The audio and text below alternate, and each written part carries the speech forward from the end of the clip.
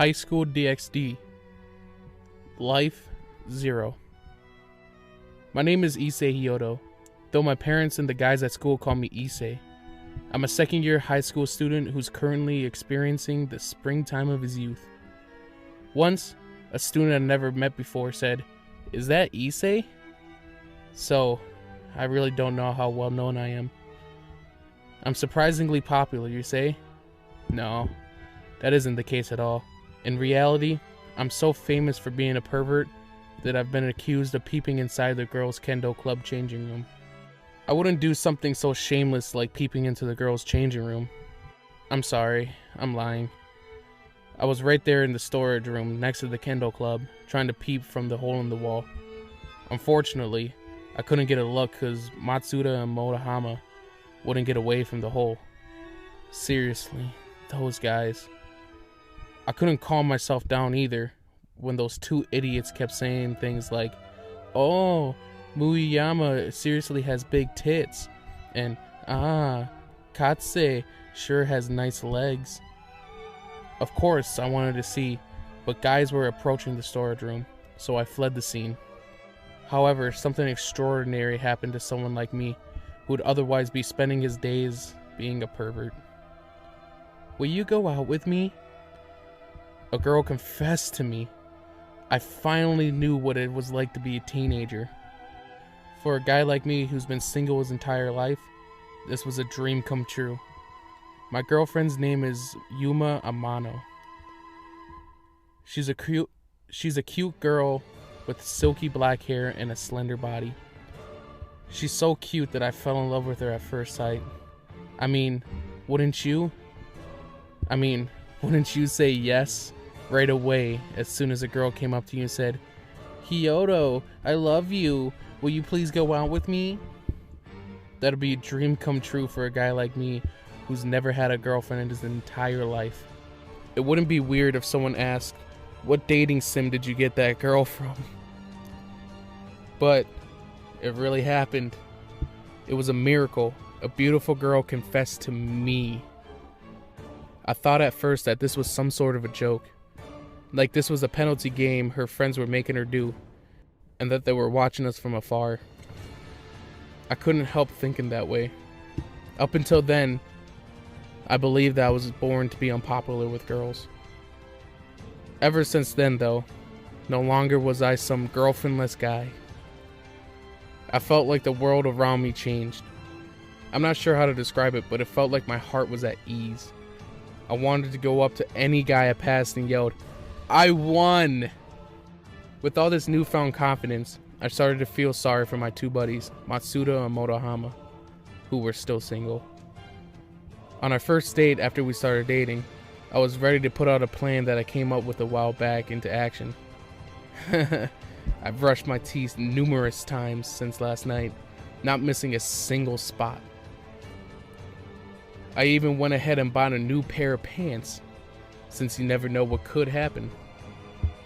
I arrived at a meeting spot with a super virgin attitude. I got there 3 hours before Yuma. So, in the meantime, I counted up to 100 girls wearing glasses. As I did, I received a suspicious leaflet from a weirdo handing them out.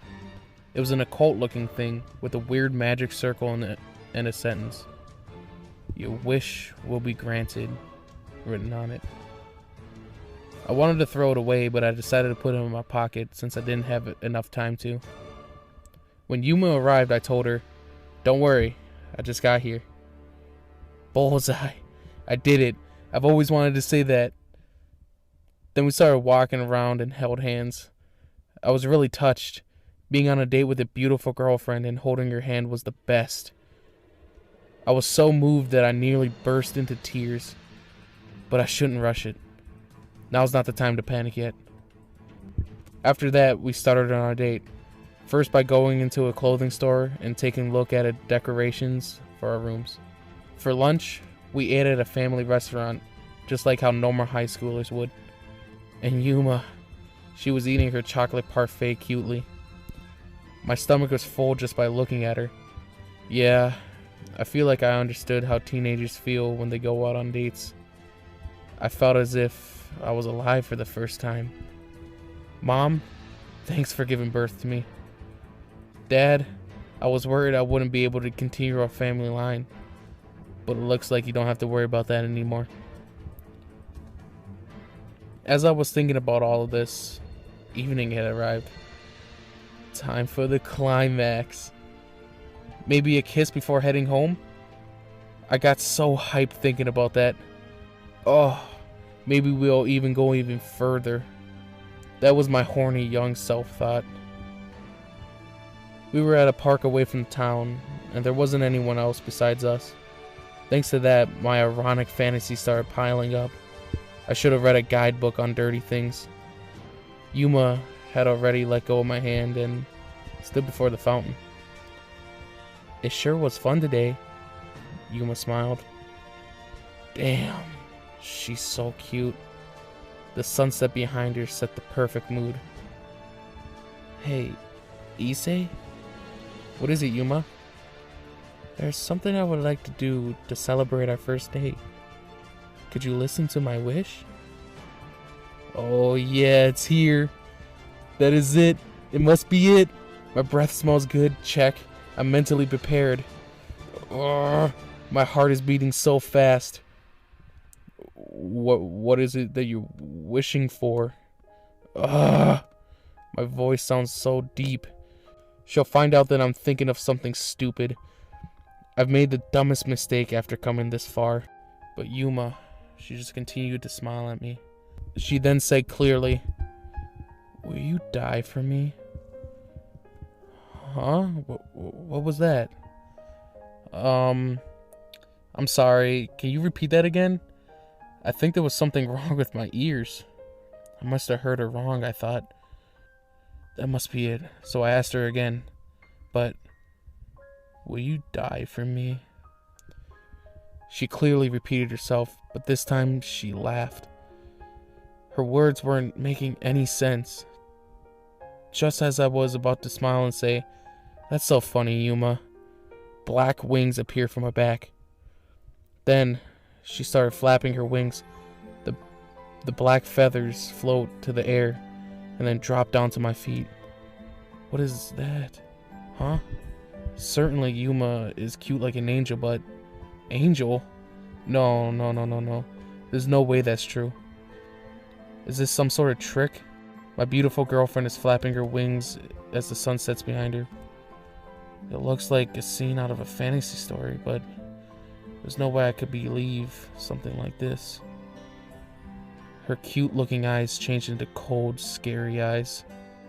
The short time I've spent with you was fun, but it was like playing house with a little child.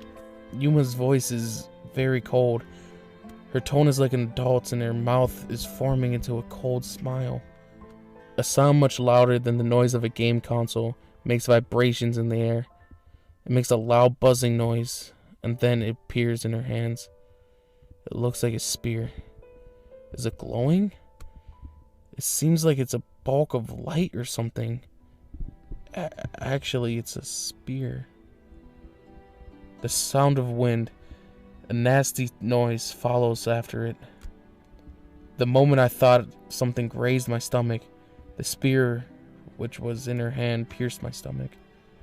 She threw it at me. But rather than that, why? I tried to pull the spear out of me, but it disappeared. The only thing left was a huge hole in my stomach, and the blood was just flowing out from it. Blood. My head felt dizzy, and my eyesight became blurry. I was already lying on the ground. I hadn't realized when my legs lost their balance. Footsteps close in on me while I'm down on the ground. A small voice vaguely reaches me. It's Yuma's. "Sorry, you were a threat to us, so we decided to get rid of you early on. If you want someone to hold a grudge to, then hate the god who put the sacred gear inside you." Sacred what? I can't even ask her questions as I lie on the ground. Her footsteps get further away from me. As that happened, I start to lose consciousness. The hole in my stomach must be fatal. I don't feel any pain, but I realize that I'm in seriously bad condition. I could feel that I was about to pass out. It must feel nice. If I pass out now, it's as if I'm going to sleep. But if that happens, I'll die for sure. Are you serious? I'm going to die this young? I haven't even lived half of my life yet. How could I laugh if I died because my girlfriend stabbed me at this weird park? Ugh. My consciousness started to fade away as I thought about that. It feels like numerous things within me are disappearing. Oh yeah. I wonder what's going to happen at school tomorrow. Will Matsuda and Motohama be shocked? Will they cry for me? No, wait, not them. Mom, Dad. I haven't done anything to please them yet as their son. Rather, it's not going to be funny if they find those porno magazines I was hiding. Why in the hell am I thinking like that when I'm about to die? I can still move my hands.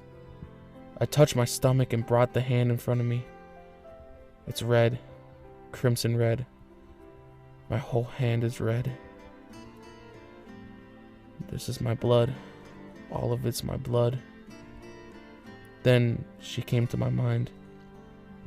The one who I'm imagining is that one girl.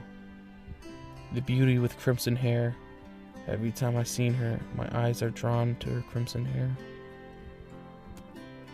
If I'm going to die, I wish I was in the arms of a beautiful girl like her. I felt like I was cheating on Yuma, thinking like that. Wait, Yuma's the one that just killed me. But if I were to die, then I would rather die groping Yuma's breasts. My perverted delusions don't even stop as I'm dying. Ugh. My eyes gotten even more blurry. Is it finally the end for me? Damn. I really had a boring life. If I were to be reborn, I'd want to be a... So, you were the one that called me. Suddenly, someone appeared in front of me, and she spoke to me. I can't tell who it is since my eyes were blurry. Looks like you're dying. Your wound. Oh my. Looks like something interesting happened to you. So, you're the one... Truly, this is intriguing. She's laughing as if she found something interesting. I wonder what's so funny. If you're dying, then I will take it. Your life, that is. From now on, you'll live only for me. Before I pass out, I saw brilliant crimson hair in front of me.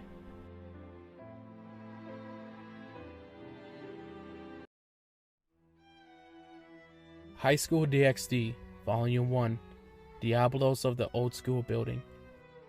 Wake up, please. Would you please wake up now? Or, you could just stay in bed, but I'm not going down on you. Wake up, mister! Wake up, mister! Wake up, mister! It's a Sundre voice alarm clock, but it doesn't have a function to actually wake up its owner in bed. Instead, said owner had just seen a nightmare and fell onto the floor. That's me. It's the worst way to wake up. I had an awful dream again. Lately, I've been having the same dream where Yuma kills me, but I'm still alive, so it had to be a dream. Wake up, issei! Just like every morning, Mom's voice comes from downstairs. I know! I'm up now! After giving her a quick reply, I pick myself off the floor. Ugh. My day's off to a bad start again. I feel so down. I put on my uniform while heaving a deep sigh. I'm off then. I yawn as I leave the house. During the walk to school, I can't help but close my eyes due to the sunlight. It's so annoying. Lately, I've been starting to feel weak under the sun. It feels like the sunlight is piercing through my skin, and I can't stand it. Anyways, the morning sunshine isn't of use to me because I can't get myself up in the morning at all. Since I haven't been able to wake up lately, my mom has been waking me up every day. On the other hand, I've become more nocturnal. There's something inside me that rises up. It makes my anxiety rise. I've completely become a night person. It's weird. Something's wrong. I often stay up late, but it used to be a miracle if I could manage to stay up till 1 o'clock. Lately, however, I can easily stay up until 3 or 4 o'clock. Also, I've been going to sleep after sunrise, and that's been my daily routine as of now. I'm not addicted to online games, nor am I addicted to night shows. It's happening to me. Is this my brain trying to avoid sleep so I don't have to see that dream where my girlfriend kills me? Well, that's what I personally think. So it can't be it. It's natural for my body to feel the need for sleep. It's natural for my body to feel the need to sleep. The feeling I have at night, I think it's something completely different from before. I don't know how to explain it. I just feel pumped up and like something mysterious is rising from the depths of my body. I went out at night to test it. My walking pace increased, and my heart shook with joy when I blended in with the darkness of the night. I dashed out at night on a whim, and to my surprise I had incredible speed. If I joined the track team, I could easily become the main runner. Also, I don't run out of stamina. In fact, I have so much I could do a full marathon, as if I was just on a simple jog. I become more confident, and when I tried sprinting during the day, it was horrible. That I thought my stamina at night was just a dream. No, it's just average speed for a high schooler. But there's a huge difference when comparing my night self and my day self. I become weird at night. That might sound something like a weirdo would say, but this feeling I have at night of being unleashed and the excitement I have is changing me into something different. Like I thought, the sunlight is giving me a hard time. Unlike at night, I become totally weak during the day. No matter how much I think about it, there's something definitely wrong with me. I can't help but think I've changed ever since the day I went on that day with Yuma. A private school, Kuo Academy. That's where I attend. It's a co-ed school right now, but it used to be all girls school until a couple years ago. There's more girls than boys. As the grade goes down, the number of boys increase, but overall girls outnumber the boys. I'm a second-year high school student, and the ratio to girls to boys in my class is 7-3. But for third-year students, it's 8-2. Even now, the girls have far more authority than boys. The majority of the students in the student council are girls, with the student president being a girl as well. It's a school where boys can't stand tall, but even knowing that, I still joined the school. It's a simple story. There's more girls here. That alone is a wonderful thing. The only reason why I was able to pass the entrance exam, which was said to be really hard, is due to my perverted guts. I want to be surrounded by girls as I study. For that reason alone, I'm currently attending Kuo. What's wrong with that? What's wrong with being a pervert? It's my life, and I won't let anyone argue against me. I'm going to build a harem here. And so, that was my mission when I first started attending. But now I feel depressed. I was naive for thinking I could make 2 or 3 girlfriends here, with the majority of the students being girls. Only one group of good-looking guys are popular, and the girls don't even look at me. To be precise, they ignore me like trash lying on the floor. Shit, that wasn't my plan. Nonsense. In my plan, I was supposed to get my first girlfriend straight after I entered the school. After that, I had broken up with her and started dating a new girl, and by the time I graduated, heaps of girls were supposed to fight over me in a battle royale. At this rate, my plans would end up being long gone dreams. Wait, aren't they already dreams? What's wrong with them? Was it the era I was born in? The law? Or is there something wrong with me? I don't even want to think about it. It's pretty much what goes through my mind every day. I arrive at my classroom while heaving a big sigh, and I sat down in my chair. Hey buddy, how was that DVD I lent you? It was some good stuff, wasn't it? The bald head guy speaking to me was my first buddy, Matsuda. He might look like a sportsman, but he's just a pervert who makes sexually harassing comments every day. He was a sports boy during his junior high, where he broke multiple records. but he's in the photo club now. He's really open about his ambition of wanting to take photos of every part of girls' bodies. His nickname is the Pervert Baldy and the Sexually Harassing Paparazzi. Whew. The winds are so strong this morning. Thanks to that, I was able to get good view of girls' panties. The guy with the glasses who's trying to act cool is my second buddy, Motohama. He has a special ability called Scouter that lets him get the numerical values of girls' measurements through his glasses, along with the special body where his power level plummets when he takes his glasses off. His nickname is the Perverted Glasses and 3-Size Scouter. Those two are my evil buddies. Seriously, these guys' faces in the morning really makes me feel down. I feel sick. I got some nice stuff.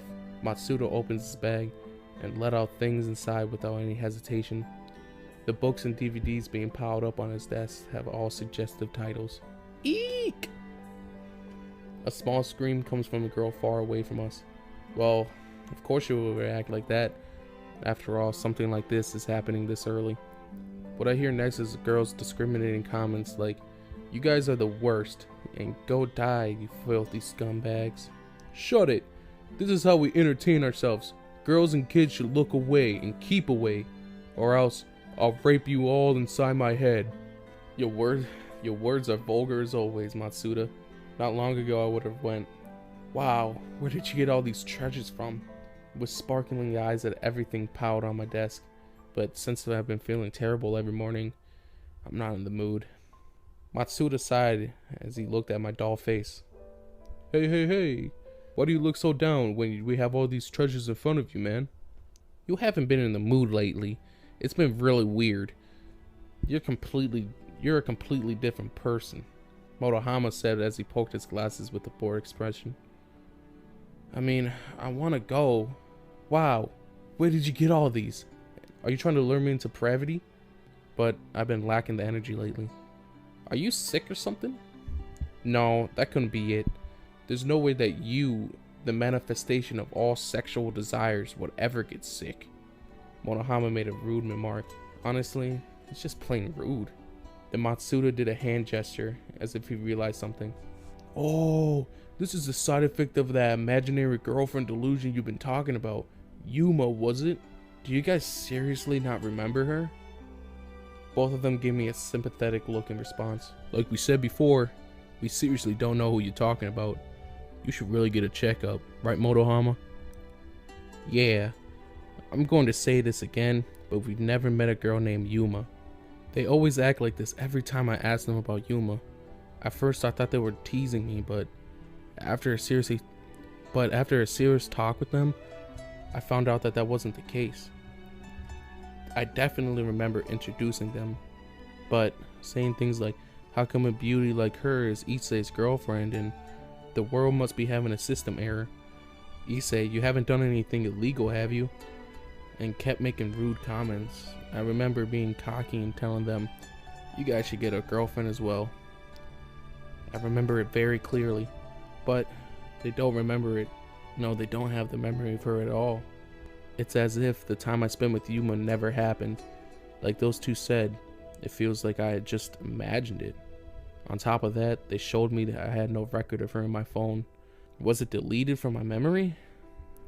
Did someone else delete it? This can't be. There's no way I would delete it. So who did it? I called the number that I had memorized, but it wasn't currently in use. So does this mean she never existed? Was it all just my imagination? Something that crazy is impossible. I want to deny it, but apart from my memory, there's no evidence to prove she existed. If I could think about it, I didn't know where she lived, and she went to another school. I found the school where they wore the same uniform as her. So I asked some students there about her, but there wasn't a single student there that fit her description. So who was my girlfriend? Who was I dating? So has this dream I've been having just some fantasy I made up? Was I telling Matsuda and Monohama about the dream as if it was real? What am I, a pervert? I distinctly remember her face, you know. There's something off about this. Like the strange strength I get at night. Something was definitely wrong. But what was it? While I'm thinking about the past incidents, Matsuda rests his hand on my shoulder. Well, we're in the middle of our youth, so some weird stuff can happen to us, okay? Then, you guys come over to my place after school. Let's watch my secret collection together. That's an excellent idea, Matsuda. You should definitely invite Issei as well. Of course I'm going to invite him, Motohama. We're high school boys who operate on sexual desires. If we don't do anything perverted, it would be disrespectful to our parents who gave birth to us. The two of them smirk lecherously. Perverts. No matter how you look at them, they're just some perverted creeps. Sadly, I am also one of them. Well, never mind. I also live for stuff like this. Okay then. Today, we won't hold back. We'll get some sodas and chips while watching porn DVDs. Oh yeah, that's it. That's definitely the Issei we know. That's the spirit. We need to enjoy our youth even more. Matsuda and Motohama are starting to get excited. I put the incident of Yuma on hold. I need to get a break sometimes as well. For today, I'll forget about that and get hooked into porn like how boys our age do. It happened after we made plans for the afternoon. There was a crimson color that caught my attention. A beautiful crimson color. The schoolyard can be seen from the classroom window, and my eyes were glued towards a certain girl. The girl with crimson hair, our school idol whose beauty is beyond normal humans. Her slim proportions weren't the shape of a Japanese girl's. Of course, she isn't Japanese after all. I heard people say that she's from Northern Europe, attending a Japanese school due to her father's work. Anyone would have their heart stolen by her after witnessing her beauty. Rias Gremory. She's a third-year student, so that makes her my senior. When I realized it, everyone including me was staring at her as well. Both boys and girls. Even Matsuda and Motohama were also staring at her. This happens every morning. Everyone looks at her when she walks past them. Some people stop walking, others stop talking. Just everyone turns around to gaze at her. The wind gently blows her crimson hair as everyone watches her. Her long crimson hair, which comes down to her hips, makes her surroundings look like they're colored in crimson when the wind blows it. Her beautiful skin, which is white as snow, is remarkable. Beautiful. That's the only way I could describe it in one word. In fact, it's the only word you need to describe her. I was also fascinated by her beauty and noble atmosphere. I'm so fascinated by her, I always stop what I'm doing every time I see her. But lately, the way I see her has changed. She's definitely beautiful, but she's too beautiful. I've started to feel a little bit scared of her beauty and fear from the bottom of my heart. I don't know why I've started feeling this way, but it's like this ever since Yuma's disappearance. Then her eyes move. Her clear blue eyes grasp a hold of me. I feel like my heart's being grabbed by her. What is this feeling? It's like a feeling when someone superior to you is standing in front of you. She narrows her blue eyes, and then she starts smiling. Is she looking at me? This can't be. I don't have any connection to her. Then, I suddenly remember something I had a dream of. At the end of the dream, there was a person with crimson hair who spoke to me. The one who seemed to be gentle, yet also cold. When I'm comparing her to the person in my dream, she already is out of my sight. I seriously want to crump some tits. I'm hugging Matsuda, who couldn't stop crying, as all of us watched the last video of our porn DVD marathon. After leaving school, we started watching porn with high spirits. We were all happy and excited when we started, but as we watched more, we began to get depressed instead. Because the question, why don't we have girlfriends, came to our minds. I felt like crying after we had a serious talk about it. Matsuda hadn't stopped crying since 3 movies back. Motohama is trying to act cool, but there's tears flowing from behind his glasses. Half an hour ago, Motohama said in a quiet voice, "A girl asked me to meet her behind the gym, but that was the first time I got mugged by a girl." So even I was about to cry after hearing that. I wonder what 3 boys who are on glum while watching porn looks like. Apparently, the answer is 3 unpopular guys. Damn it. I felt like hating the world after thinking that there's guys my age having sex with girls right now. As I thought about that, the last film ended, and it was already dark outside. When I looked at my watch, it was already 10 o'clock. I had told my parents that I'm at Suda's place, but they'll worry about me if I stay any longer. And also, I'll be late for school tomorrow. Anyways, I'm going home now. After I said that, all of us stood up and started packing. See ya! After we split from Matsuda at the entrance, Motohama and I headed home. It's a beautiful night. On nights like these, it's normal to feel like watching porn. Motohama said some weird crap while looking at the sky, and gave a big sigh. He really looked down. Well, by tomorrow, both of them will be back to their usual selves. See you tomorrow. Yeah, sweet dreams. I split up with Motohama on my way home, but he didn't seem too energetic when he waved back at me. I'll probably send him a text message afterwards to cheer him up. A few minutes pass by as I split from Motohama. I'm heading home, but the energy flowing within me is rising. It's a symptom of the overflowing with energy at night thing. Like I thought, there's definitely something wrong with me. This isn't a normal occurrence since my senses have improved drastically as well. My eyes and ears have become especially good. I can even hear conversations from other people's houses and see even at night. This is really weird, since I can clearly see in the darkness. It feels like these abilities have become quite strong lately. That's because this chilly feeling I'm having right now is a real deal. From these chills, I can feel someone's been watching me for a while now. I can feel the mysterious atmosphere ahead of me. I'm shaking so much and it's only getting worse. It's a man wearing a suit, glaring at me with fierce eyes.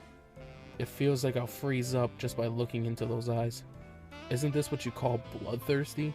I'm definitely feeling hostility from him. No, this is something more dangerous. This is definitely bloodthirst. The man walks closer, silently. He's coming towards me. So he is after me. A pervert? A dangerous guy? Am I in trouble?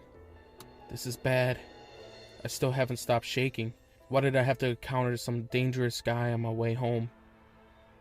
This is rare, to meet someone like you in this place. What is he saying? No. It isn't weird that crazy people like him started spouting nonsense. So he's a dangerous guy after all. Oh shit. What do I have to do if he takes out a knife? I don't know any self-defense or martial arts. Nor have I ever been in a fight before. I know. My abilities which have powered up during the night. That's it. I can use it to run away from here. Walking backwards, I put some distance between us. The guy who's releasing a perverted atmosphere starts walking towards me, trying to run away. Tell me, who's your master? It must be someone with either a very low rank or a weird hobby to choose this place as their territory. So, who is it? I don't even know what the hell he's talking about. I turn around and sprint full speed. Fast. I'm insanely fast. It's weird for me to say this, but my speed during the night is insane.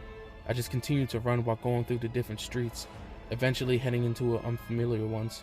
I haven't gotten out of breath yet. I can keep running. If that's the case, then I'm going to run until he can't catch me. After about 15 minutes, I come to an open area. It's a park. I stop running and I walk instead. I walk up to the water fountain while trying to catch my breath. I look at the park and I stand under the street lamp. Something feels mysterious about this place. Wait, I know this place. I remember this park. That's right. This is the last place I visited on my day with Yuma. Man, what a coincidence. Or should I call it a miracle? Did I come here unconsciously? This can't be. I feel chills on my back. I feel that someone's behind me. I slowly turn around and a black feather drops in front of me. Is it a crow's feather? No, this isn't. Did you think that would let you escape? This is why lowly beings are a pain to handle. The person in front of me is a man wearing a suit and black wings growing from his back. It's the dangerous guy from before. An angel? No. This isn't a fairy tale, so those can't be. Is it cosplay? It looks too real for cosplay. Are those rear wings? No way. Tell me who your master is. It's a hindrance to be bothered by your kind. For that, we will... Wait. You aren't a stray. If you have no master, then what will explain those worried expression on your face? The suspicious guy is mumbling to himself. Don't make stuff up on your own. The situation is serious, but I suddenly remembered the incident I had in my dream. The dream about the date. At the very end of the dream, I was killed by Yuma, right in front of this water fountain. Yeah, by the Yuma who had black wings. And there's a guy with black wings right in front of me. Is that a thing where a dream becomes reality? Hey, how did the hot chick turn into a guy? No, that's not important. What's important is what's going on right now. If this is going according to the dream, then the next thing to happen to me will... I don't feel any presence of your master nor your comrades. Neither do I not see anything that is trying to hide their presence either. Also, there's no magic circle appearing here. According to the certain situation, you are astray. So it won't be a problem if I kill you. The guy who said some scary stuff raises his hand. No matter how you look at it, his hand is directed towards me. I can hear a noise. I know this phenomenon. Something that looks like a light starts to gather in his hand. Hold on a sec. This fantasy stuff should just stay in my dream. Then the light shapes itself into something resembling a spear. A spear? So it is a spear. I was pierced in my stomach by the thing in my dream. And I went through hell. I'm going to get killed. By the time I realized it already pierced my stomach. And something came out of my mouth. Lots of blood came out of my mouth, followed by intense pain. It hurts. It hurts so much. I fall down onto my knees on the spot. I can feel my insides burning. The pain spreads throughout my body, and it hurts so much I can't stand it. Intense. That doesn't even begin to describe this pain. I try to pull out the spear with my hand, but the pain spreads to my hand as soon as I touch it. It's hot. Scorching hot. There's burn marks on the places that touched it. Ah! I start to whine. It hurts so much. Since my hand is in the state, is the spear burning my insides? When I thought about that, the pain increased. So this is how it feels to be burned from inside. My tears aren't stopping due to the intense pain. Then there's a sound of footsteps coming towards me. I look up, and the mysterious man makes another spear in his hand. It must hurt since the light is poisonous to beings like you. Getting hit by it will result in fatal injury. I thought this weakened spear would be enough to kill you, but your body is tougher than I thought. So, I'll strike you again, but this time, I'll put a bit more strength into it. Now you're done for. Is he trying to finish me off? I'll be killed if I get hit by that thing again. As I'm thinking, I start to remember the dream I had. Crimson. The brilliant crimson color. Will. No. There's no way that she'll help me. That was a dream, so... Is this a dream as well? If it is a dream, then please help me. Even if it's just a dream, I don't want to be in this situation. When I thought I heard the sound of wind, an explosion materializes in front of me. When I look up, there's smoke coming out of the man's palm, blood spilling out of it. Don't you dare touch him! A woman walks past me. Crimson hair. I can tell who it is, just from her back. Is that the person I saw in my dream? I wasn't able to see her face in my dream, but now I'm certain that she's the one. Crimson hair. You must be the woman of the House of Gremory. The man glares at the crimson-haired woman with eyes full of hatred. My name is Rias Gremory. How are you doing, fallen angel? If you are trying to hurt this boy, then I won't hold back. Rias Gremory. Yes, she's the senior student at my school. The beauty with crimson hair. Well, so this boy belongs to you. This town must be also part of your territory then. Well then, I'll apologize for today. But I advise you not to let your servant loose. People like me might slay him while having a walk. Thanks for the advice. Since this town is under my surveillance, if you get in my way, then I won't hold back. I'll say the same to you, Harris of the Grouse of Gremory. My name is Donasik.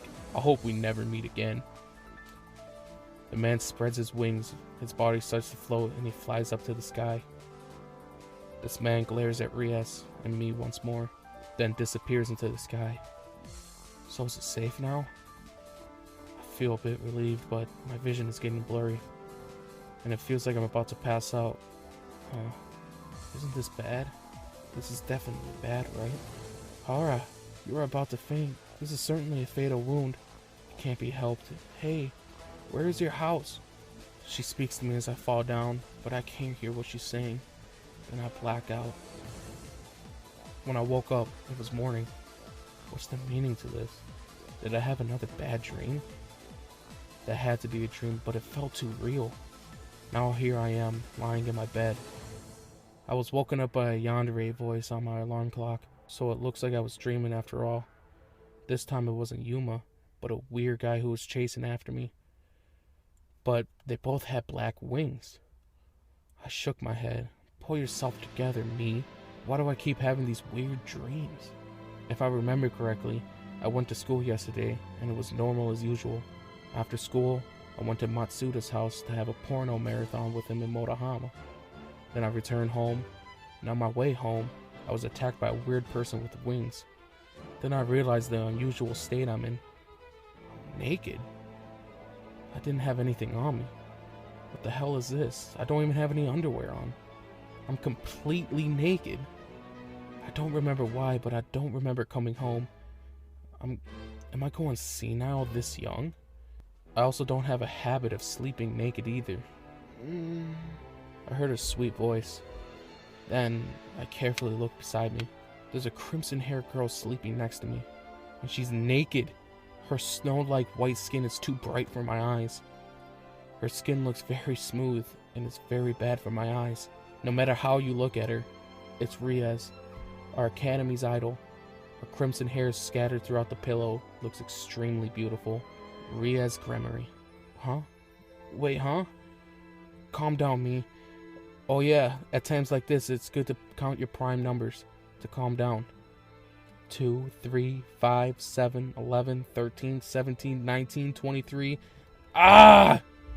I can't calm down. Why am I sleeping next to Rias? What happened? What happened?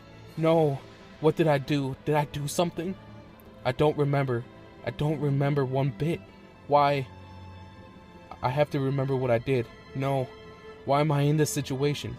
Did I have sex with her? Do people lose their virginity like this? No, wait, this is impossible. Remember me. Try to remember those valuable memories, me. What did I do? What kind of stuff was I able to do? My head was about to explode due to confusion, but I got cornered in the next moment. Issei, wake up! It's already time for school! Oka, Issei is still in his room? Seems like that, Hyoto. Seems so. His shoes are at the entrance, so he came home last night. Jeez, staying out with his friends so late. On top of that, being late for school. That I won't forgive. My parents' conversation downstairs can even be heard up here. Then was followed by footsteps coming up the stairs. The footsteps carried the sound of anger, different from her usual footsteps. Mom's on her way. Wait, hold on a sec. If she sees me like this, then this will be really bad. Wait, I'm already awake. I'm getting up now. Jeez, I won't forgive you anymore. We need to have a little talk about this. She's pissed. She's coming. Mom's on her way to my room. No, there's no way I could let her see what's going on. Is it morning? Rias is wiping her eyes beside me. She woke up. She woke up. The door burst open. At the same time, Rias also lifts up her upper body. My eyes and Mom's eyes meet each other. She looks mad. She looks very mad. Good morning. Rias greets my mom with a smile. Mom's eyes moves in front of Senpai's. Then she froze. She moves her eyes to me again. I avoid making eye contact. Get ready quickly! While using a machine-like voice, she closes the door. After a moment, I heard the loud noise of her feet rushing down the stairs. Oh! Hyoto! What's wrong, Oka? You look like you just saw a ghost. Was Issei doing something perverted again this early? Sex. Issei did it with the foreigner. Oka. What happened? It's international. Issei did it. Calm down. Calm down. I can only cover up my face with both hands. It's easy to imagine what's going on downstairs. How could this happen? There was definitely going to have a family discussion about this. What kind of excuse can I explain what's going on? Your family's quite lively in the morning. Rias got up from her bed and went to picking up her uniform off my desk. A naked The naked body of a beautiful girl. You can You know I could see pretty much everything. Her small hips, long white legs, thighs, nicely shaped butt, and her breasts that are quite enormous.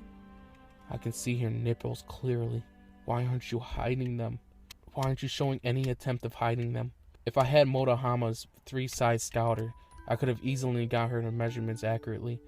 Right now, I'm regretting the fact that I don't have that ability. But I know one thing. I've seen lots of women's naked bodies from magazines and videos, but the beauty of Rias' body is much greater than them. How can I put it? A work of art, perhaps? It looks like one of those nude body paintings or statues shown at museums in a perfect shape and curves. Perfect. The only thing I could say is, this beauty was still amazing, even after she stripped. But staring at her is making me feel bad. I can't become a complete pervert. Rias? I can't help but say it. What is it? Breasts. I can see everything. I say while looking away from her. I want to take a look, but that's that. I have to endure it.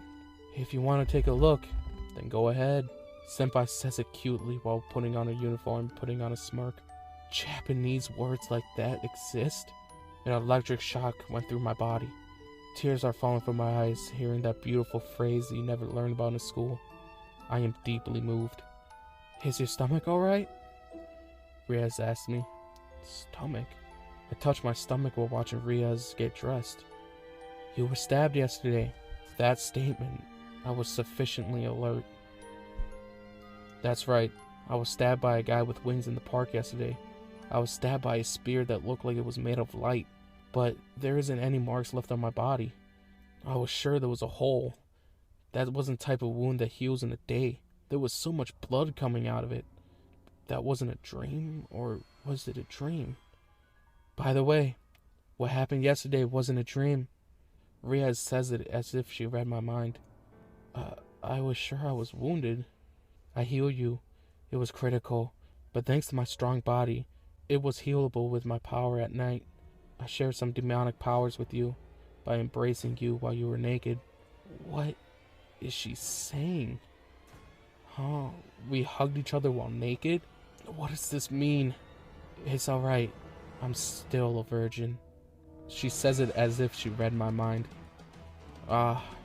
Is that so? For some reason I felt relieved. Should I feel relieved? Oh, don't make a face like that. This world is surrounded by much more mysterious things that you can't even imagine.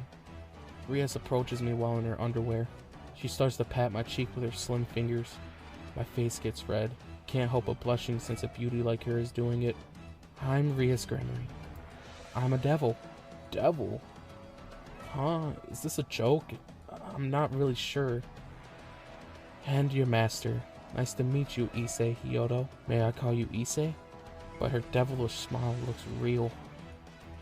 To my grandpa in heaven, right now in our home, a beautiful girl is drinking miso soup next to me. These are very delicious, mother.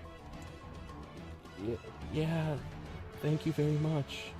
Both of my parents who are sitting across from me have a weird expression on their faces. Grandpa, how do I fix this awkward mood? It's my first time eating breakfast in this weird atmosphere, and I'm not sure what to do in this situation. Issei, it's the meal that mother made. Come on now, eat it. Rias says it with elegance. She's acting like an older sister. Yes, I quickly replied, and I started to throw the food in my mouth. Don't eat like that. Eat slow so you can taste the food. This is a precious food that mother made for us. Rias wipes my mouth with her handkerchief. What is this? What kind of situation am I in? Issei? Dad spoke to me with a trembling voice. You look quite nervous, Dad. So am I. Where did this lady come from? After hearing that, Rias put a chopstick down and bows her head. Oh my, I apologize for not introducing myself. I brought shame to the House of Gremory. Please allow me to introduce myself. Mother and father, my name is Rias Gremory.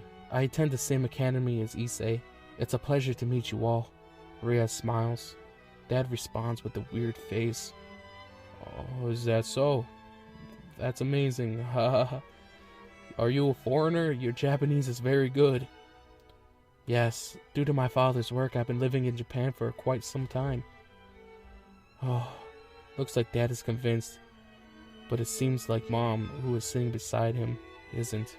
It's Rias, correct? Yes, Father. What kind of relationship do you have with Issei? That's a good question. I could explain the whole situation from earlier. Mom is curious for an answer, but Rias just continues to smile. We're just a senior and a junior who's quite close to each other. That's a lie. Mom rejects the answer immediately. Of course she would. Rias, that excuse won't work since she saw what happened earlier. But because on the bed, Issei's just having nightmares, so I'm just sleeping with him. Sleeping together? But you were both naked. Nowadays, people sleep naked when they sleep together. That's a huge lie. You're terrific, Rias. But Mom becomes quiet with her words. Oh, is that so? So people sleep naked nowadays. Mom? Is it alright? You're okay with that? Then I realized my mom's eyes looked weird. It seemed empty, as if she was possessed by something. After that, Rias whispers into my ear. I'm sorry. It looked like it would become troublesome, so I used my powers. Powers? Then I remember what she said from earlier. I'm a devil. So this is also because of her devil powers. Rias resumes eating her breakfast. When I checked, Dad also has hollow eyes. Did she use her power on him as well? Devil? What is going on? I'm walking towards school, but I'm having a hard time because of the way the other students are looking at me. It's inevitable. Next to me is our school's idol, Rias Gremory, and I'm carrying her bag like I'm her servant. Why is someone vulgar next to Rias? I can hear screams of both boys and girls from every direction. There's even students who fainted from shock. Seriously? Is it that bad for me to walk besides Rias? I walk through the school gate and I split with Rias at the entrance. I'll send someone to get you. Let's meet later. She says it with a smile. Send someone? What does that mean? I'm not sure, but I headed towards my classroom. When I opened the door, everyone stared at me. Well, that was to be expected since I was with Rias. Someone hit me on the back of the head. When I turned around, Matsuda was standing there with Mohama behind him. Give me an explanation! Matsuda shouted while crying. From his expression, I can guess what he wants to say. Just yesterday, we were fellow comrades of the Unpopular Alliance. Issei? First explained what happened after we split. Unlike Matsuda, who was furious, Motohama was acting all calm as he fixed his glasses. Although his eyes were really sharp, both of you are scaring me. But instead I laughed, and then asked them with a confident voice, Guys, have you ever seen a pair of real tits before? With that one sentence, both of them trembled in fear. Hi, how you doing? I looked at the male student who came to see me through his half-lidded eyes. The guy in front of me was our school's #1 handsome prince, Kiba Hyoto. He's captured the heart of girls in our school with just his smile alone. By the way, he's in the same year as me, though he's in a different class. You could hear the girls screaming with joy in the classroom. Shut up. It's so damn noisy in here. So, what are you doing here?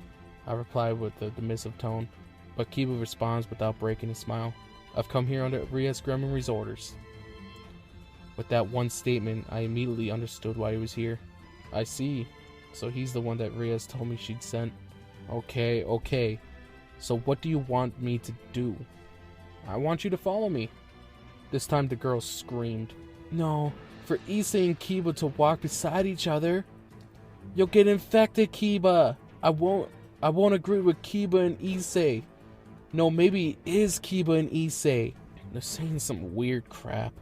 Shut up already. Seriously, just shut up. Oh, alright. I agreed to follow him.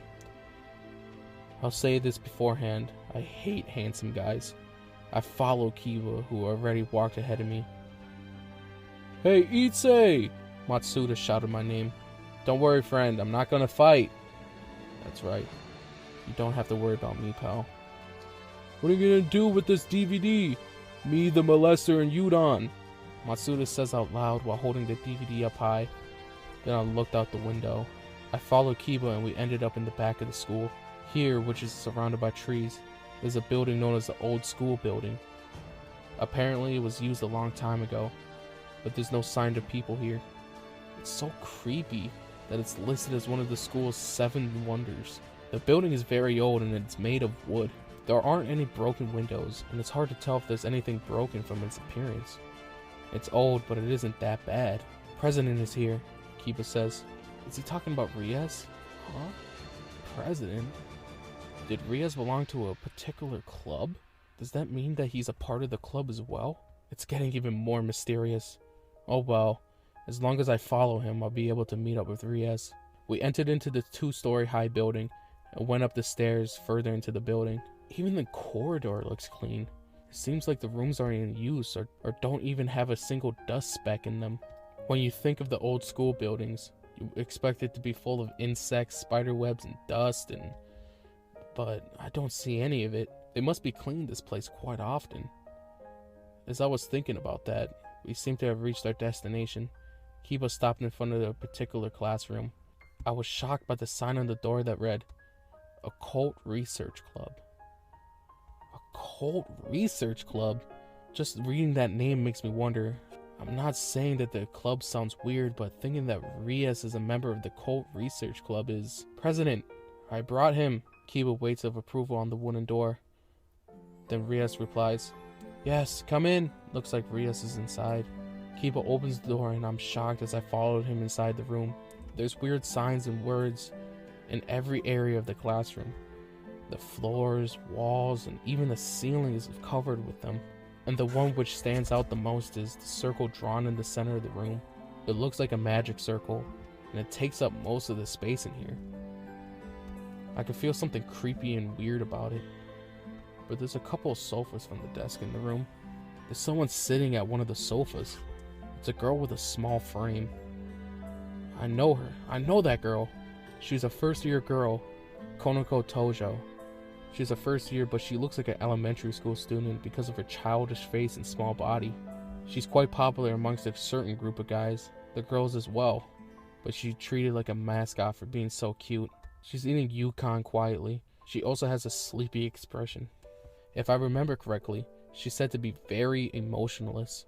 She realized I entered, and our eyes met. This is Issei Hyoto. Next, Kiba introduced me to her. Konoko bows her head. Ah, nice to meet you. I also bow my head. After the greetings, she continues to eat her Yukon. It's just like the rumors say. Maybe she's just a quiet girl. The sounds of water flowing comes from the back of the room. Is that a shower? Then I realize there's a shower curtain in the back of the room as well as a shadow on the curtain. I hear a girl's voice that doesn't belong to Rias. Thank you, Akano. Looks like Rias is changing from behind the curtain. I start to blush after remembering what happened this morning. Rias, you sure had an impressive body. Looks like I won't be needing porn for a while.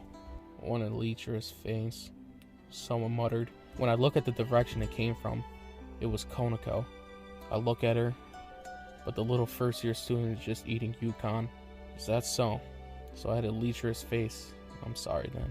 Then the curtains open up. Rias stands there in her uniform. She looks seductive with her hair wet. She looks at me, then smiles. I'm sorry. I couldn't take a shower last night because I spent the night at your place, so I just took a shower now. Ah, is that so? But what's bugging me is that the fact that there's even a shower in here. Then I look at Rias. There's someone behind her. Are you kidding me? I'm so shocked that I lose my voice. Black hair and a ponytail. The ponytail, which is said to be nearly extinct. The one who's said to be the last person in a ponytail at our school. The pretty face, which is always smiling. The one with a Japanese atmosphere. The one who's called Yamato no Shiko, even though she's a student. And also one of our school idols. Akano Himajima. She who, along with Rias, is said to be one of the 2 great Onis. She who's idolized by both male and female students. Ara. Hello, my name is Akano Himajima. Pleased to make your acquaintance. She introduced herself with a polite smile. Her voice is so fascinating. Oh, my name is Issei Hyoto. Nice to meet you. Even though I'm nervous, I greeted her. After Rias confirmed we finished our introductions, she started talking. Looks like everyone's here. Issei Hyoto. No, let me just call you Issei. Yes. We, the Occult Research Club, welcomes you. Yes. As a devil. Mom and Dad. Looks like I'm in for something big. Here's your tea. Oh, thank you. I'm sitting on a sofa, and Akano has just made tea for me. I drink it quickly. It tastes good. Ara. Thank you so much. Akano laughs happily.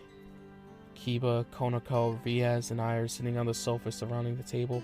Akano, you sit over here as well. Yes, President. Akano sits next to Rias. Then everyone looks at me. What is this? I'm getting nervous since everyone's looking at me in a cramped place like this. Then Rias spoke. I'll get straight to the point. We are all devils. You definitely did get straight to the point. Your expression says that you don't believe what I'm saying. Well, that can't be helped. You did see a man with black wings last night, didn't you? She's right. If it wasn't a dream, then I really did see that. That's a fallen angel. They're former angels who serve God, but have fallen to hell because they have evil intentions. They're also enemies of us devils. Now we're talking about fallen angels. Looks like we're entering a fantasy story. We, the devils, have been at war with the fallen angels since ancient times, fighting for over the possession of the underworld, which is known as hell in the human world. The underworld is split up in two areas, for devils and the fallen angels. The devils form pacts with humans to receive their sacrifices to increase the strength. The fallen angels, on the other hand, control humans to eliminate devils. The angels come to destroy these two races on God's orders, who has created the three forces. This has been going on since ancient times. No, Rias, it's hard for someone normal like me to take in all that. Is this what members of the Occult Research Club do? So this conversation has been about club activities then. The Occult Research Club is merely a camouflage. It's my hobby. In actuality, it's a gathering place for us devils. Hold on. This is a part of club activities, right? Yuma Amano. Hearing that name, I opened my eyes with shock. Where did you hear that name? That day, you were on a date with Yuma Amano, right? If you're joking around, can you please stop that now? I don't want to talk about that here. There's anger in my voice. That's because that topic is like taboo to me now. When I talked about it before, no one believed me, and no one remembered her. Everyone told me that I must have been a dream. That was my delusions. Nobody believed me, and no one remembered that she existed. I don't know where she heard that story from, but I won't accept if she just says that it's all an occult. Instead, I'll just be mad.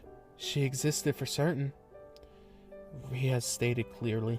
Well, it looks like she tried to erase all the evidence from herself around you. Rias snapped her fingers, and Akano took out a photo. I'm speechless after seeing who's in the photo. This is her, right? Yuma Amano? Yeah, that person in the photo is my girlfriend who seemed to have vanished. I had taken that picture of her with my cell phone, but then it had disappeared. The photo is a clear picture of her. There are black wings growing from her back. This is a girl. No, fallen angel. She's the same kind as the guy who attacked you last night. A fallen angel? Yuma is a fallen angel. Rias continued. This fallen angel came into contact with you to accomplish a certain goal. After she accomplished it, she got rid of any record and evidence regarding herself. Goal? Yes. She tried to kill you. What the hell? Why did she have to kill me? Calm down, Issei. It couldn't be helped. No, you were just unlucky. There are possessors who haven't been killed. What do you mean, unlucky? Is she saying that I'm unlucky to be killed by Yuma that day? Huh? Killed. And I'm still alive. I'm still here like before. That day, you went on a date with her, and then went to the park where you were killed by the spear of light. But I'm still alive. More than that, why was I targeted? Yeah, there aren't any reasons for me to be targeted by her. Why do fallen angels have to target me? The reason why she approached you is so that she could check if there was a dangerous object inside of you. She must have received a weak response from it, which is why she took her time checking on you. Then she confirmed that you were a human who possessed the sacred gear. Sacred gear. I was familiar with that term. So there's a sacred gear inside me. Then Kibo spoke. Sacred gear is an irregular power that is bestowed on to certain humans. For example, most people whose names in record history are said to be possessors of a sacred gear. They use the power of the sacred gears to record their name in history. Presently, there are many people who possess sacred gears within their body. You know those people who are important worldwide? Most of them possess a sacred gear. Akano continued after Kiba. Rias then continued to explain. Most of the sacred gears have functions that are usable in only human society. But there are exceptional sacred gears that are a threat to us. The devils, fallen angels, and angels. Issei, raise your hand. Why do I have to raise my hand? Do it quickly. Rias urges me to do it, so I raise my left arm. Close your eyes and imagine the strongest being that comes to mind. Strongest being? Son Goku from Dragon Ball. Then imagine it. Imagine him in a particular pose where he looks the strongest. I imagine Goku shooting his Kamehameha. Is this alright? Lower your arm slowly, then stand up. I get up from the sofa and lower my arm. Now mimic the pose. You have to imagine it vividly, okay? No holding back.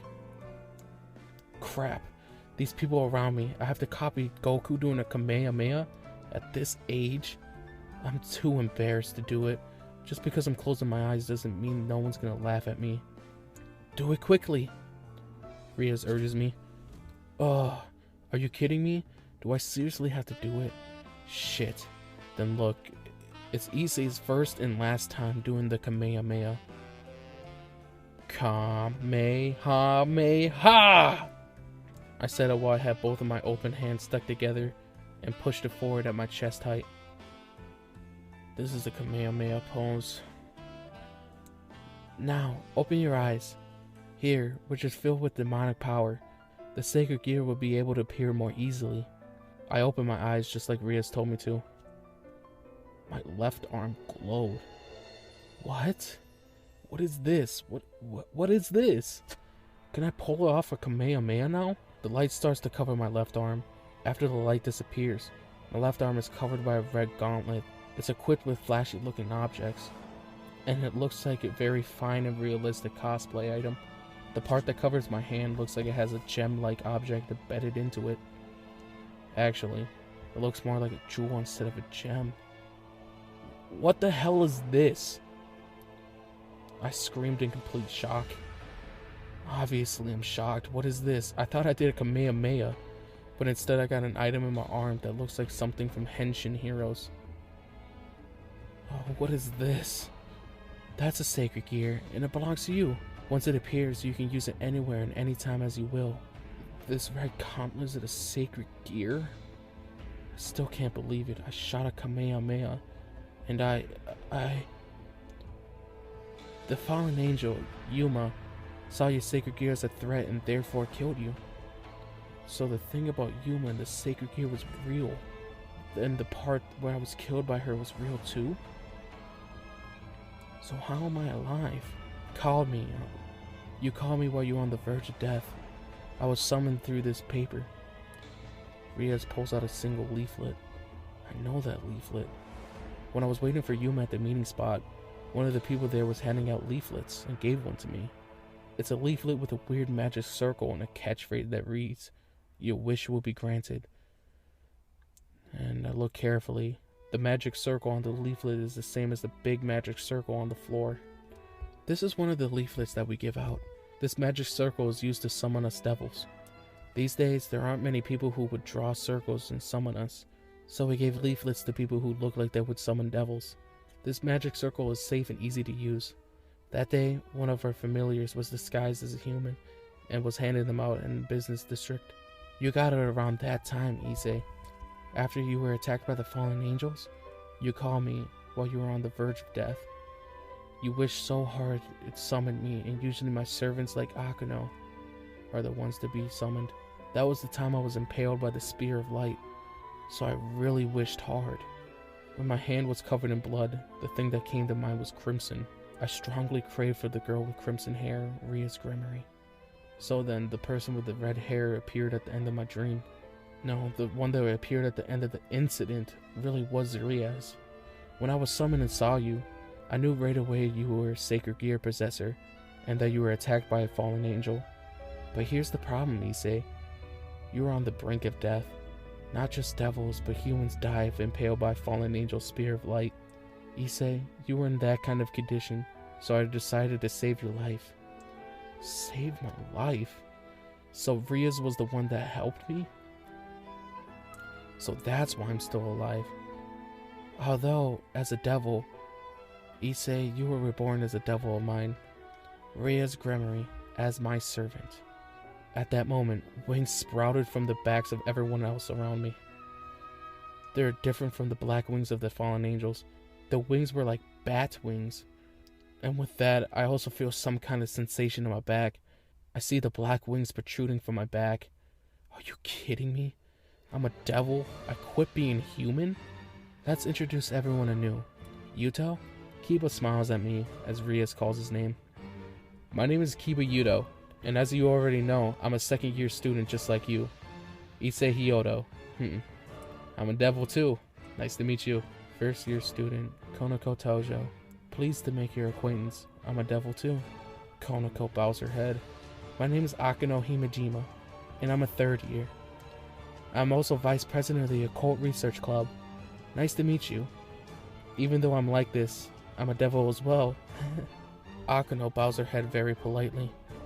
Lastly, Rias. She waves her crimson hair and says very directly, I am your master, as well as being a devil from the House of Gremory. Rias Gremory. My house holds the rank of Duke. Let's get along from now on, issei. Looks like I'm in an unbelievable situation.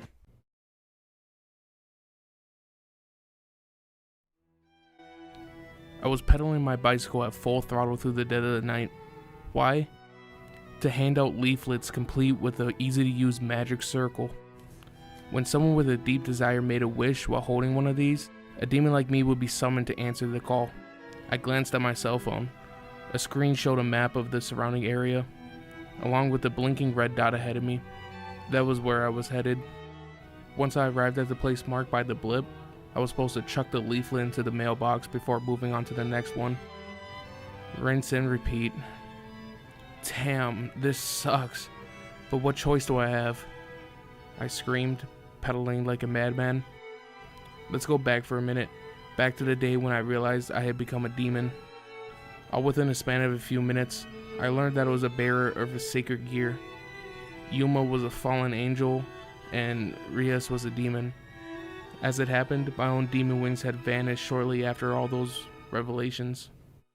They would have just gotten in the way of my everyday life after all. I'd been told I would be able to fly once I get used to them. Although, at the time, trying to move them did a little bit more than make me feel sick. Look, having wings pop out of your back is a pretty huge shock. Serve me, and you will be in for a treat. Rias had promised with a wink before I even had the chance to get over the bewilderment of it all. The way Rias spoke made it sound like I had to live as a servant. Compensation for saving my life, I guess. Humans who were reborn as demons had to serve the demon who granted them reincarnation in the first place. Apparently, that rule was pretty absolute, so I was a stooge. There were definitely worse fates than serving under a beautiful woman, but that still didn't make it easy to accept. Just so you know, demon society is divided into different strata. I have a noble title. In our world, one's status largely depends on the birth and upbringing. But there are some demons who manage to climb the ladder. Everyone starts as a novice at first. Could you please stop talking to me as if this was a college recruitment? I complained. Anyway, are you serious? This all sounds a little bit too weird. Rias leaned over, putting her lips right against my ear. Her hair smelled so wonderful. My brain went numb. Was this another one of her demonic powers? Depending on how you play your cards, you could become very popular with the opposite sex. Those words sent my mind racing. How? The question burst out of my mouth before I even had a chance to think. This could be a huge shot in the arm for my perverted desires. Wait, how do I know Rias isn't casting some sort of spell over me? I was way more excited than I should have been. Most pure-blooded demons perished in the Great War long ago. As a result, there was a critical shortage of loyal servants. The power and majesty that we used to possess when we stood up in the forefront of our great legion were lost too. Without fresh blood, we were doomed to perish, just like with humans. There are male and female demons, and we are capable of bearing children. However, it will take eons for our numbers to recover through natural birth alone. Such a thing would leave us defenseless against the fallen angels. That's why we have been finding suitable humans and turning them into demons as our retainers. So I am a stooge then. Oh, don't look so down. Let me get to the point. This conversation method only helps increase the total number of lesser ranked demons. It doesn't bolster the number of powerful ones, so we introduced a system to give reincarnated demons, that is, those who were once human, a chance to rise up. If a reincarnated demon proves worthy, they would be granted a noble rank and title, regardless of how they were born. This system has really boosted our population. You might be surprised just to learn how many demons there are running around.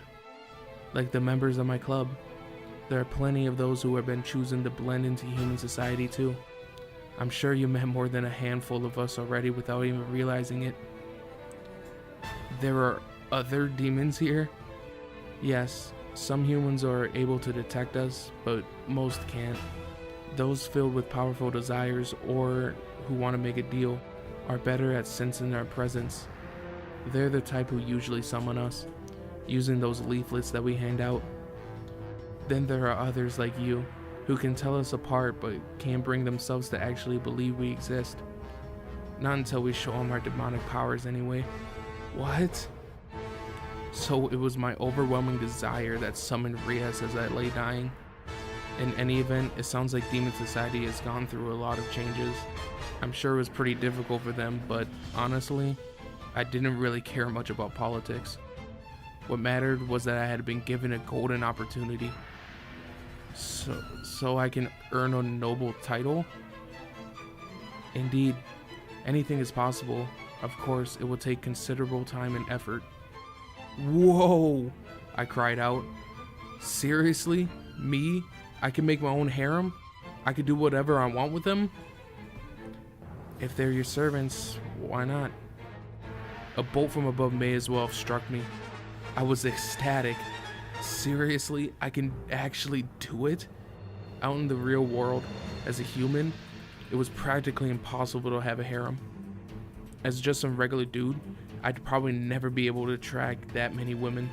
I mean, just take a look at my situation. I didn't even have a girlfriend. Heck, my last girlfriend murdered me. But now the tides have turned. Whoa, being a demon is awesome. Hell yeah, I'm on fire. Time to throw out those magazines and... I paused mid-sentence to think that over. No, not the magazines. They're my prized possessions. There's no need to get rid of them. Not until my mom finds out anyway. Right, that's a separate issue. You're a funny one. Rias chuckled with amusement. My. He's just like you said, a dopey little brother. Himajima couldn't contain her gentle laugh either. Do these two just casually throw around insults? Anyway, issei, you serve me now, understood? Don't worry, with strength like yours, I'm sure you'll have no trouble distinguishing yourself. Who knows, you might even earn yourself a title of your own one day. Understood, Rias. No. That's president, got it? President? What about Big Sis? I asked half jokingly. I'd always wanted an older sister in my life. Surely I'm the only guy who has ever dreamed of calling an older woman Big Sis. Rias frowned, giving the idea of real thought for a moment before shaking her head. That does sound rather wonderful, but since we operate here at the school for the most part, I think we should stick to president. This is the Occult Research Club after all. Understood. Prez, teach me how to become a demon. Hearing this, Rias broke into a truly devilish grin. She looked genuinely happy. An excellent response. Very good, issei. I'll make a man out of you yet. With that, she gently stroked my chin with her fingers. My very own Big Sis. Under her tutelage, I'll awaken as a demon. Better yet, I'll rise up in the world. All things considered, it was a pretty good deal. There was no going back to my human life, right? I just had to keep pushing forward. This is how I found myself accepting the new situation. I don't care how stupid this might sound. I was completely fine with it all. Or so I kept telling myself. This was my chance to push my perverted desires to the max. Sure, I might have gotten a little too psyched, but as a sex-obsessed teenager, I had found my calling for life. Rather than dwelling on the strange new reality I found myself dragged into, I resolved to simply living in the moment. I'll be the harem king! Reflecting back on how easily I'd taken it all with stride, I can't help but wonder if Rias put some kind of spell on me. Even if she had, I wouldn't have cared that much. I was going to get my very own harem. And that was how I became the newest member of the Occult Research Club. Several days after starting life anew as a demon, I was pedaling my bicycle through the night, toiling away as Rias toady. First, we gathered late at night in our room at the old school building. After all, our demonic abilities were more powerful after dark. Yup, that strange rush that came over me every evening was my demonic potential. I was a true demon now, so my strength and energy skyrocketed in the darkness. It was a wonderful feeling, but it also explained why I was so weak in the mornings. Demons didn't handle light well. The brighter it was, the weaker we became. Light was poison, or so Rias said. Angels, fallen or otherwise, used light-based weapons. This made them our natural enemies. I was warned that if I ever bumped into one of them, I was to flee immediately. Supposedly, I would get used to the daytime. Mornings were so unbearably demanding because I had only just recently been reborn. Rias told me I'd grow accustomed in time. I guess that's why she left me alone for a while after the first time in the club room, so I could figure things out naturally at my own pace. It had always been her plan to contact me and reveal the truth when the time was right. In an eerie twist of fate, that suit-wearing fallen angel had come after me the very day Rias had planned to reach out. Anyway, I was doing my best as a demon in riasgremory's service.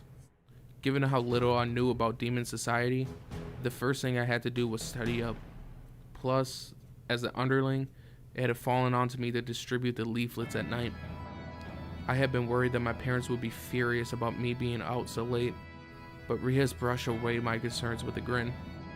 I already took care of that back when I met them. It must have been true because they didn't get angry when I came home in the middle of the night after finishing my tasks. All they ever said was, "Welcome home." Yep, the Prez's magic sure was amazing. Speaking of amazing discoveries, the biggest surprise of it all was finding out how much power Rias had held throughout Kuo Academy.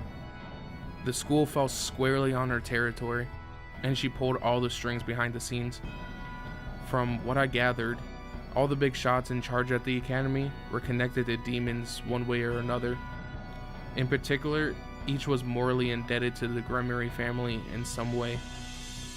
Basically, the campus was Ria's personal property, which explained why our club was able to use the grounds at night. Anyway, let's get back to how my job is going. Every night, I was supposed to cycle around town, stuffing leaflets, which would summon members of Rias Gremory's familia, in each and every mailbox indicated on that strange phone she had given me. As far as I could tell, it was some secret technology born from demonic science. The thing was shaped like a portable game console. It had a touchscreen, buttons, and a stylus. Displayed on the device's screen was a map of the town, Rias' territory. In the human world, a demon was only permitted to work within their own defined territory.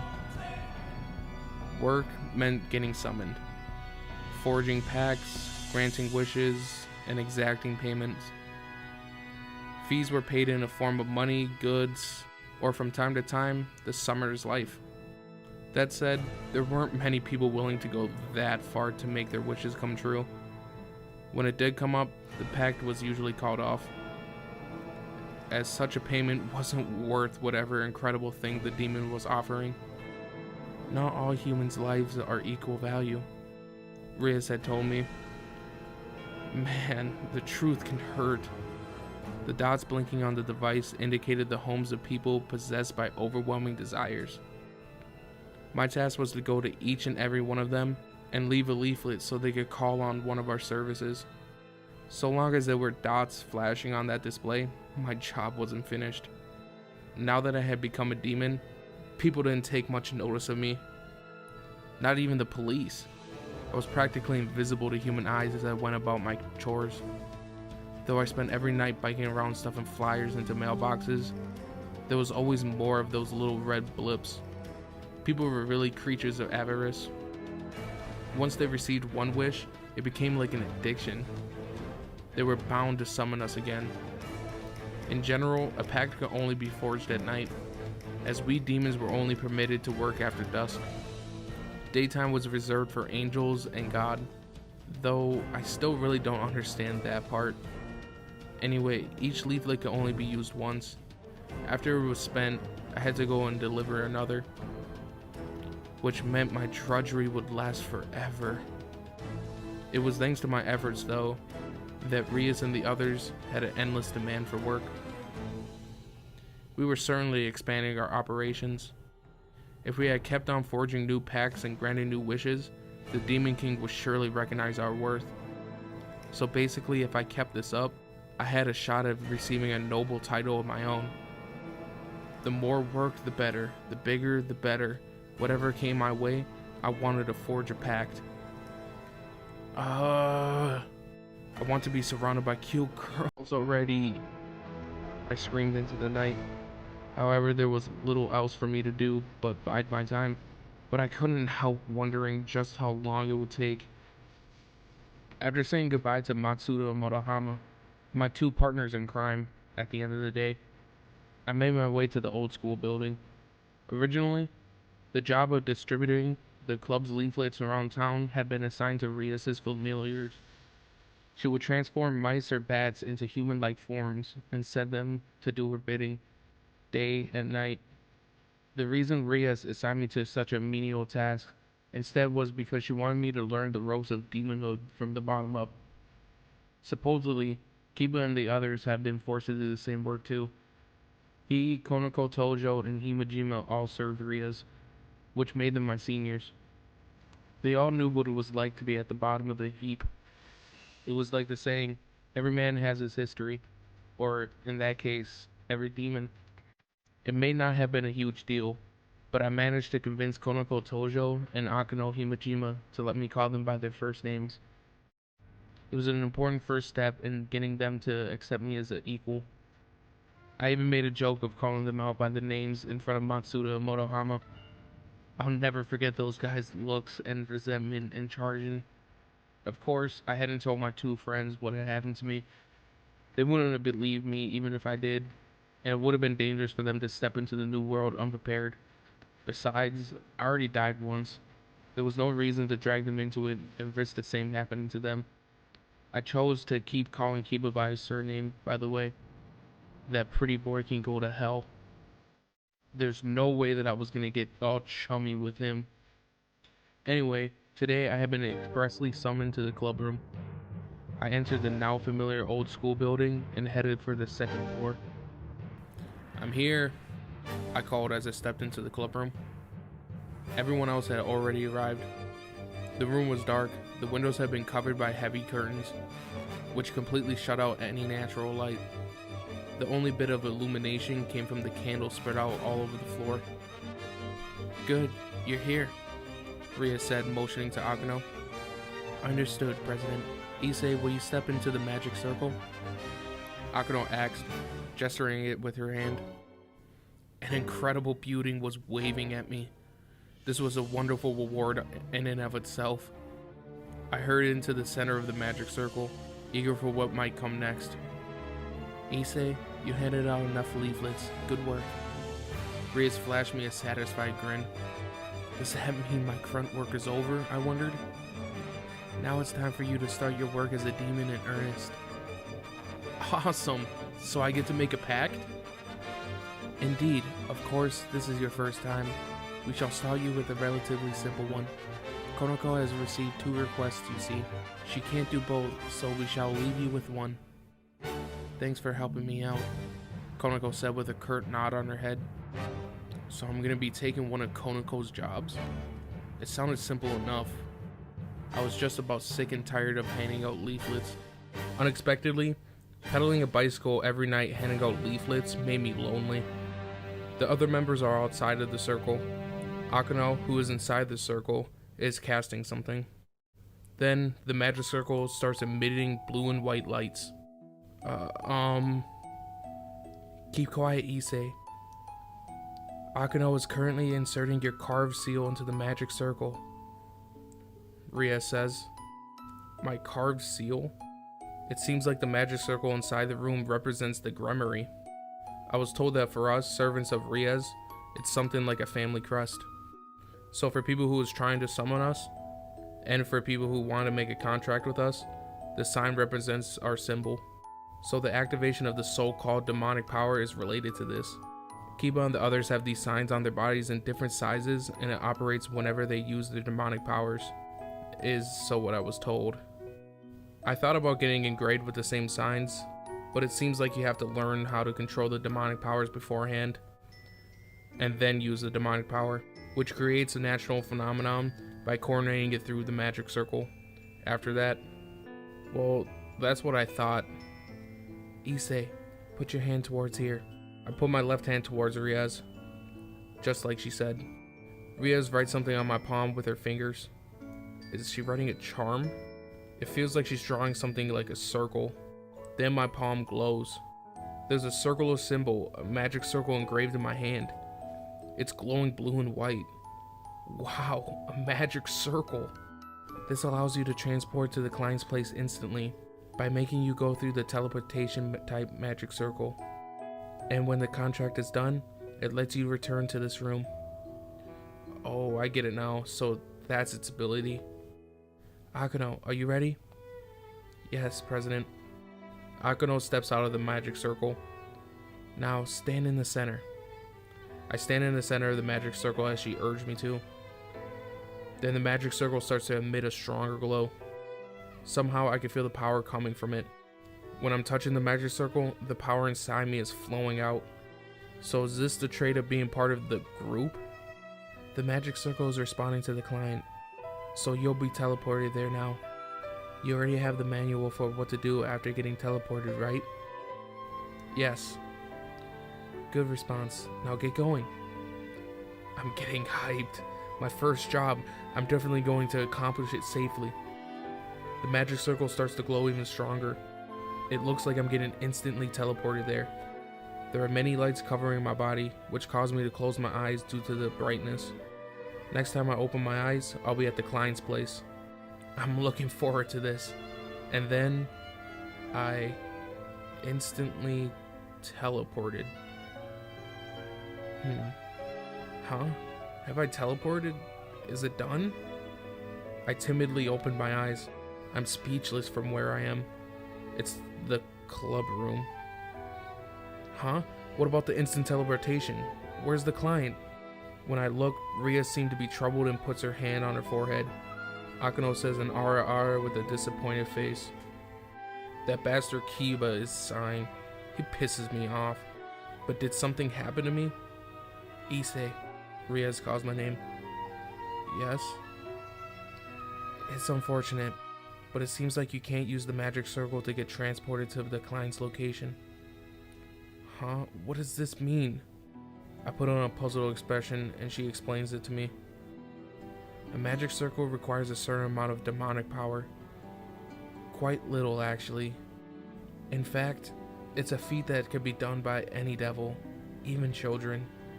Transportation through the magic circle is the first and easiest step of becoming a devil. What does this mean? In other words, your demonic power is below that of children. No, it's so low that the magic circle can't even respond to it. Issei, your demonic power is incredibly low. What? What the hell? I was speechless. So that means I can't use the magic circle to teleport to the client's location just because I don't have enough demonic power? Aren't I a devil? I'm a devil, right? Unsightly, Konako says expressionlessly. That really hurts, Konako. We're in trouble. What should we do, Rias? Akuno also has a troubled face and asks Rias. My debut as a devil is off to a rough start. Then, after thinking for a while, Rias tells me clearly, since there's a client, we can't let him wait, Issei. This has never happened before, but you'll have to go there on foot. By myself? I'm in shock. I wasn't predicting that, Rias. Yes, just like how you handed out the leaflets, you'll have to go to the client's house by bicycle. This can't be helped. You don't have any demonic powers at all. You'll have to make up for that with your own body. On a bicycle? I'll have to go to the client's place on a bicycle? Are there even devils like that? Konako silently points at me. Konako, you sure like me to feel miserable, huh? Hurry and get going. It's a devil's job to make contracts. You can't make humans wait. Rias urges me on with a serious face. My goal for getting a peerage starts with the bumpy road. I'll do my best. I left the club room in tears. It's midnight and I was pedaling my bicycle at maximum speed. My eyes are covered in tears. I'm crying.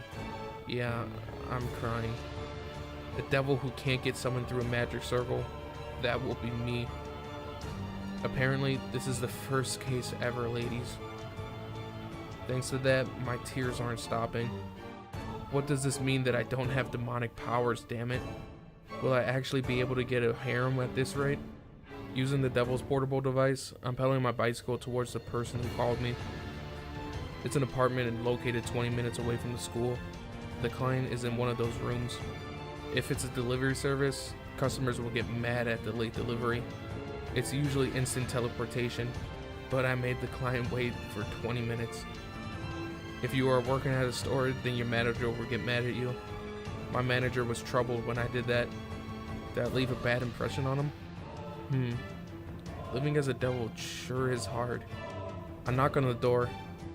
Good evening. I'm on an errand from the devil Gremory. Excuse me, but is this a house that summoned us, right? It should be okay with this. Devils can only be sensed by humans who want to make contact. Even if I do something like this in the middle of the night, the neighbors won't know what's going on. It seems like only the client can hear what I just said.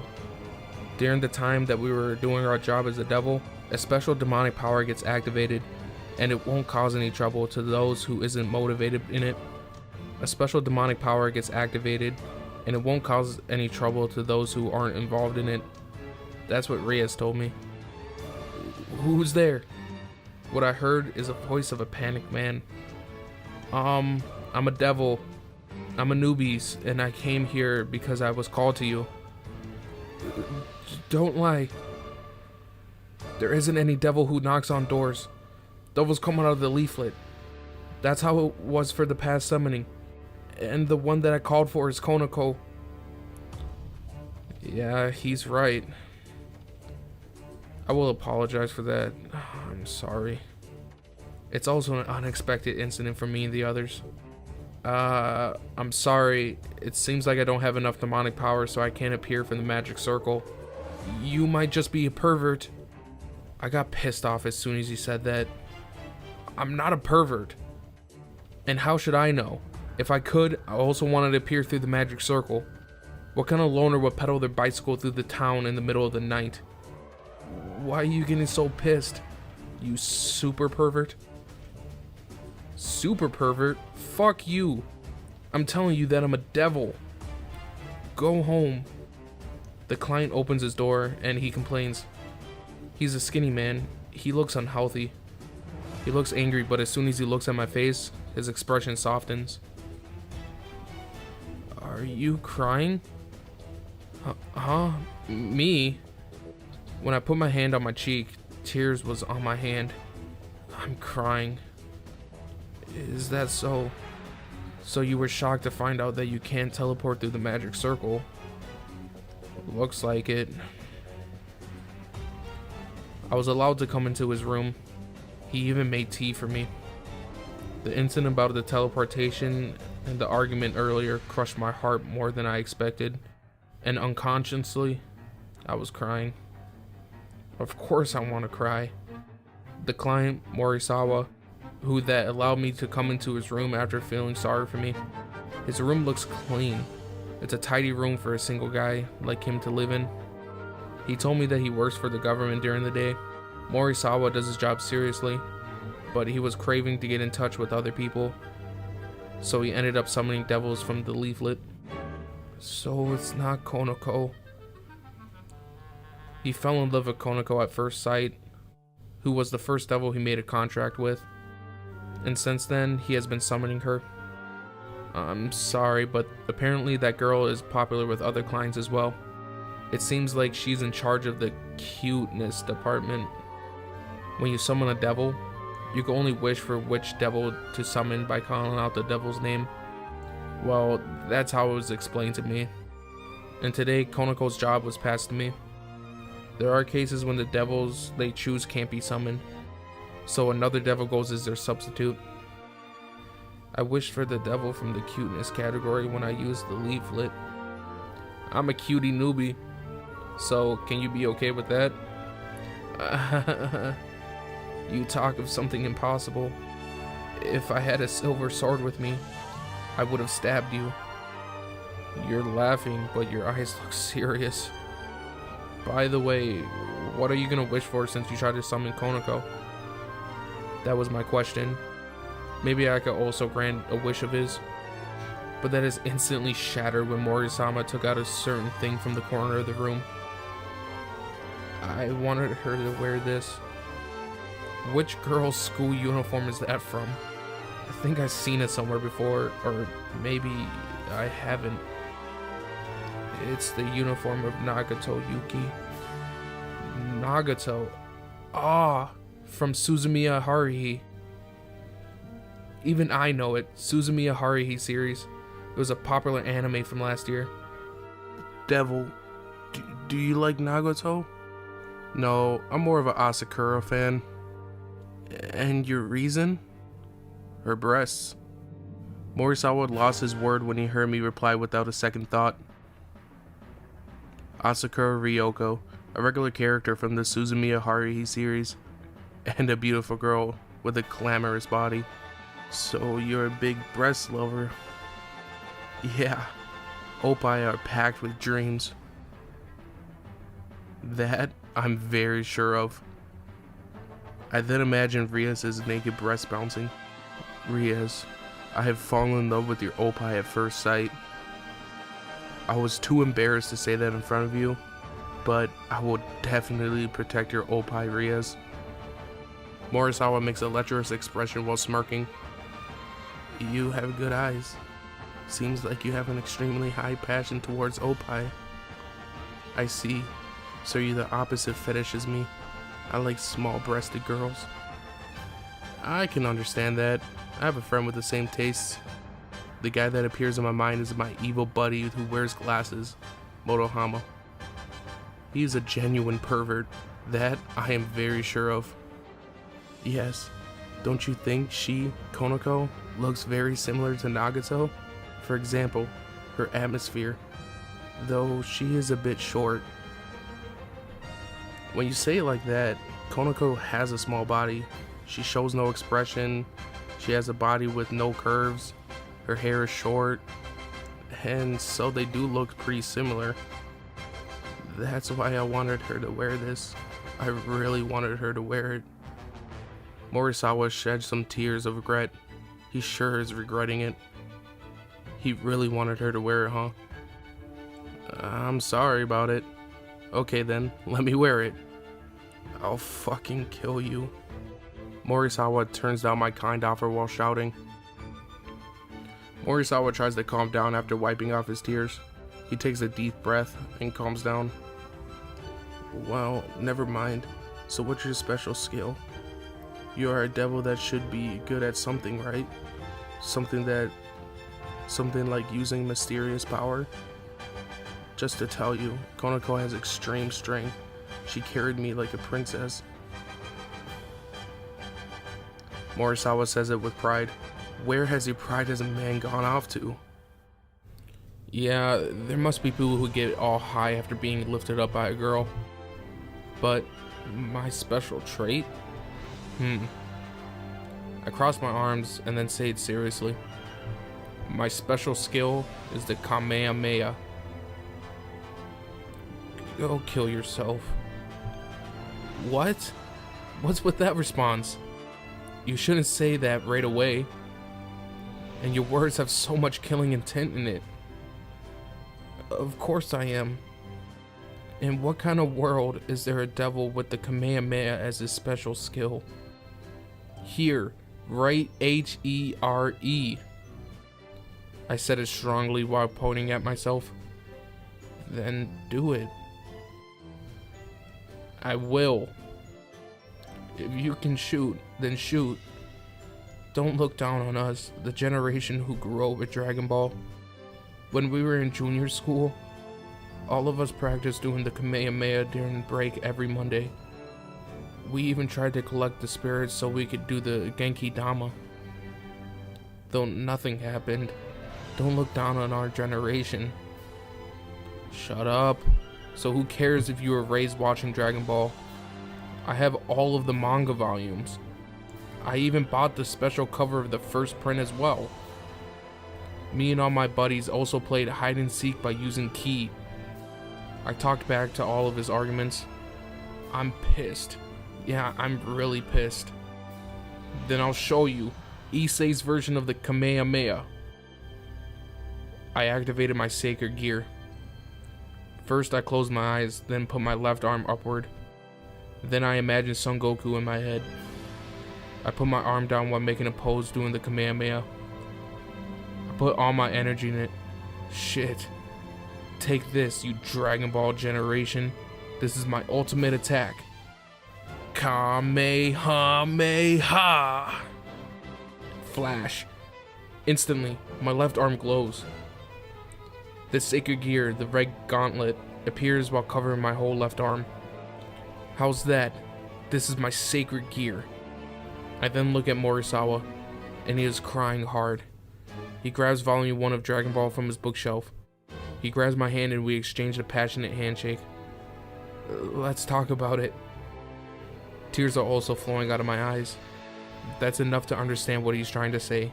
Any Dragon Ball fan will understand what he's trying to say. Yes, let's talk about it. So the long night starts.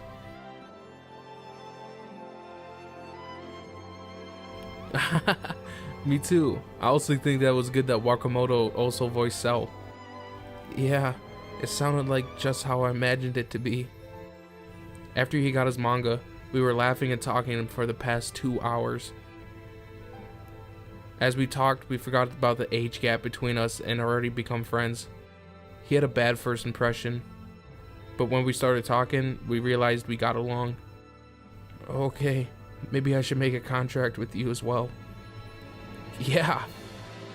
Thank you for the contract. Yes, yes, yes, yes, yes.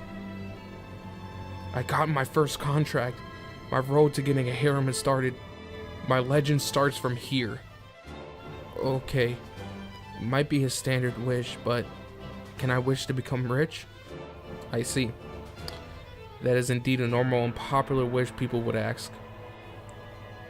Okay, I'll check. I turned to the portable device for the devils and operated it. When I input the wish, the answer appears. In your case, for you to fulfill that wish, your price will be your life, so you will die. Die? Yeah, in the devil's world, they say that individuals' lives isn't equal. I'm sorry. So for you to wish to becoming rich, Morisawa, you will have to die. It feels like I just got my heart ripped out, but that's okay. Anyway, if I can make that wish, where will I die? You will die as soon as the money starts falling from the sky. Looks like you can't even touch it. This is awful. So I can't even smack the money onto your face then? Hey, don't try to hit me with it. Yeah, I just witnessed someone's dreams get crushed. So this is what Rias means, that people's value isn't equal. What an unfair world that we live in. Then what about a harem? How about wishing for lots of girls in a scrumptious feast? Oh, so you will go there, huh? I'm a bit moved. He's a guy after all. Of course he will wish for something like that. Morisawa, I love harems. It's every man's dream after all. Amazing. I think I can enjoy drinking alcohol with you one day, even though I'm a minor. I don't care about that. So what does it say? I input his wish into the device. Oh my, that's a harsh answer. Well, it says that you would die as soon as the beautiful women and girls come into your sight. I'm going to die just by seeing them? No. It says as soon as they come into your sight, so you won't be able to tell whether they are beautiful or not. That's harsh. Isn't it better just to walk past beautiful girls in the city? Suddenly, Morisawa, who's an adult, starts to cry. So I'm a human who doesn't have much worth. I can only say I'm sorry for being born. I pat softly on Morisawa's shoulder. Let's continue talking about Dragon Ball until the morning. You want to battle play Dragon Ball? I would be Goku and you could be Frieza. Is that okay? Morisawa nods his head while crying. Like this, my first contract became invalid because I had to take care of my client. Rias is angry. She's lifting her eyebrow and she didn't say a single word. I'm standing in front of her and my face is pale. Yesterday, I was playing Dragon Ball with my client and finished that night with it.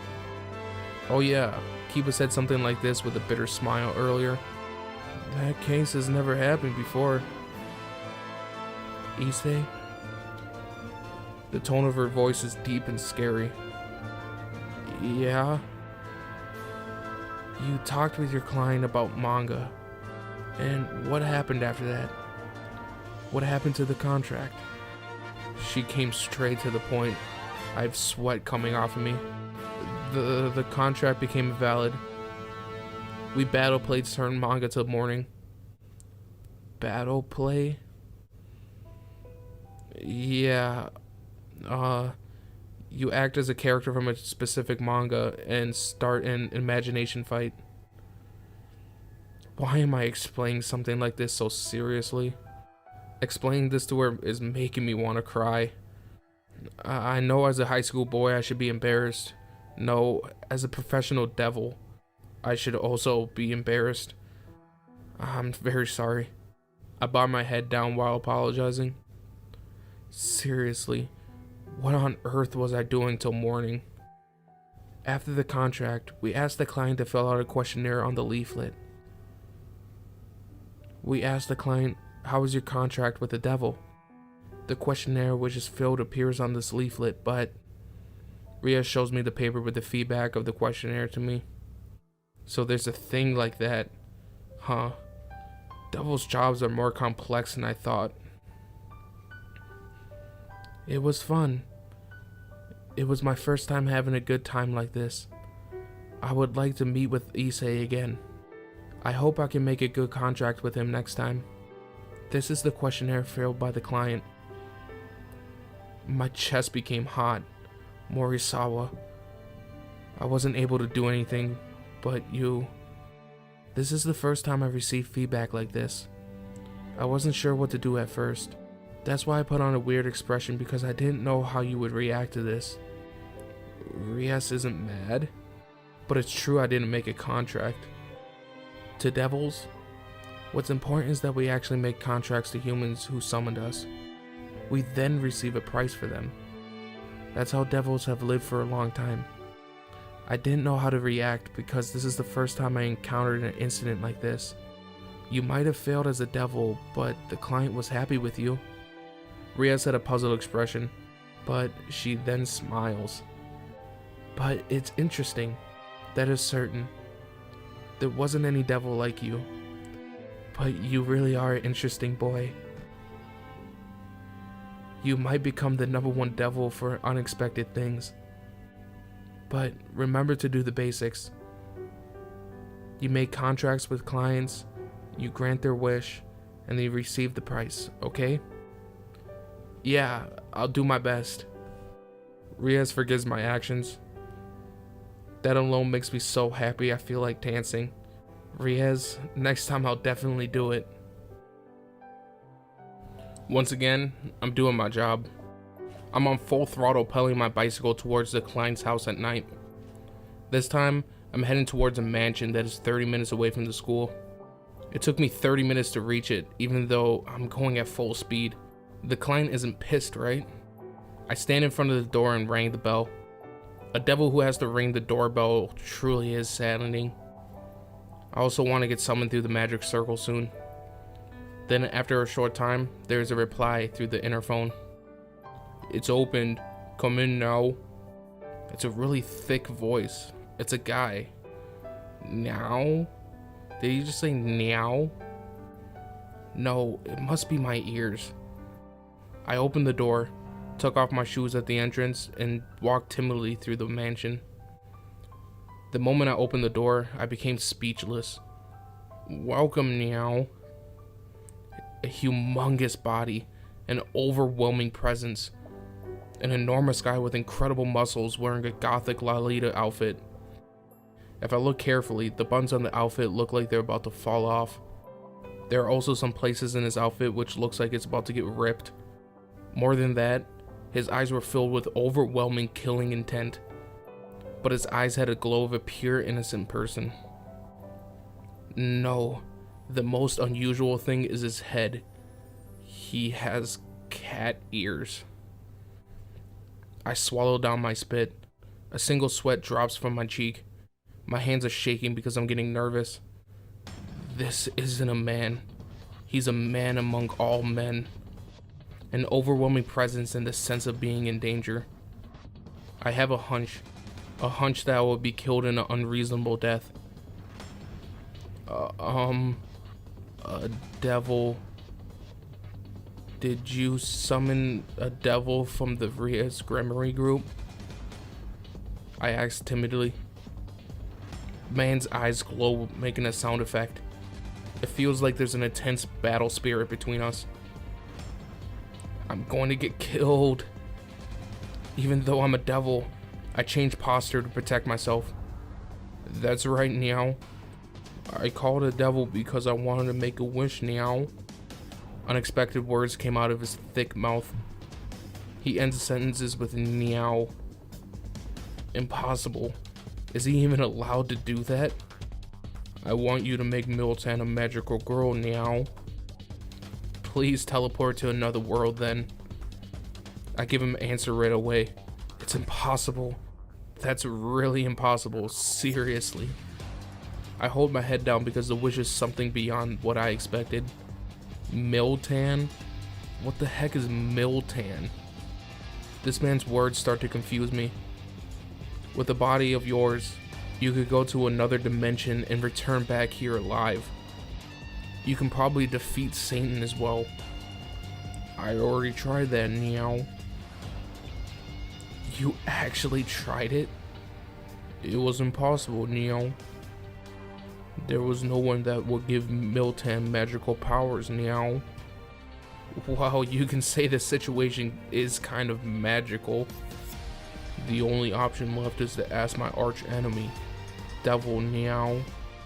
I already have myself treated as an enemy without realizing it, but I won't say anything to him. Devil! The voice released by this man, Miltan, shakes the whole room. What is this? Sound magic? Please give Miltan fantasy powers now. Don't worry, you look fantasy-like enough. I'm the one who feels like crying. I start to cry for real. Damn it. How come all of my clients I'm in charge of are a bunch of perverts? What's the meaning of this? Miltan, calm down. I will listen to what you have to say. First things first, I think I need to calm this man down and listen to his story. Miltan puts on a big smile with a scary face after he wipes his tears. Then let's watch Magical Girl Milky Spirit 7 Alternative together, Neo. The story about magic starts from there, Neo. My long night has begun. It's already the next day, and I'm on my way home after the regular club activity ended. I made a sigh. Even today, Rias put on a weird expression. My contract became invalid twice in a row, but I got the best feedback. Rias became confused again because she encountered an incident that she had never experienced twice in a row. I'm sorry for getting involved in a weird situation. I feel bad, but it seems like the road to getting my harem will be harder than I thought. Last night, I watched anime DVD until morning with Miltan. At first, I wasn't serious in watching it, but I got hooked to the Magical Girl anime due to the hot actions in the story, which made me cry. So I ended up watching till morning. Besides that, why are all my clients a bunch of perverts? Hyoto must have demonic powers that attracts people like that. Kiba said something like that to me earlier with his refreshing smile. Die, handsome.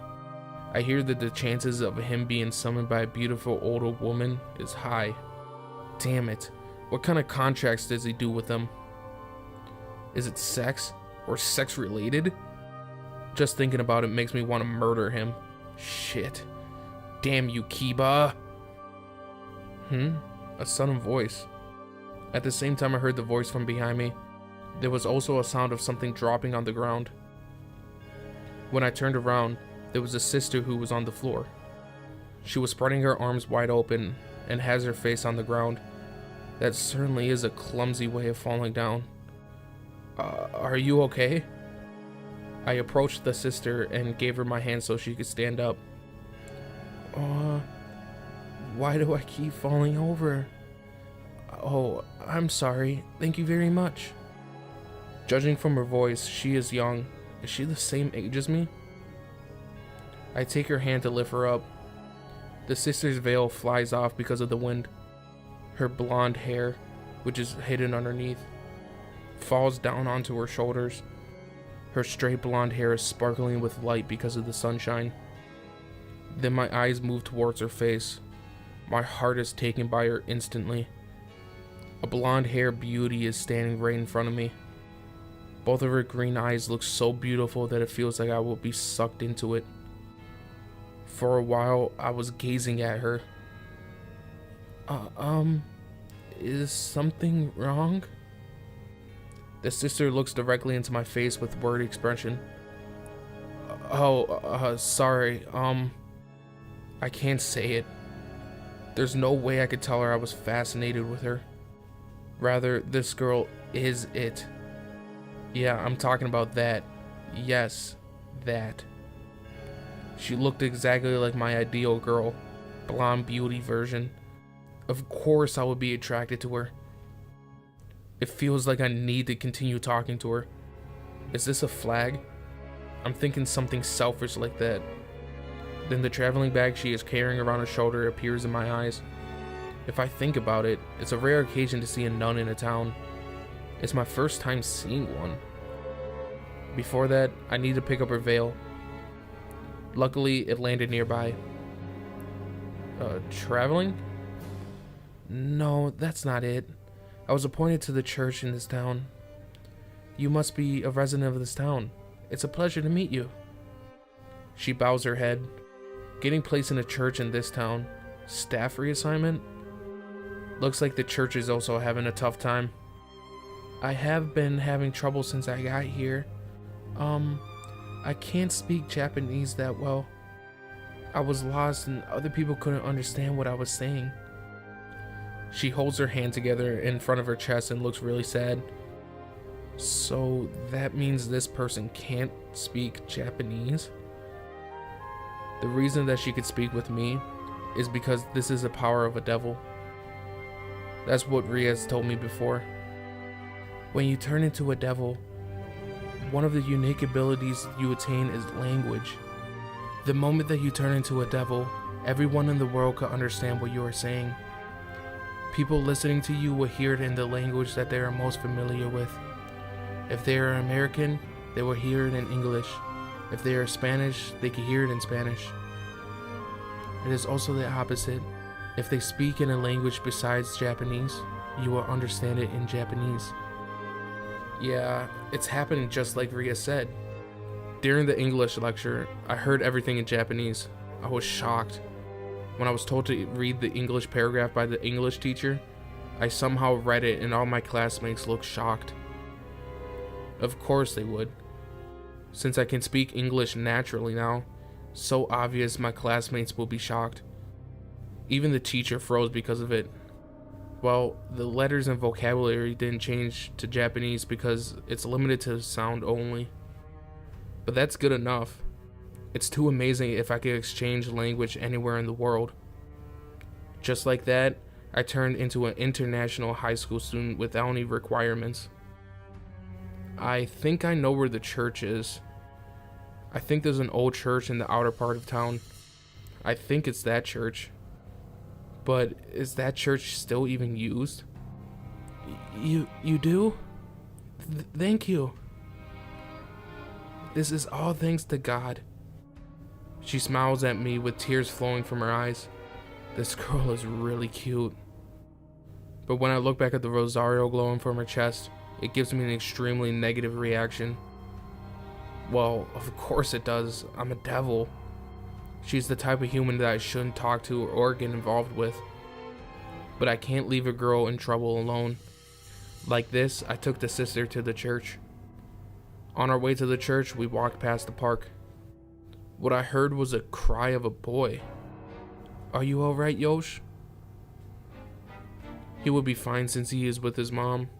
It seems like he tripped over, but suddenly, the sister who was walking behind me walks towards the park.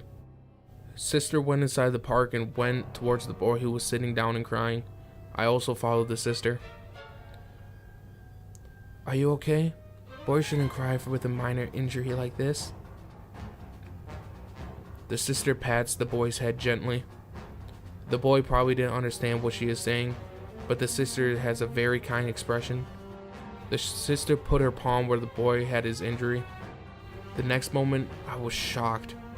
A green light orb appears from the sister's palm and it is flashing onto the boy's knee. What's that? Demonic powers? Rias said it could only be used by devils and someone who is related to devils, so it can't be. When I looked carefully, the boy's injury started to disappear. Is it the light from her hand that's healing the boy's injury? Something appears on my mind. Sacred gear. A special power which is bestowed upon certain people. I think that's what Kiba said before. I somehow feel this is it as well. Looking at that light makes my arm feel numb.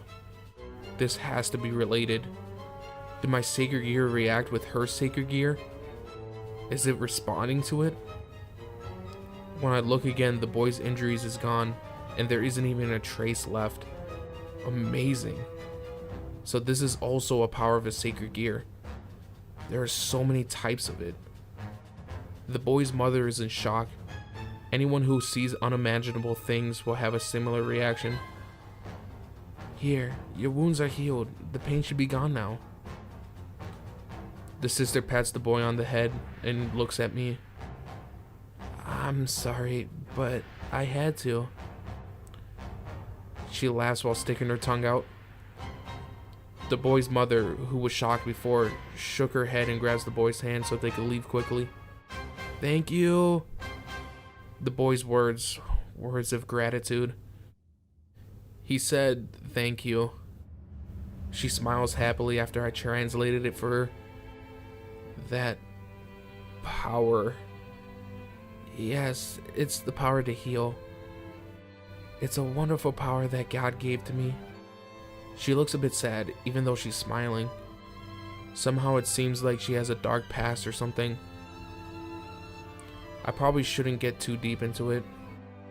It's not the atmosphere where I should say, actually, I have a sacred gear as well. It's an unusual power, and maybe some people may suffer because of it. Even I didn't feel happy when my sacred gear was covering my arm. Instead, I was really shocked. I still didn't know how to use the sacred gear, therefore I wasn't happy at all. The only thing I could use it for is to mimic the Kamehameha. The conversation ends there, and we continue walking towards the church. We reached the old church after walking for a few minutes. Yeah, the only church I know is this. It's just as old as I remember. I never heard of this place being used, but you could see the light from the inside of the church, so that means that there are people inside. I have chills and sweats coming out of my body. It's been like this since before. I knew it. I'm a devil. So the church, which belongs to the God and the angels, will be the enemy's territory for me. Even Rias said that I should never go close to a church or a shrine very strongly. Yes, this is the place. I'm so glad. The sister shows a sigh of relief after having compared our location with the map she has. Oh, so this is the place. That's good. I shouldn't stay here longer. It's getting dark out and I should be going now. It's a waste to say goodbye to a beauty like her, but I'm a devil and she's a nun. Love between different sides may sound romantic, but this would be a different case. That's because I'm getting really scared of the church. My whole body won't stop shaking. This sign of fear must be a specialty trait for devils. It feels like I'm a frog being watched by a snake. No, rather I'm a frog who doesn't know what to do after being found by a snake. Then I'll be on my way. Please wait. I say my farewell and try to leave, but the sister's words stop me. I would like to make you some tea for some gratitude for you taking me here. Oh, I'm in a rush, so I have to keep going. But that's... She's troubled. She probably wants to make me some tea to show her gratitude, but drinking tea here will be dangerous. It's a shame, but I have to refuse. My name is Issei Hyoto. Everyone around me calls me Issei, so you could call me Issei as well. What's your name? When I give her my name, she responds with a smile. My name is Azia Argento. Please, call me Azia. Then, Sister Azia, let's meet again. Yes, Issei. I will definitely come and see you. Azia bows her head down. I left the place waving my hand towards her. She watched me until I was out of her sight. I understood that she is a good girl, and this was our fateful destiny in our first meeting. Don't ever get close to the church again. I'm being scolded by Rias in the club room. Rias's expression looks more serious than usual, more like she's really mad at me. To us devils, the church is the enemy's territory. Just stepping into it could cause a rift between the devils and God. Since it's the act of kindness by taking a nun to the church, they won't harm you. But the angels are always on the lookout. You are in a situation where it wouldn't be strange for them to hit you with a spear of light. Are you serious? Was I in such a serious situation? If I think about it, the chills I felt before wasn't normal. I only felt fear at the time. So that's what it means to detect danger. So my instincts as the devil was telling me that it was a dangerous situation. Don't get involved with people from the church, especially the exorcists, who are our biggest enemies. They can easily eliminate us because their powers are supported by the prayer of God. More so, if it is an exorcist with the sacred gear, that would be the same thing as standing in the boundary of death, issei. Rias looks at me directly with her blue eyes while waving her crimson hair. Her eye is serious. The other eye is kind of okay with it, but that one eye is really serious, so she isn't joking. You can avoid death as a human by being resurrected as a devil, but devils who are exorcised become completely terminated. They return to nothing. Nothing. There is nothing left and you feel nothing. Do you know how serious that is? Nothing? To tell you the truth, I don't. Rias shakes her head after seeing my confused face. I'm sorry, I got too heated. Anyway, be careful from now on. Yeah. My conversation with Rias ends there. Did you finish lecturing him? Akano was standing behind me and I didn't even realize it. She is smiling like usual. Akano, did something happen? Akano's expression changes after Rias asks her. We received an order for a hunt from the Archduke. Stray devils. There are beings that are called as such. The devil who turned into a servant devil of a devil with a peerage, but who was betrayed or killed its master. Cases like that rarely occur. The power of devils are enormous. You can't even compare it to the time when you were a human. So there would be those who choose to use that power for their own self-interests. Those devils leave their master's place and cause destruction at different locations. That is a stray devil. The fallen angel Donasik, who wore a suit, mistook me as a stray devil. In other words, a stray dog. Stray dogs create troubles.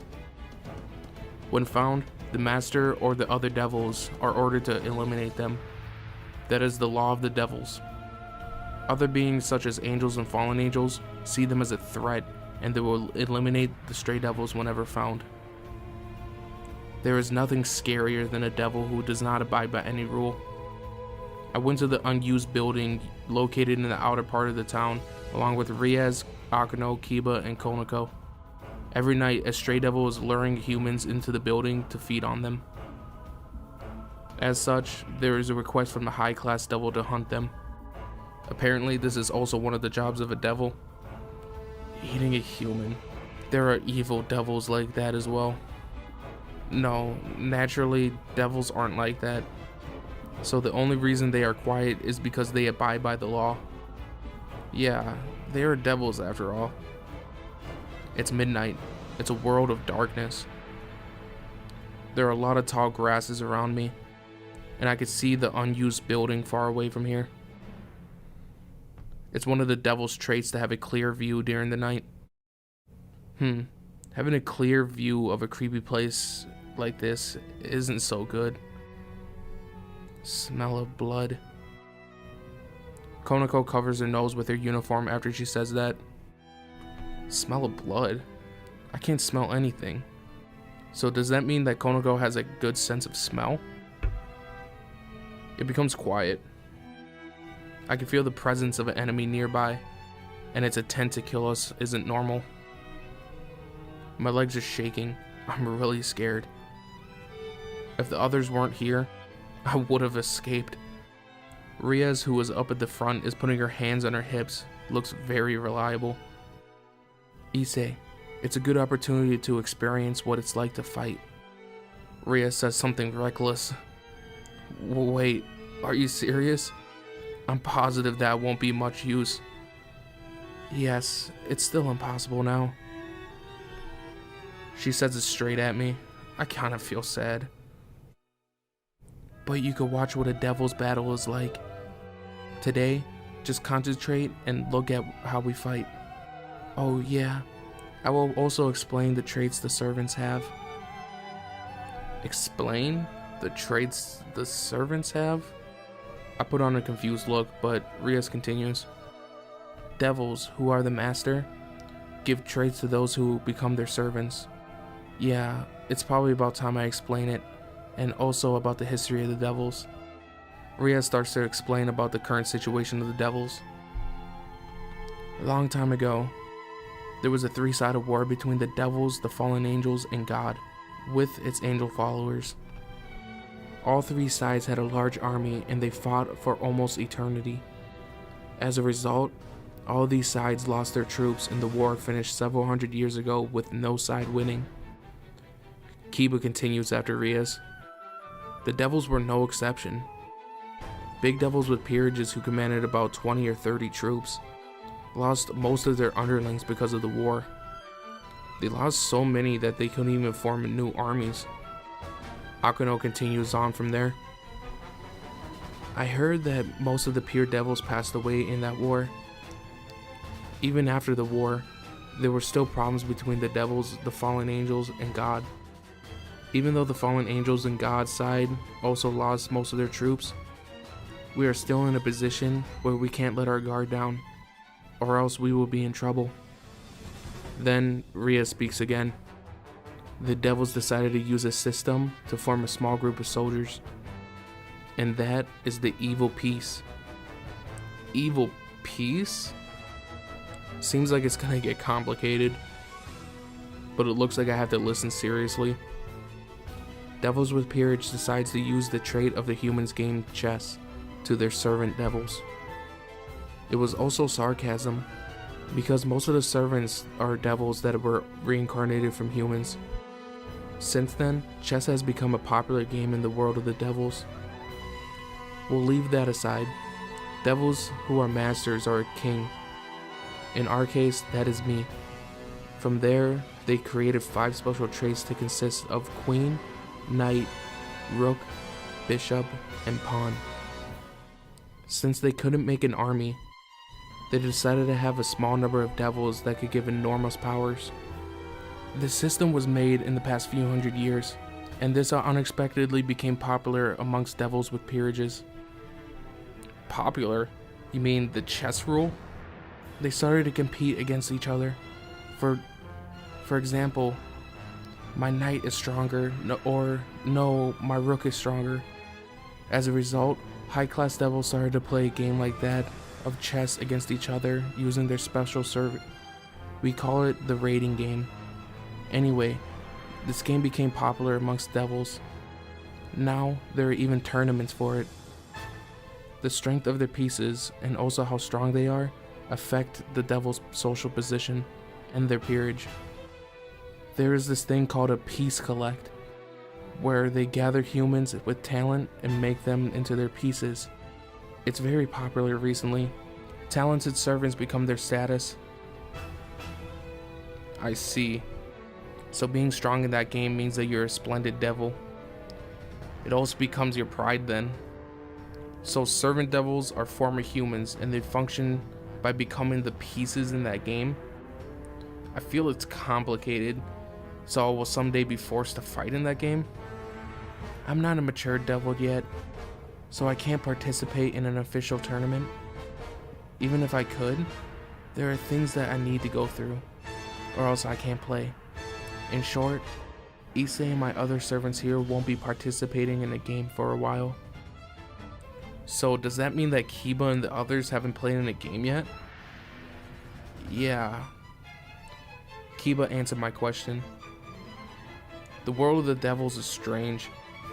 I used to imagine them being evil and scary, but it looks like my imagination is incorrect.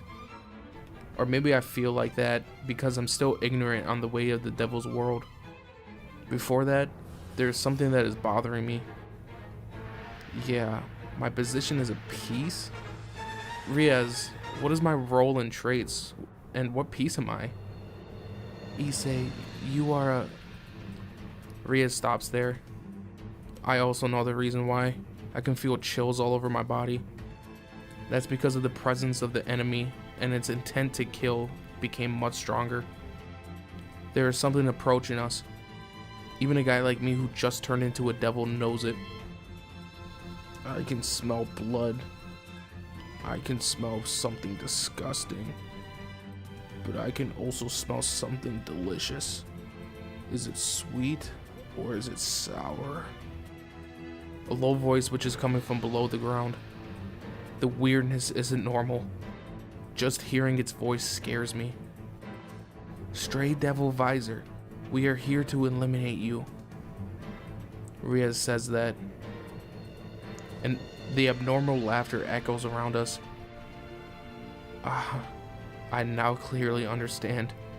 This isn't a laugh of a human. It's also not a laugh of the devil that I know of. A topless woman appears from the shadows, but the woman's body is floating. The next thing that appears is the body of a gigantic beast. It's a grotesque being with unnatural form, having a woman's upper body and the lower body of a monster. It's holding something that looks like a spear in both of its hands. The lower body of the monster has 4 fat legs with sharp claws. From the size of it, it's definitely more than 5 meters tall. If it stands on its high leg, won't it be much taller? Either way, it's a monster. Is that also a devil? Well, duh, since Rias called it a stray devil. Man, there are things like this as well. I confirmed it. Devils are scary. Leaving your master's side and rampaging as you please definitely deserves death. In name of the Duke Gremory, I will gladly eliminate you. You are cunning for a little girl. I will rip your body and color it red like your hair.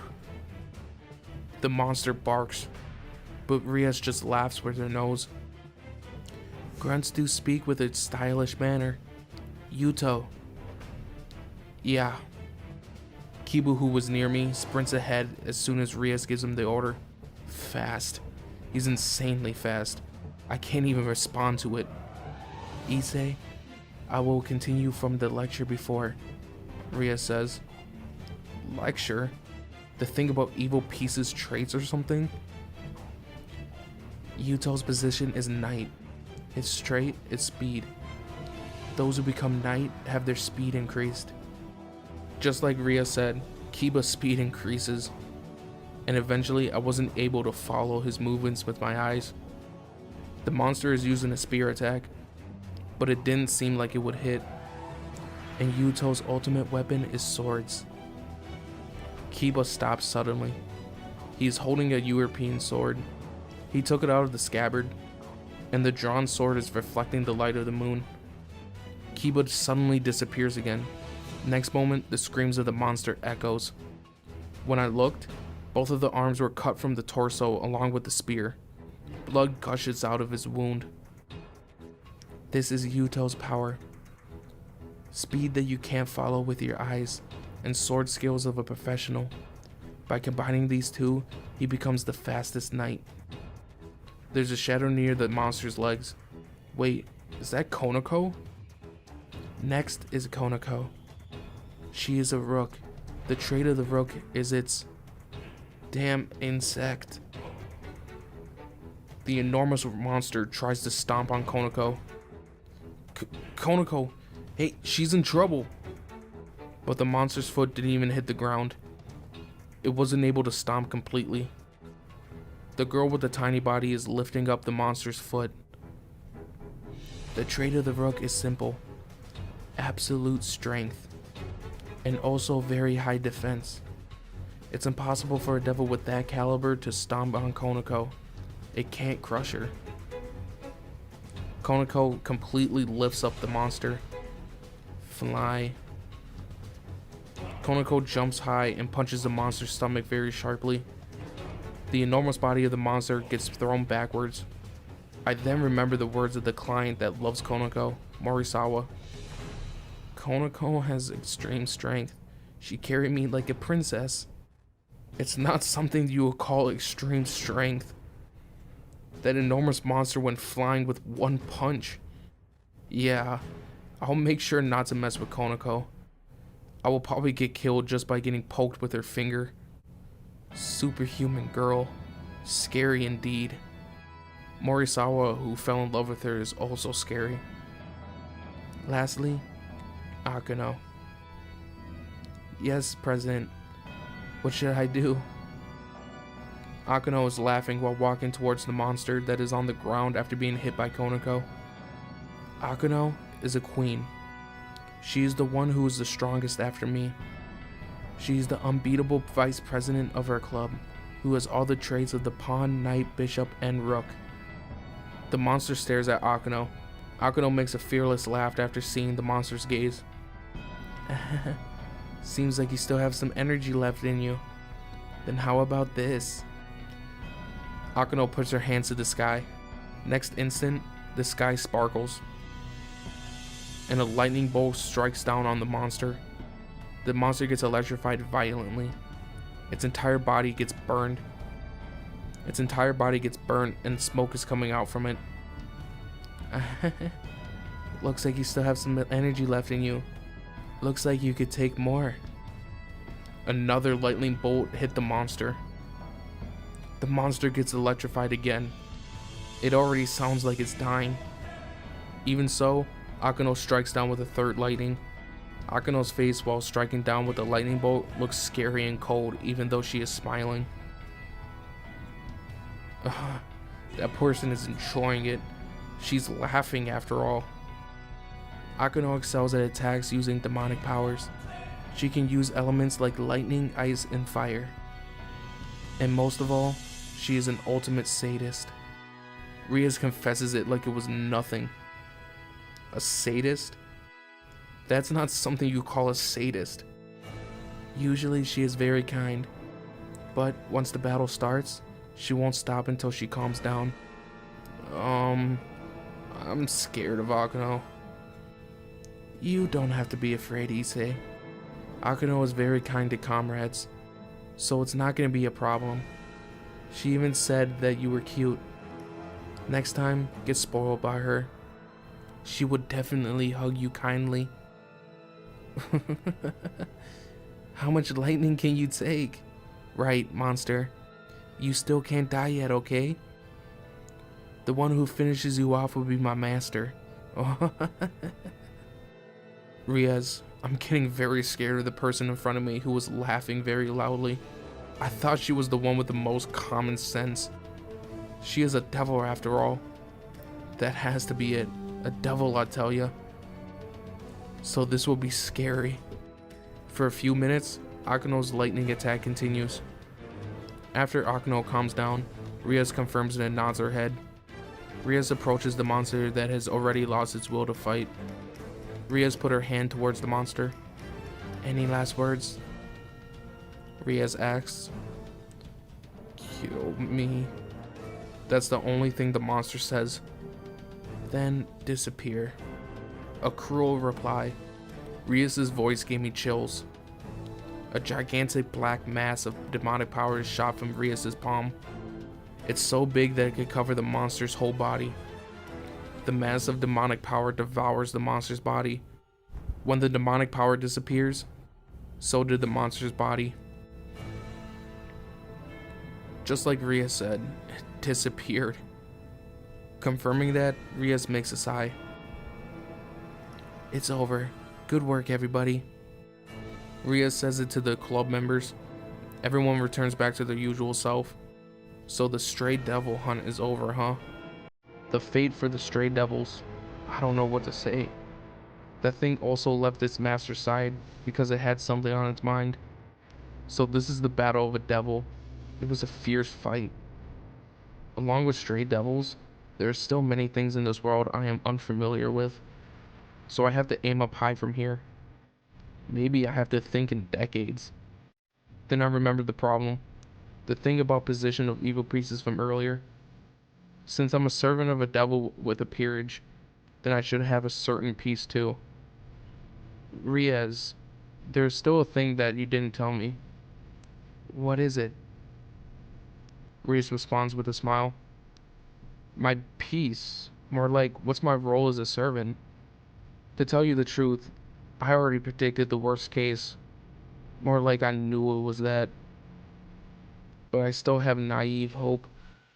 There are still two pieces left. Akano is queen, Konako is rook, and Kiba is knight. The bishop and the pawn. I was hoping for it, but it gets shattered instantly. The crimson hair beauty smiles at me and says it clearly.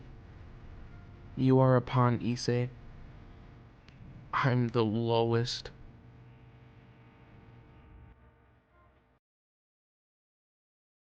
The road to achieving a successful career sure is hard. I'm in my room, looking at the ceiling and making a fuss.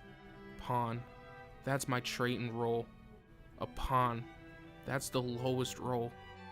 So I have to aim up from here. My road to getting a harem starts by getting onto a rough road. My road to become a proper devil is full of troubles. By the way, there is someone else who is Rias' bishop. She told me this on the same day that I found out my role as a servant. My bishop already exists, but that bishop is not here. The bishop is at a different place, following a different order, working for me. If there is a chance, then I will introduce the bishop to you. That's what she said. Who is that person? Maybe I can meet that person soon. I hope it's a girl. So I was chosen as a leftover pawn. I have many difficulties to overcome. When I think about it, was I actually okay with this? I was killed by a fallen angel because of the Kamehameha equipping device, the sacred gear. She also used my feelings of love. Then after that, I was turned into a devil. I was picked up by a beautiful devil who said to me that I was her servant, and then was deceived that I can make my own harem if I rise up.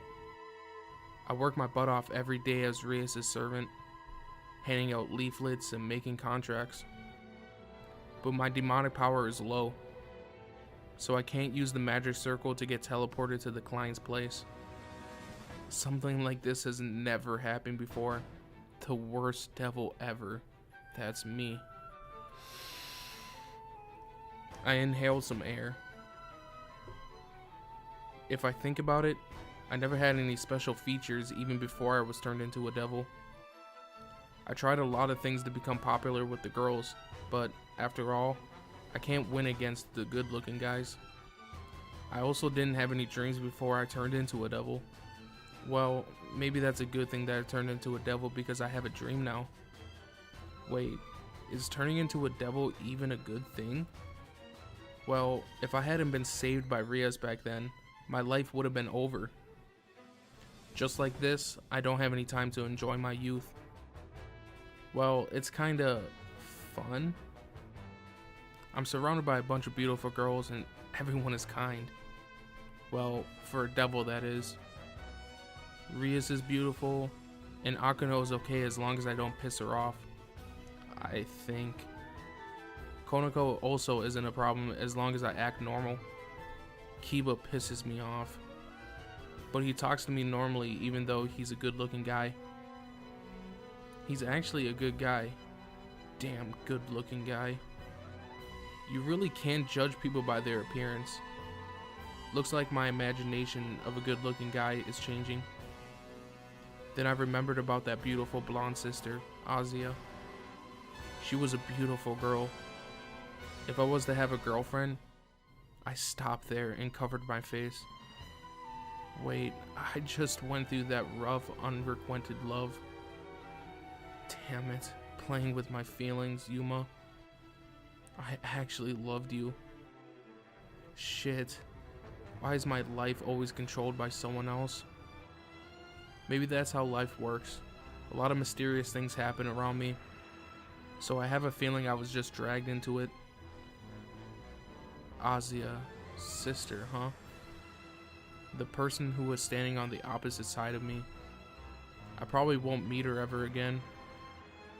That girl will walk her own path, and I will walk my own path. We just happen to be a servant of a devil and a servant of God. We just met by chance. We probably shouldn't even see each other again. It might lead us to an unfortunate destiny. Just like that, I'm thinking something cool. Ah, yes, yes. I'm just a weak pawn. There's nothing good about me. So can I even get a harem? What about it, Mao? Well, it's probably useless discussing it with you, Mao, anyways. I laugh bitterly at myself. I'm going to have a goal, that's it. First of all, my goal will be to use the magic circle to get transported. This will be my first step. Yeah, that's it. Yup, I'm getting fired up. Sobbing time is over.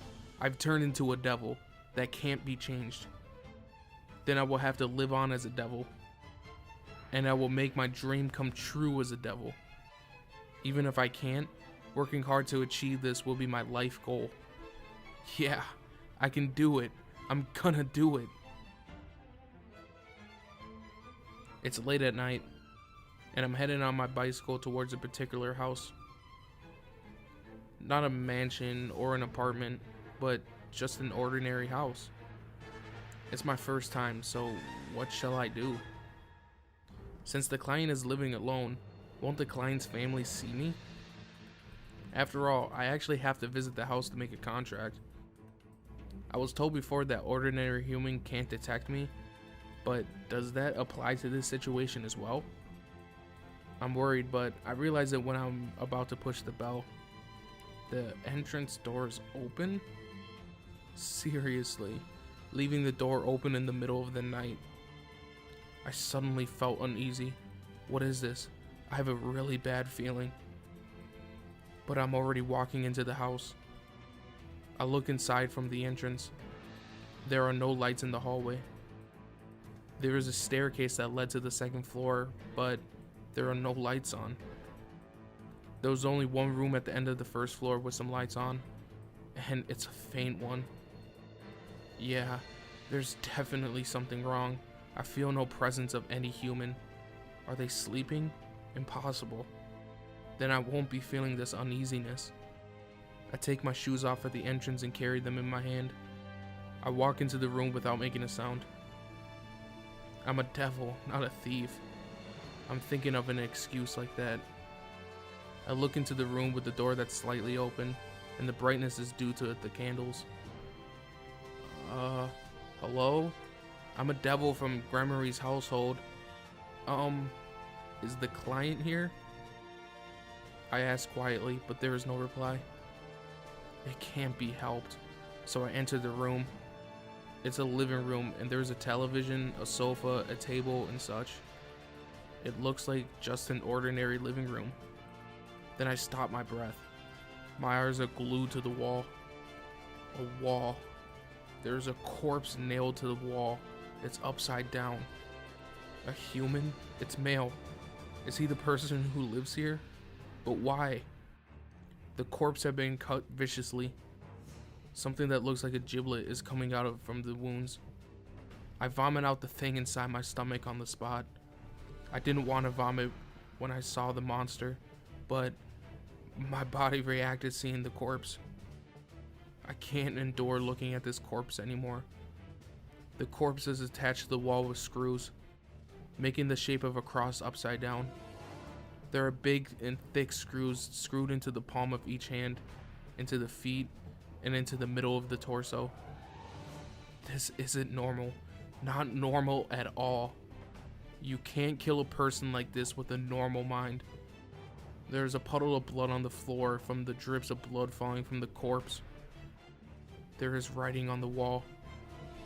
What is this? It's written as punishment for those who did bad deeds. I just borrowed the sentence from someone else important. A sudden voice of a young male comes from behind me. When I turned around, there was a man with white hair. He seems to be a foreigner, and he looks like he's still a teenager. He's dressing up like a priest. He's also a handsome man. Seeing me, the priest makes an evil smile. Well, if it isn't a devil. He seems to be really happy. Then, the thing that Rias told me comes back into my mind.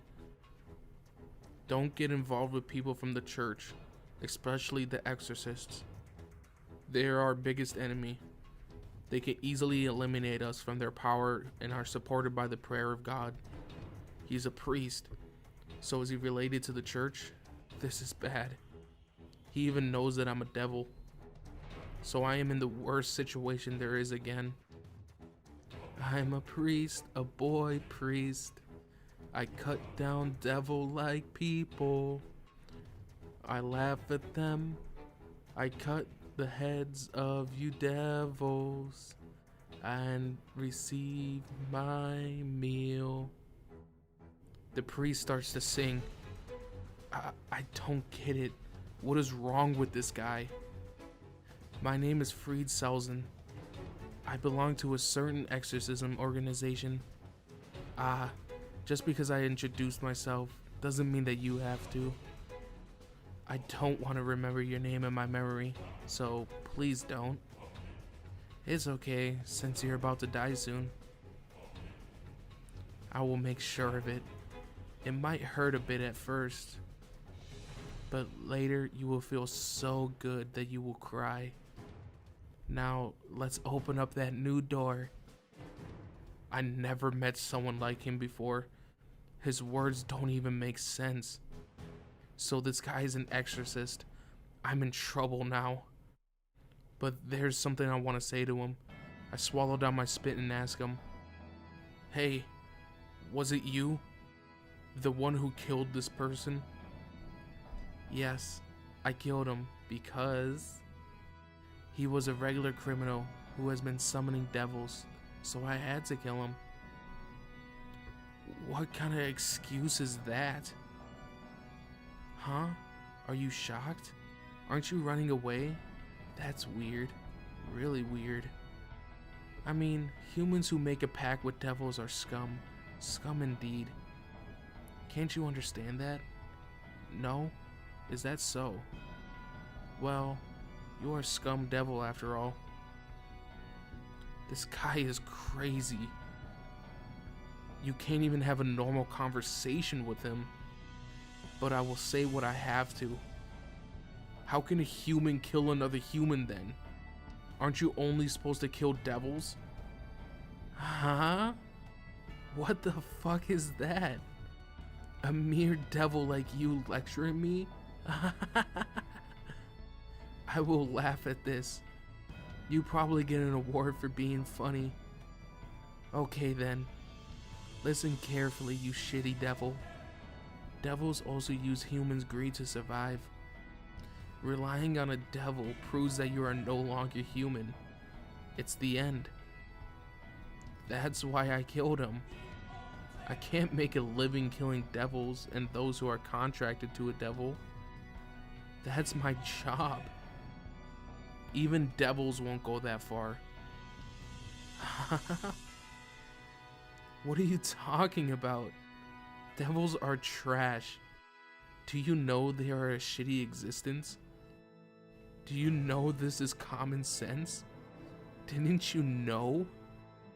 Seriously, you should start your life back from a toddler. Wait, it's useless to tell this to a reincarnated devil like you. More like, I have to kill you.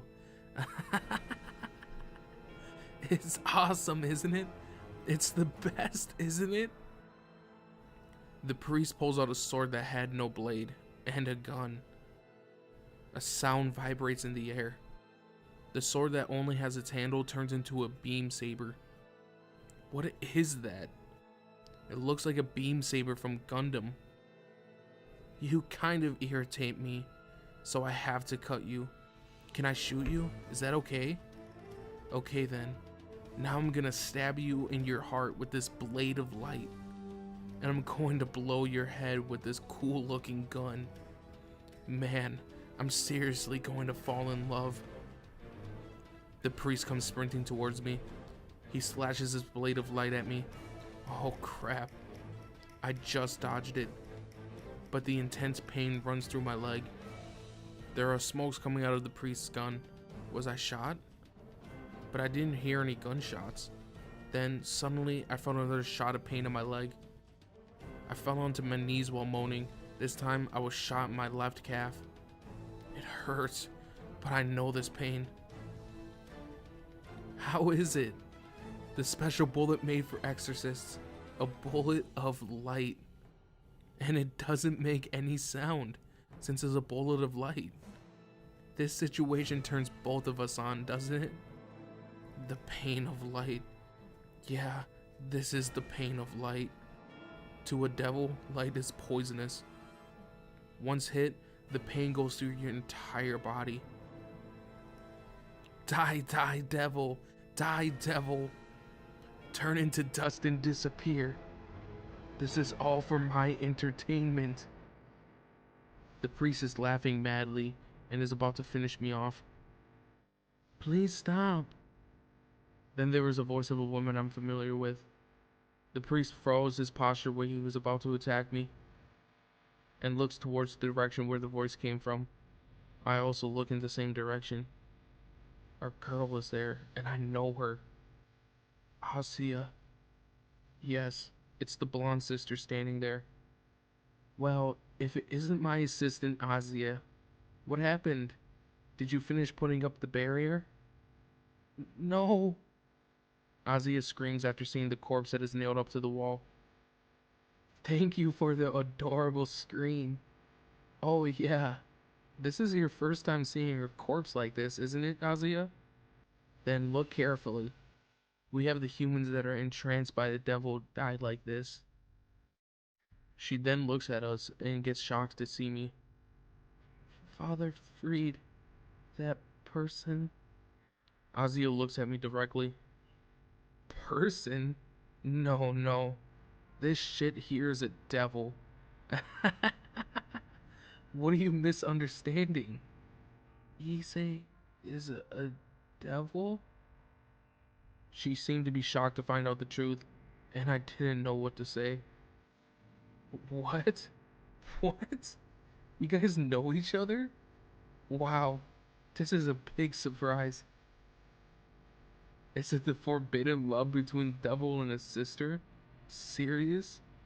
Are you serious? Freed, the priest, looks at Asia and me. I didn't want her to know. It should have stayed like that. It's better if she didn't know. I didn't plan on seeing her again.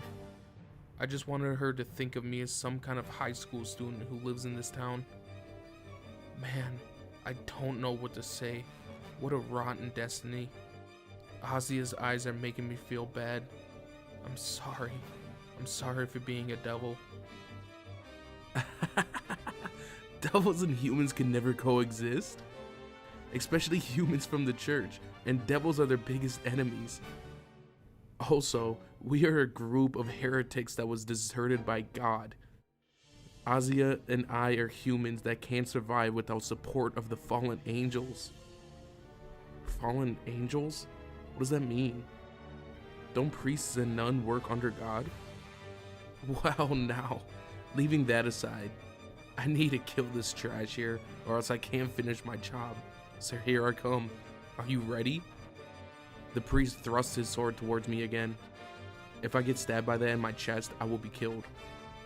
Even if I do survive, I will end up like the client who was nailed on the wall, and then have my body slashed. Feeling of fear controls my body when I think about it. This is bad. The situation is really bad. I will be killed without being able to move my body. When I was thinking about it, the blonde sister walks between the priest and I. She stood in front of me with her arms spread as if she was protecting me. The priest puts on a stern look when he sees this. Hey, are you serious? Asia, do you know what you are doing? I do, Father Freed. I beg you, please forgive this person. Please let him go. I became speechless after hearing that. Asia, are you protecting me? I can't stand it anymore. You can't kill people just because they are entranced to a devil. And you also can't kill devils. It's wrong. Huh? Don't talk shit, bitch. You also learned devils are trash at the church. Seriously, is there something wrong with your brain? Freed now has an anguished expression. There are good people even among devils. There aren't, idiot. That's what I thought until recently. But Issei is a good person. That fact doesn't change even after I found out that he was a devil. Killing someone is unforgivable. This kind of act, God won't allow such acts. She saw the corpse, and she found out that I was a devil, so she should be shocked. But Azia isn't backing down to speak a release to the priest. What a strong-willed girl. This girl is amazing. The bastard hit Azia with the side of a gun. Azia fell to the ground. Hey, Azia! I went to Azia, who was struck away. There was a bruise mark on her face. That bastard really hit her. The fallen angel girl told me very strongly that I can't kill you. But I'm getting a bit pissed. Since I can't kill you, can I have my way with you or something? If I don't, I won't be able to heal my heart. But before that, I need to kill this trash over here. The priest points his blade of light at me. I can't run away while leaving Azia here. I can't leave her here with him, who just talked about doing scary stuff. If I'm running away, then it will be with Azia, so I have to fight. Can I fight using my sacred gear, even though I don't know its effect?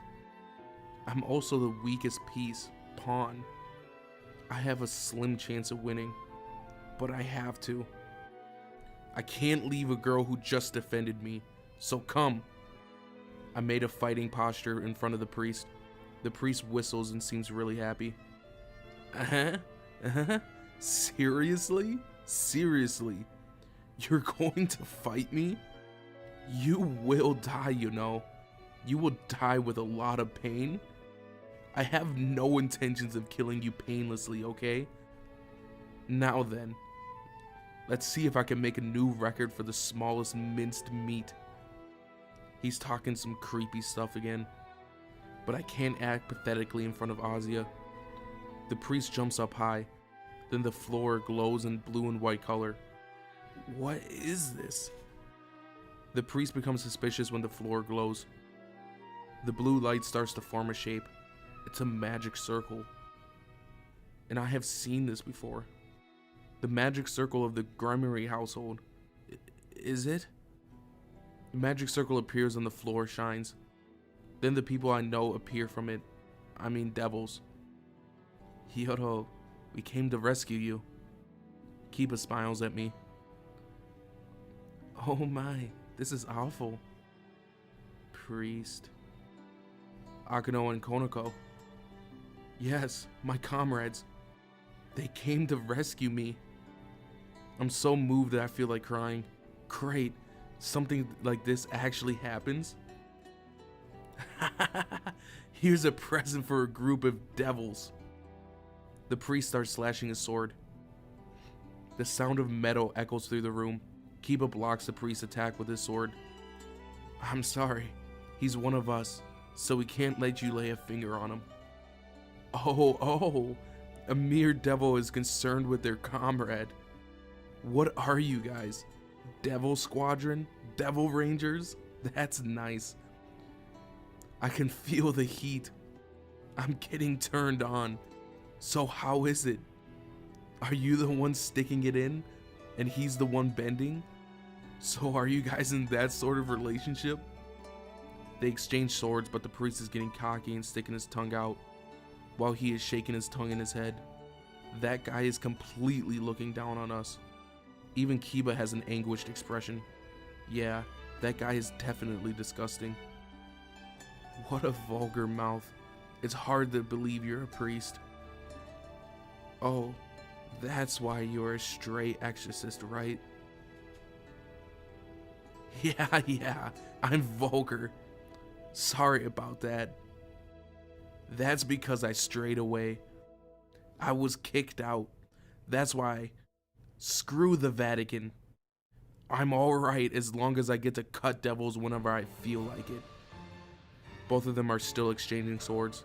Kiba has a calm expression, but his eyes have already captured his foe. The boy priest, freed, is still laughing and enjoying the fight. You're the type of guy that's most hard to deal with. Someone who feels like they are living by cutting devils. The one who causes the most harm to us. Huh? You know, I don't want to be told off by a devil. I'm trying to live like the other people. I'm not in a position where pests like you can talk down to me. Even devils have rules. Akano is smiling, but her eyes are serious. She is showing a sign of will to fight and hostility towards Freed. Nice! I like those passionate eyes. You are the best. I can feel your urge of wanting to kill me. Is that love? No. I think it's killing intent. Superb. This is great. I love the feeling of intending to kill and getting intended to kill. Then disappear. The person who appears at his side is a crimson-haired girl, Rias. Issei, I'm sorry. I never expected that stray exorcist will visit this client's house. Rias, who was apologizing to me, narrows her eyes after seeing my wounds. Issei, did you get wounded? Yeah, sorry. I was shot. I tried to deceive her by laughing. Looks like she will yell at me afterwards. Sorry for being weak, Rias. But Rias didn't say anything and gives a cold expression to the priest. Looks like you've been looking after my cute servant. Her voice is low and sounds scary. Wow, Rias is pissed. Am I the reason? Yes. I've been playing around with it. I was planning to cut his body all over, but I was interrupted and it finished the dream. A section of the furniture behind the priest is blown away. It's Rias. Rias shot out a ball of demonic power. I make sure I never forgive the ones who harm my servants. I especially can't forgive a lowlife like you, damaging my personal possessions. Her intensity causes the atmosphere to feel frozen. Her killing intent lurks around the room. There's a thing that looks like waves of demonic power surrounding Rias. There seems to be a few fallen angels heading to the house. At this rate, we will be at a disadvantage. Seems like Akano detected something that informs us. The fallen angels are approaching? Those guys with black wings? Rias gives another stare at the priest. Akano, we will return to the headquarters once we received Issei. Prepared for teleportation. Yes. Akano starts to cast a spell as soon as Rias urges her to. Teleport? Are we running away? I then look at Azia. Rias, we have to take her as well. I say to Rias, it's impossible. Only devils can use the magic circle to transport. Also, this magic circle could only teleport me and my servants. No. My eyes and Azia's eyes meet. She just smiles at me. Azia! Issei, let's meet again. That was the last words we exchanged at this place. Next moment, Akano finishes casting the spell, and the magic circle is on the floor and starts to glow blue again. Like I will let you escape. The priest came slashing at us, but Konako threw a sofa against him. By the time the priest smacks away the sofa with his sword, we were already teleported to the club room. I don't have time to think about the impression of my first teleportation through the magic circle, and I can only remember the smile Azia gave me. There are two types of exorcists. I'm listening to Rias' explanation while having my legs healed. The first exorcist who receives the blessing from God to perform exorcism in the name of justice. This group of exorcists borrow its power from God and angels to eliminate devils. And the other one, stray exorcists. Stray? Rias nods at my question. Again with that stray. Exorcism is a holy ceremony that is performed in the name of God. But sometimes, there are exorcists who start to enjoy the act of killing devils. They are beings who found that killing devils as joy and the purpose of life. So they get kicked out of the church without exception, or they get erased for being found guilty. Erased? So they get killed? But there are those who survive. What do you think happens to those exorcists? It's simple. They go to the fallen angels. Fallen angels are the ones with black wings, right? Yes. Even though fallen angels are beings that were kicked out from heaven, they still have the power of light, the power to eliminate devils. The fallen angels also lost a lot of their comrades and their men in the previous war. That's why they started to collect servants, just like us. I understood the situation as soon as she told me that much.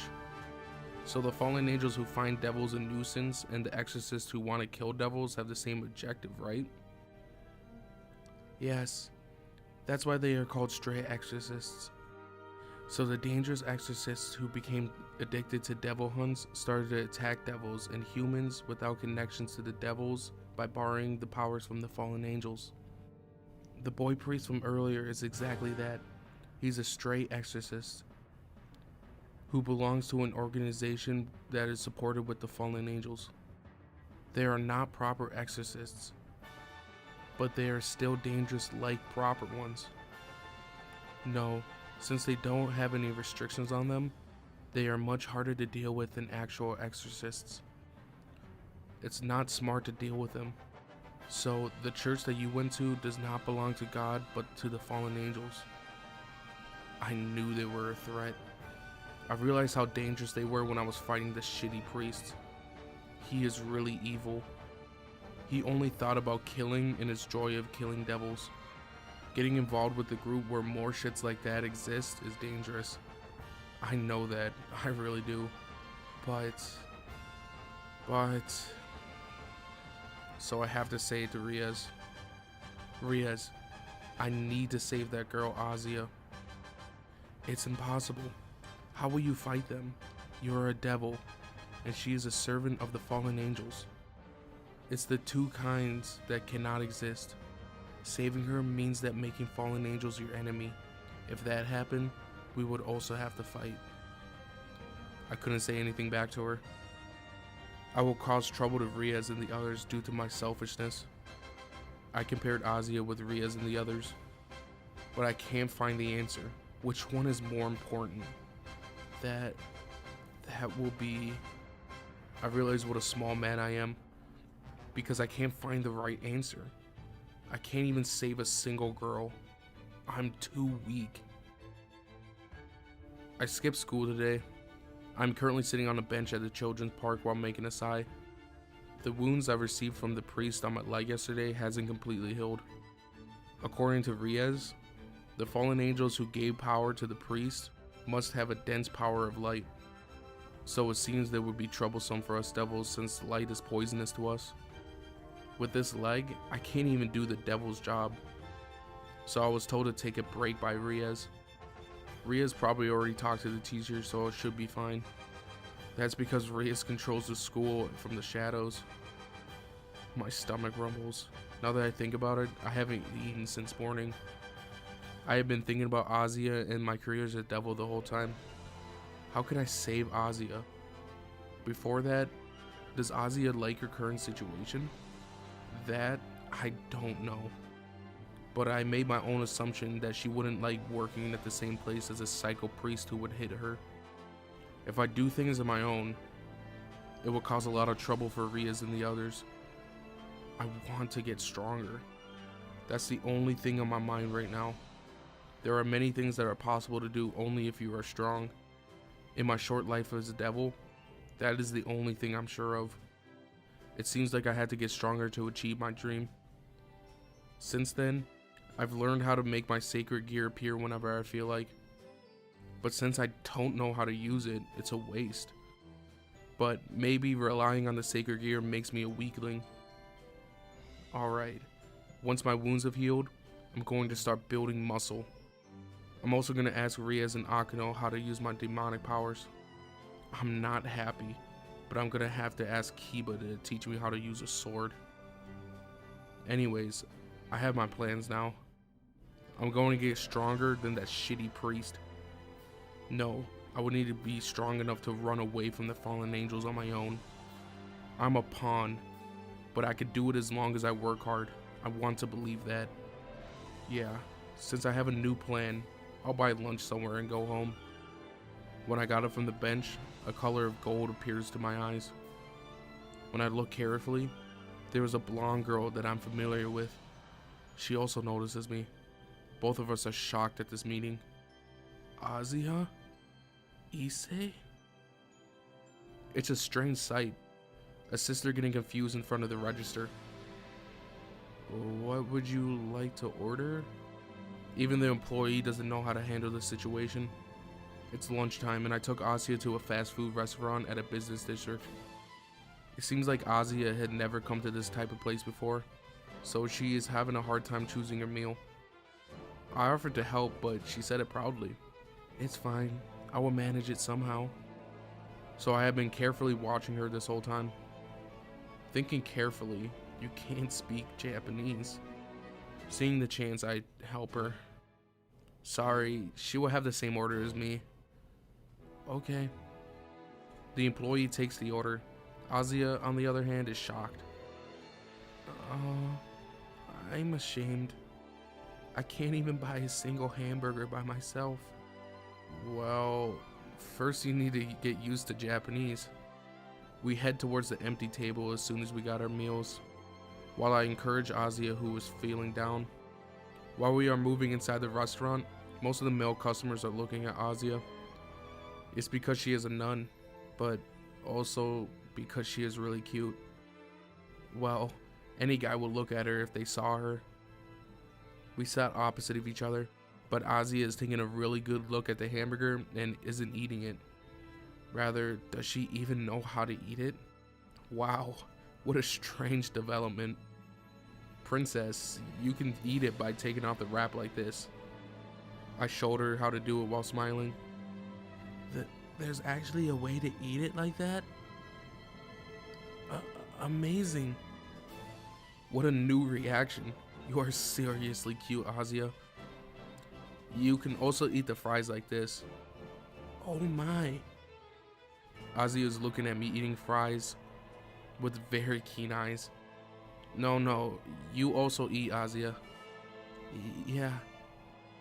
She takes a small bite of the burger. She starts eating it. Delicious. This burger is really delicious. This girl is saying it while her eyes are shining. What does she normally eat? You've never ate a hamburger before? No, I've seen it often on television, but it's my first time eating it. I'm moved. It's really delicious. So, what do you normally eat? Mainly bread and soup. I also eat vegetables and pasta food. Such simple food. Is church like that? Isn't that right? Then eat it carefully so you remember the taste. Yes, I will eat it with joy. Azia starts eating it deliciously. But why was she at the park? She said that she has time off, but it seems like she is running away from something. When she saw me, she seemed relieved. I wanted to ask her, but it might have been a thoughtless question. I probably should wait until she feels like telling me. I will help her anytime. There was also this thing about Rias and the others, but I can't tell her that. It's so irritating. Oh well, since she is enjoying eating her burger, I feel bad for asking her something that will make her feel depressed. Yeah, that's it. Just for today, we will forget about everything. That was the answer I got. Azia? Yeah? We will go and have some fun now. Let's go to the game center. The legendary fastest downhill driver, Issei. I put my foot down on the accelerator. Quickly changed the gear around the curve. I then went past both cars. Fast. You are so fast, Issei. Are you watching me, Azia? Now fall in love with my driving handling technique. Just like that, I was playing a racing game at the game center. Even though I look like this, I didn't join any school club before the Occult Research Club. The three of us, Motohama, Matsuda, and I, went to the game centers nearby. Racing game or not, I can't beat any games. The sign that shows my victory appears on my screen. Yeah, looks like I achieved a new high score again. Like that, I was falling for myself. Then I lost sight of Azia. When I looked, she is standing in front of the crane game. What is it? No, nothing. It's nothing. When I ask her, she tries to hide it. Is there something you want? When I look inside the crane game, there's a doll of Ratch inside. It's a cute mascot based around a mouse. If I remember correctly, this character came from Japan, but is popular worldwide. So that's why Azia knew it. Azia, do you like this? No, that's Azia's face gets red. Then she nods her head shyly. Alright, I will get it for you. But it's okay, I will get it. Strike the iron while it's hot. I put the coin in immediately and started controlling the crane. Even though I look like this, I'm pretty good at crane games, you know? Well, that's what I thought, but I had a hard time getting it. On my first try, I dropped the doll in a good location. And on my second try, I totally missed. On my third and fourth, I missed as well. But when Azia became worried on my fifth try, I finally managed to get it. Yeah! I made a victory pose and took the doll which had just dropped out. I then gave it to Azia. Here you go, Azia. Azia became so happy that she held the doll to her chest. Thank you very much, Issei. I will take care of this doll. Hey, if the doll makes you this happy, I will get you more next time. That's what I said to her, but she shook her head. No, this ratch that you gave to me represents a wonderful day I met you. Since today is the only day I met you, I will take good care of this doll.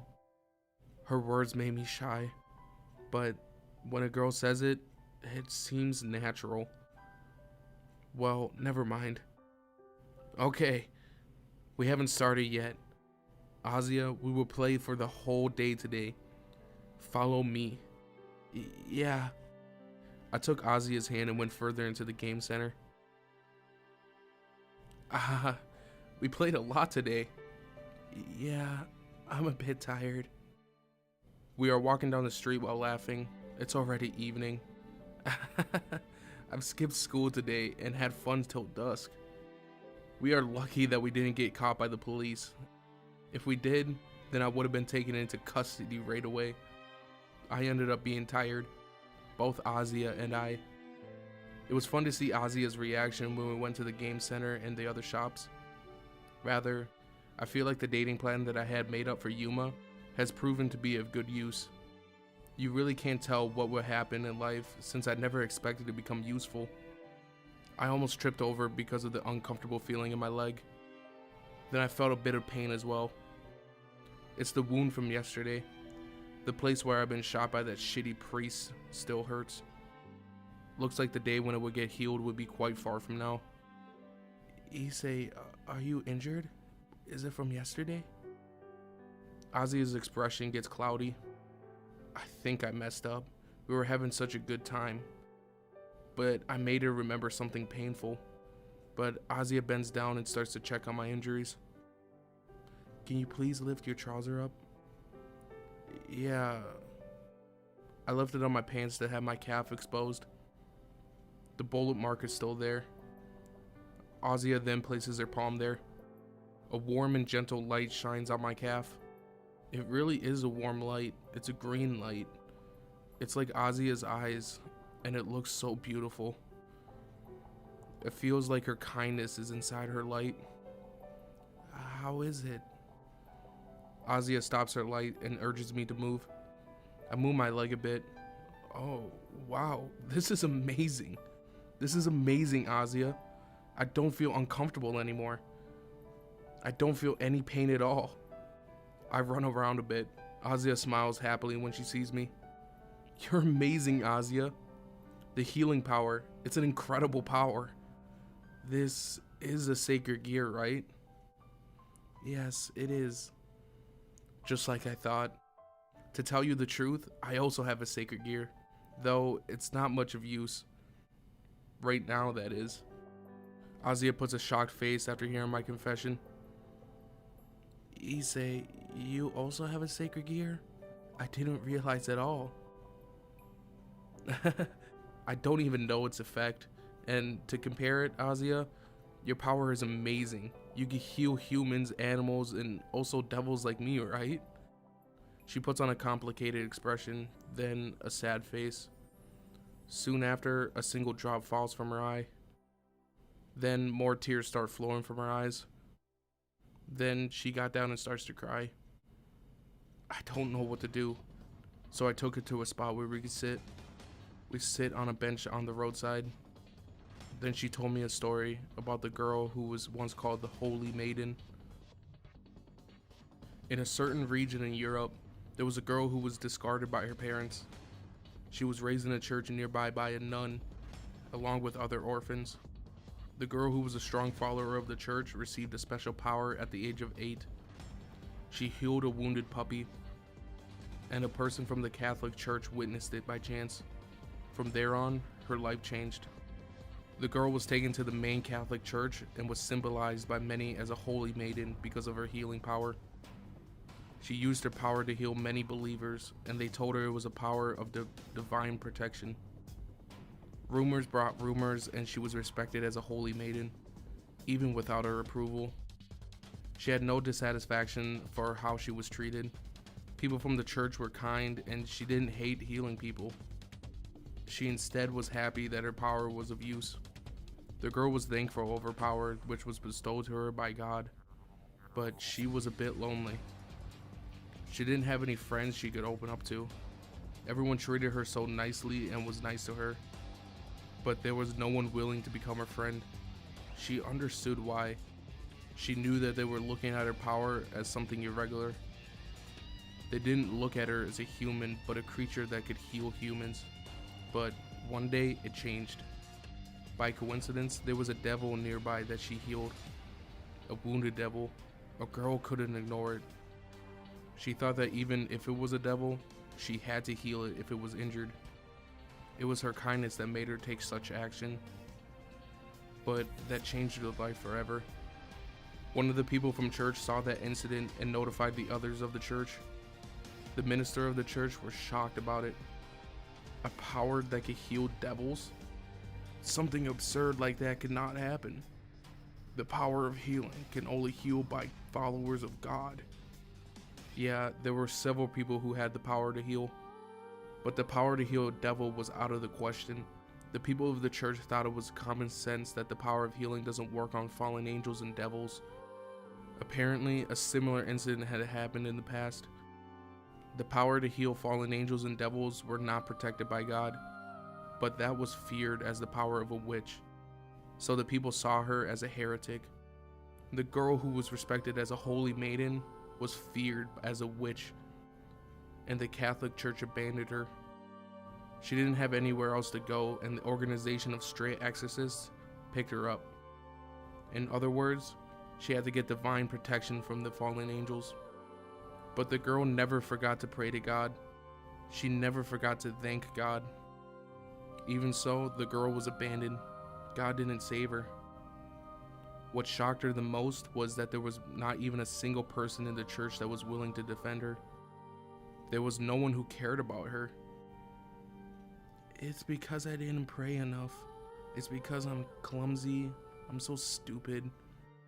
I'm so stupid that I can't even eat a burger by myself. The girl Azia wipes her tears while laughing. I didn't know what to say to her. I didn't know what to say after finding out her devastating past. Just like she showed before, she's a sacred gear possessor that has the power to heal even devils. This is a trial that God gave me. Since I'm a clumsy nun, the Lord gave me this trial. so I have to endure it. She was laughing as if she was talking to herself. You don't have to say anything anymore. I'm sure I will make lots of friends one day. And I have a dream. I want to go buy flowers with a friend, buying books and talk. She is full of tears. I can't look at her anymore. She must have been enduring it this whole time. She's been waiting for God to save her this whole time and has been hiding her feelings all along. Hey God, what's the meaning of this? Why didn't you save this girl? She's been longing for your help. She's been respecting you more than anyone. What are you doing? Why aren't you doing anything? I don't know a single thing about you, but I also don't believe in any religion. On top of that, I'm a devil. But even a devil like me can talk to her. Weren't you the ones that gave us the sacred gear? This is wrong. I know. This is what I'm gonna do. Watch me, God. I took her hand. I say to her while looking directly into her eyes, which is wet with her tears. Azia, I will become your friend. No, we are already friends. Azia stands there looking puzzled. I'm a devil, but it's alright. I won't take Azia's life, and I won't take any price. You could call me whenever you feel like it, and I will give you my mobile phone number. I put my hand inside my pocket to get my mobile phone out. Why? It's not why. Azia, you played with me the whole day, right? We talked, right? We laughed together, right? Then you and I are friends. A human, a devil, or God doesn't matter. We are friends. Is this a pact with the devil? It's not. Azia and I are going to become actual friends. We will put other things aside.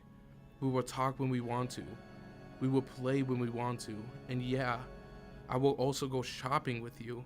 Whether it's books or flowers, we will go shopping as much as you want, okay? Even I think I suck at this conversation. It's not romantic.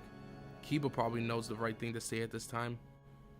But Azia puts her hand on her mouth, and once again she starts to shed tears.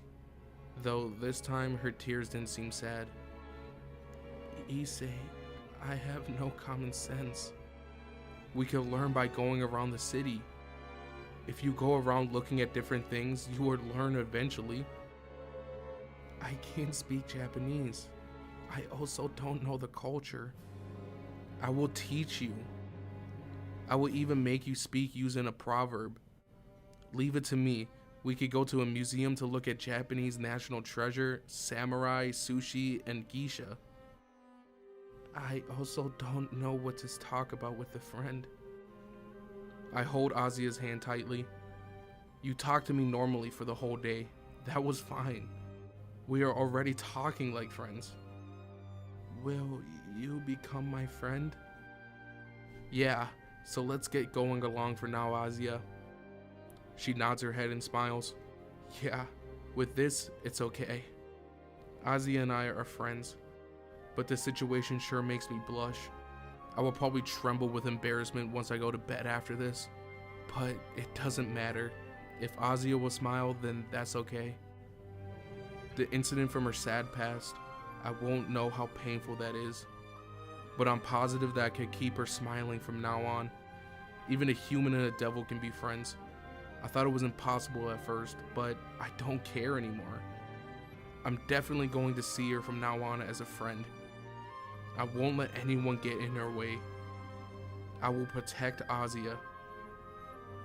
It's impossible. A voice which rejects all my thoughts. When I looked towards the direction where the voice came from, I became speechless. That's because the person I am familiar with is standing there. A slender girl with silky black hair. Amano Yuma is standing there. Yuma? She laughs of amusement when she hears my trembling voice. You survived. And as a devil? Seriously, that is the worst. Her voice isn't the cute voice of Yuma, and she sounds more like that of a bewitching adult. Rainier. Azia calls her by a name. Rainier? Yeah, that's right, I totally forgot. Amano Yuma is a fallen angel. That's right. I almost forgot about that. I see. So it's the fallen angel Rainier. So that's her real name. What does a fallen angel like you want? She sneers when I say that to her. I don't want a filthy low-class devil like you talking to me. She stares at me as if she's looking at something very disgusting. That girl, Azia, is our personal belonging. Can I have her back? Azia, you know it's useless to run away. Run? What does she mean by that? No, I don't want to go back to the church. I don't want to return to the people who kill other people. Also, you people did things to me. Azia replies back with disgust. What happened? What happened inside that church? Please don't say that, Azia. Your sacred gear is essential for our plan. So please come back with me. I also took the time out to look for you. Stop being such a troublesome bitch. Rainier approaches us. Azia hides behind me. Her body is shaking with fear. I take a step forward to protect her. Wait, can't you see that she doesn't want to go? No, Rainier. What are you going to do with her after you take her back? Low-class devil, don't call me by my name. My name will get filthy. What's between us doesn't have anything to do with you. If you don't go back to your master's place quickly, you will die, you know. Rainier gathers light in her hand. Is that a spear? I was killed once because of it. I need to make the first move. Sacred gear! When I shouted towards the sky loudly, lights covered my left arm and forms into a red gauntlet. Yeah, a success. Looks like secretly practicing on how to make my sacred gear appear without making the posture paid off. Seeing my sacred gear, Rainier shows a shocked expression for a moment and then starts to laugh. I was told that your sacred gear was a dangerous one from the higher ups, but it looks like they were totally wrong. The fallen angel starts to laugh as if she found it amusing. What? What's so funny? Your sacred gear is one of the most common ones. It's called the twice critical. It doubles the power of the possessor for a temporary time. But having you double your power is not a threat to me. Truly a fitting object for a low-class devil like you. The ability that doubles the possessor's power? Is that a power of my sacred gear? And she said it was one of the common, but that's good enough for now. I need to shake Rainier off somehow and run away with Azia. But where to? The school? I can't cause trouble for Rias and the others. My house? How would I explain this to my parents? Damn it. Even though I'm her friend, I don't know where to take Azia. Damn, I will think about this later. First of all, I need to beat this fallen angel in front of me. Shit, it's one of the worst cases that I have to fight my ex-girlfriend. Why do I always end up into this mess? Sacred gear, activate! You can double my power, right? Then activate. Then the jewel on the gauntlet starts to glow. Boost! A sound is made. Next moment, I felt the power flowing into me. Is this what it means by doubles my powers? Yeah, with this, a nasty sound. Something stabs my stomach. The spear of light, she threw it at me again. Even though your power is doubled, you can't evade a small spear I made. Even if the power of one is doubled, it's only two. You can't narrow the power gap between us. Do you understand now, low devil? I fall down. This is bad. Light is poisonous. It's poisonous for a devil. And I was hit in my stomach. I prepared myself for intense pain, which was followed by a certain death. But I didn't feel any pain at all. That was because the green light is enveloping around my body. When I look, Azia is healing my wound. She is putting her hand on my stomach and is healing my wound for me. The spear of light gradually gets smaller and eventually disappears. Azia, if you don't want that devil to be killed, come with me. Your sacred gear is essential for our plan. Your power, the twilight healing, is a rare sacred gear, unlike the sacred gear of the devil over there. If you don't come with me, I will have to kill that devil. Rainier gives a cruel order. I'm a hostage, like hell I am. Shut up, I can defeat you. Yes, I understand. Without hearing me, Azia accepts the fallen angel's order. Azia! Issei, thank you for everything today. It was really fun. She makes a smile. My stomach is completely healed. After she confirms it, she walks towards Rainier. Good girl. That's it. Problem solved. With today's ritual, you will be freed from your suffering. Rainier puts on a lecherous smile.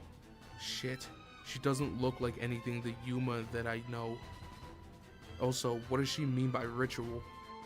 It only sounds like something bad. Then I shout towards Azia. Azia, wait! We're friends, aren't we? Yes. Thank you for being friends with someone like me.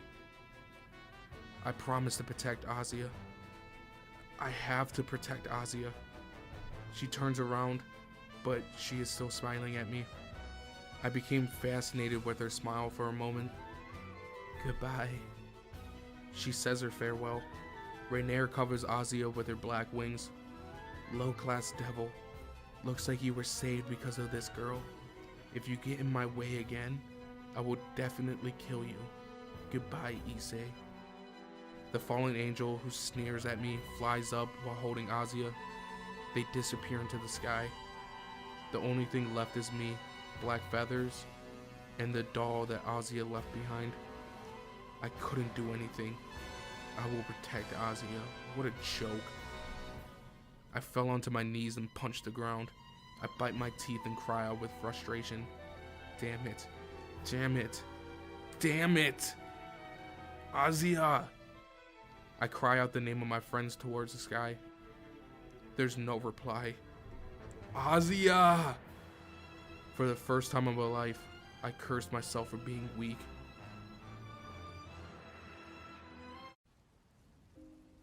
The dry sound of Rias slapping my cheek with the flat of her hand echoed throughout the club room. Her expression was deathly serious. How many times must I repeat myself? No means no. I won't allow it.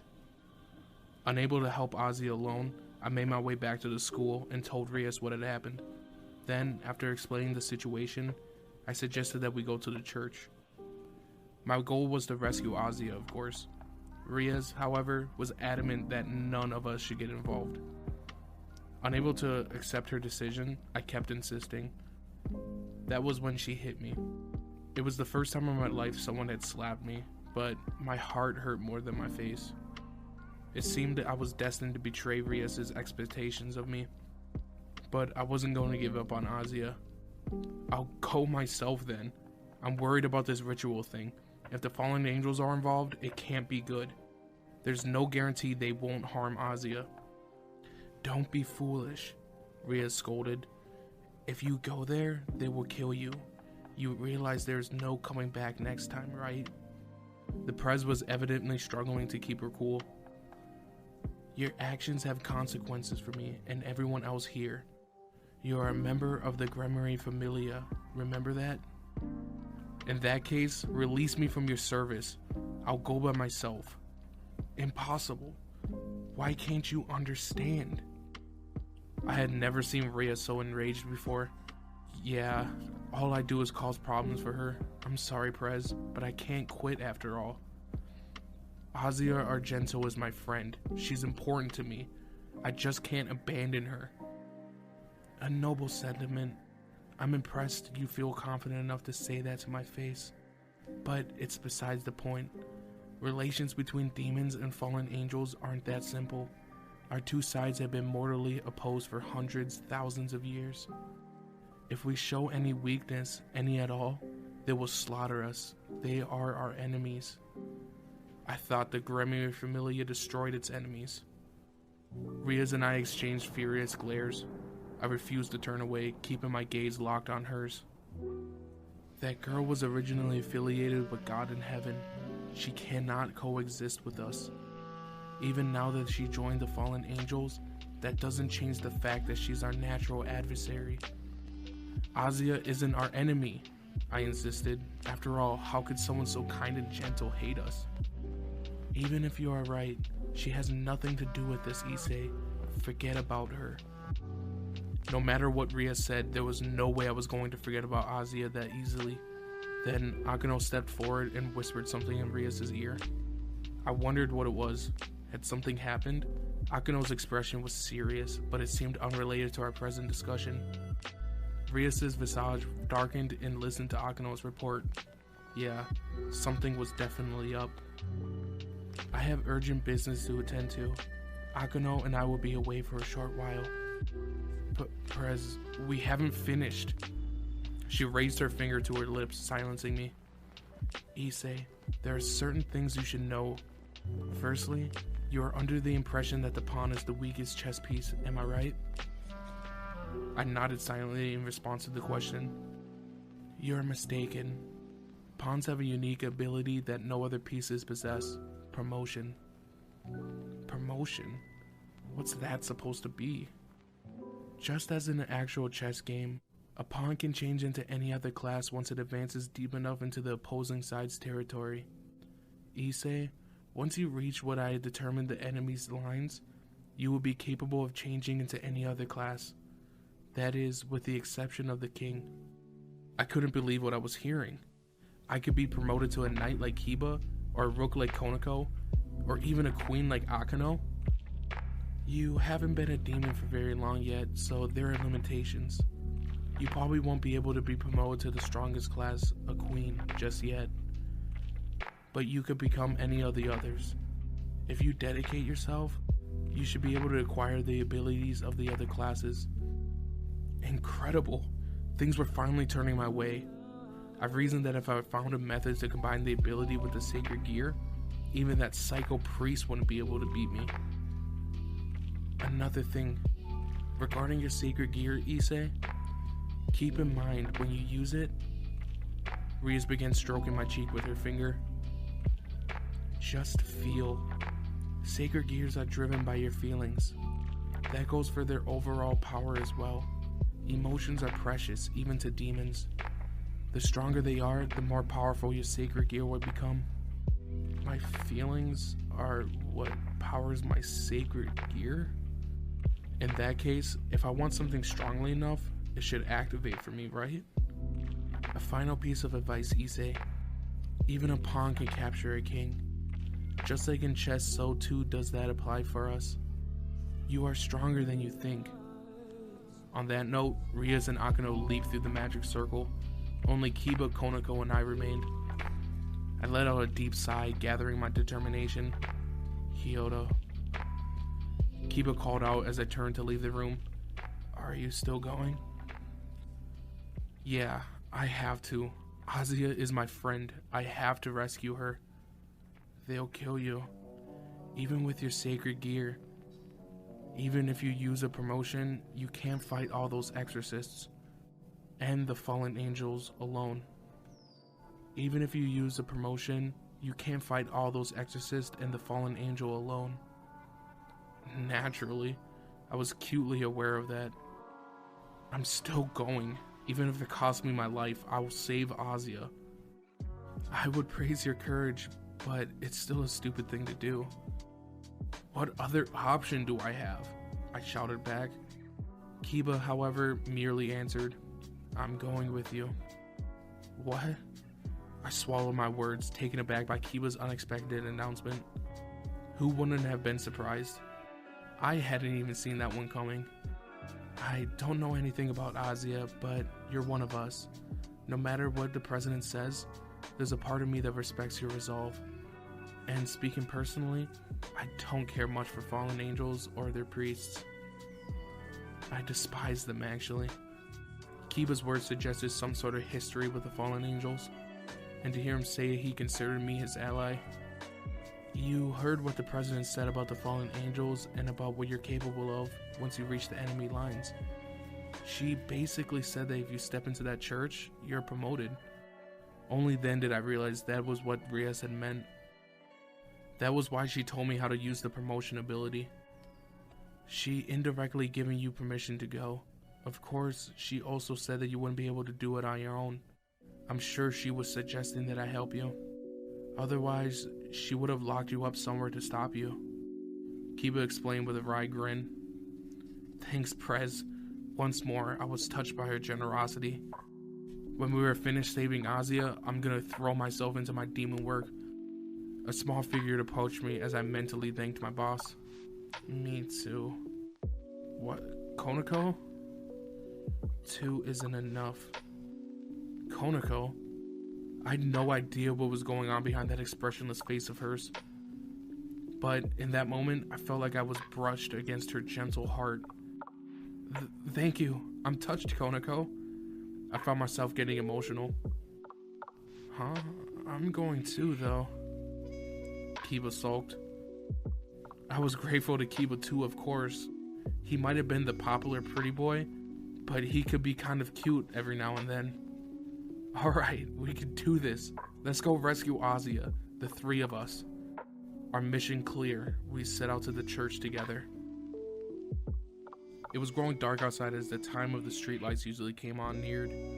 The 3 of us, Kiba, Konako, and myself, were watching the church from a distance.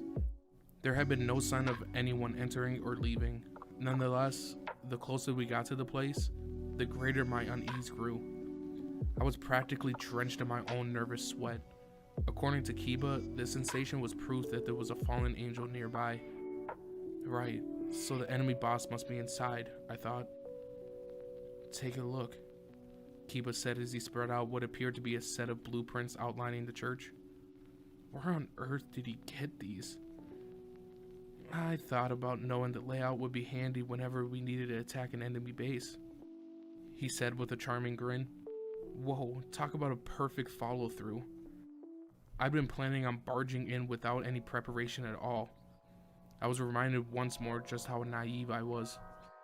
In addition to the main hall, there's also a dormitory. It's the nave we should be worrying about. Kiba pointed to the area on the map. So we could ignore the dormitory? Probably. Groups of stray exorcists always end up making some sort of altercation to the nave, especially when they want to carry out arcane rituals, usually in the form of a basement or an underground chamber. Why? I asked. Kiba flashed me a forced smile. To avenge themselves by performing acts of blasphemy in what used to be a holy place. They feel abandoned by the god they used to worship, so they chose to defile the holiest part of the building. They really are messed up, these stray exorcists. Or maybe it's God who's at fault for forsaking such devoted followers, I mused. The same God who had abandoned Azia, so I couldn't help but hate him myself. The main hall is located directly past the entrance. We should storm it all together. The hard part will be finding the trapdoor to the basement and dealing with those assassins laying in wait for us. Assassins. That word alone raises the hair on the back of my neck. We exchanged glances in the faint moonlight outside the church and nodded as one. We were ready. All we had to do now was barge in. Hold on, Azia, I thought. We dove through the entrance and rushed to the main hall. There was no doubting that the fallen angels would have detected us by now. They would know we had entered their territory. In other words, there was no going back. We had to push forward. I threw the large double doors open and stepped into the nave. Inside was an altar and several rows long of pews. It looked the same as any other church. The candles and electric lights along the wall let off a dim yellow illumination. But there was something off about the place. It was the crucifix behind the altar. Someone had snapped its head clean off. What a creepy setting. A figure emerged from behind the pillar, putting its hands together in exaggerated delight. No sooner did I make out its face, raw disgust welled up inside of me. Welcome! What a joyous reunion!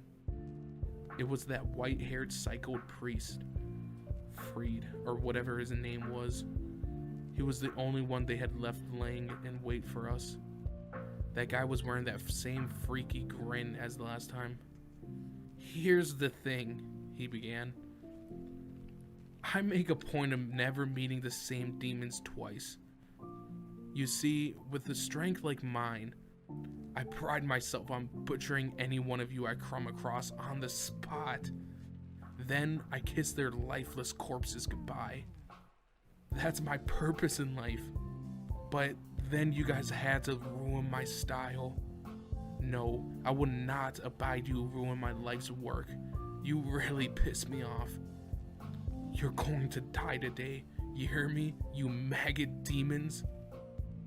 The priest had practically cycled through the full range of human emotion before sitting on a primal, uncontrollable rage. The priest reached into his pockets and retrieved his gun and bladed sword. An electric vibration buzzed through the air as he activated his blade. I couldn't afford to get hit by that or his gun. This time around, though, it was 3 against 1.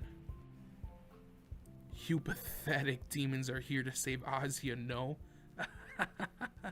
How kind-hearted of you. Coming after that dirty, devil-loving wretch of a sister. She would have been better off ending her own life the second she fell for one of you. What's that supposed to mean? Where is she? I demanded. Oh, all you have to do is take the stairs beneath the altar to the basement. You'll find them performing the ritual down there. Freed motioned towards the altar with his blade, casually revealing the location of the secret entrance. Hold on, isn't he supposed to be stopping us? Or is he so confident that he could defeat all of us, he doesn't mind revealing where she is? Sacred gear.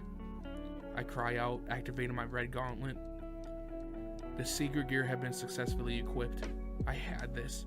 Kiba drew his sword from his scabbard, just as Konako. Whoa, I was shocked by what I saw. I was so shocked by what I saw, I thought my eyes would pop out. Konako had lifted one of the pews, which was several times longer than she was tall, into the air. Here. With a powerful lunge, she hurled the bench directly at the priest. No way in hell had he seen that superhuman attack incoming. You're pretty strong for a runt. Freed spun to the side, slicing through the airborne pew with a single stroke of his blade. Both halves fell harmlessly to the ground. My turn. No sooner did Kiba enter the corner of my vision than he disappeared. Actually, it would have been better to say that he was moving faster than my eyes could keep up. The sparks flew as he brought the sword down on the priest's blade. So Freed's weapon was solid, even if it did look like it was made out of pure light. Each time it clashed against Kiba's, a shrill metallic sound rang out. Is that all you got? Show me something interesting. Let's save the last words until after you're dead. Kiba spiraled through the air, dodging soundless projectiles that flew toward him, always maintaining the pressure of his own attacks. In fact, he evaded each and every one of the priest's shots. I was astounded, not to be outdone. Freed was avoiding Kiba's assault with equal precision. They went at it again and again. I might not have been able to catch Kiba's movements, but by the looks of it, the priest could. Yeah, I wouldn't have stood a chance against Freed by myself. Kiba and the priest exchanged glares as their swords locked together. You're strong, I'll give you that. Impressive. And you're a knight. What perfect movements. Wonderful. I hadn't had a good fight in ages. I was starting to feel a little bored. Yes, I'm gonna enjoy killing you. Alright, if you want to get serious about this, I can too. That's not them actually serious? Eat this. I almost didn't even recognize the intense, almost inaudible voice of Kiba's. The moment he spoke, a black wave poured out of his sword, enveloping it in a deep, writhing fog. Darkness. That was the only word that sprang to mind. The shadow had completely encased Kiba's weapon, or rather, it had become his weapon. When it collided with the priest's sword of light, it began consuming it. What the hell is this? Freed cried out in alarm. The holy eraser. The weapon that devours light. You've got a sacred gear too? A sacred gear? Kiba? Damn, that blade of darkness looks awesome. Hold on, so the popular pretty boys get all the coolest weapons too? It wasn't long before Kiba's sword completely extinguished Freed's blade, leaving it unable to maintain its form. This was my chance. I charged straight for that psycho. Sacred gear, activate! A powerful voice boomed through the jewel embedded in my gauntlet, and my whole body surged with energy. My attack was aimed at the priest, but he seen me coming for him. How many times do I have to say it? You're really pissing me off. He leveled his gun right at me, blasting me with another soundless projectile. This was it. Promotion. Rook. I cried out. The bullet ricocheted off me, vanishing. Promotion? You're a pawn? Freed was clearly taken aback. Yeah, I'm a pawn. And this pawn's gonna crush you. A Rook's key attributes are its incredible defense. I began, lifting my fist in front of his face. There was a strange stiff sensation in my hand, but I didn't let that stop me from letting loose. Freed was sent flying backwards across the room, and unparalleled strength. I broke into a weak chuckle as I caught my breath. That was for hitting Azia. It felt pretty good, actually. Freed hauled himself up from the ground, spitting out a mouthful of blood. His right cheek was badly swollen. That's it. It seemed like promoting myself to a Rook wasn't enough to match Konako's power. Hold on. Upon closer inspection, I saw that the hilt of Freed's sword had become completely shattered. Did he use it to shoot himself? I wondered. That must have been that sensation I felt. He was fast, that was for sure. Oh, not only do I get smashed by a demon, but now he's mouthing off to me. Freed let out a shrill howl. You bastard! Don't get cocky with me! You miserable little demon! I'll kill you! I'll carve you into a million pieces! You disgusting maggot! Die! He screamed as he pulled the second hilt from his robe. Another one? How many does he have? Regardless, Kiba, Konako, and I have him completely surrounded. Realizing that we have him cornered, the stray priest broke out into a distressed smirk. I'll be damned if a bunch of demons are going to get the best of Freed Selzen. You may have won the battle, but not the war. I'm going to rue not being able to exorcise you, scum. But falling back beats dying. He pulls a small round orb from his pocket, slamming it to the ground. Suddenly, an intense blinding light erupted from it, blinding us for a moment. A smoke screen? By the time I could make out my surroundings, Freed had already escaped. At the moment, however, the psycho's voice called out from the darkness. Hey Runt, Issei, was it? I think I've fallen in love with you. You think you could get away with hitting me and then mouthing off like that, did you? I'm going to slaughter you, you hear? Just wait, I'll be back. Until then, suckers. I scanned the room, but there was no sign of him. He'd run away and even left a parting shot. Whatever. I didn't have time to waste thinking about him. I exchanged silent nods with Kiba and Konako. Together, we headed for the entrance beneath the altar. The three of us made our way down the winding staircase into the basement. Judging by the lights lining the corridor, the electricity extended down here. Kiba took the lead as we proceeded, first down the long staircase, then through the long passageway into the basement. Several doors lined the corridor, but our destination was straight ahead. Through here, I think I could smell her. Konako pointed down the corridor. So Azia's here. That was enough to boost my spirits. Hold on, Azia. I'm coming for you. At the end of the passageway stood a huge door. Is this it? I asked. Probably. I think we'll find a few exorcists inside. Maybe even a fallen angel. Are you ready? Kiba turned to the two of us. Konako and I nodded. Alright, then let's get through this door. Just as Kiba and I moved to force it though, The door began swinging open entirely on its own. A heavy grating sound rumbled through the corridor as the ritual site gradually came into view. "Welcome, demons," said Rainier, the fallen angel, from the deepest part of the room. The chamber was filled with priests, each grasping a hilt of a sword of light. "Azia," I cried out after laying eyes on a figure chained to a cross near Rainier. She lifted her head. "Issei? We're here to save you," I said with a warm smile. "Issei." Tears began dripping down Azia's cheeks. "What a touching reunion, but I'm afraid you're too late. The ritual is almost over." "Almost over? What does that..." All of a sudden, Azia's body began glowing. Her pained screams filled the room. "Azia!" I moved to reach her, but before I could even get anywhere, I found myself surrounded by priests. "Demons will destroy you. Get out of my way, you damned priest. I don't have time to deal with you all." There was a loud thump as Konako punched one of the acolytes away. "Don't touch me," she murmured. Kiba had drawn his blade. "Looks like I'm going to have to go all in. I really hate priests, you know. Allow me to devour that light of yours." There was a sharp glint in his eyes, heat enough to send shivers down my spine.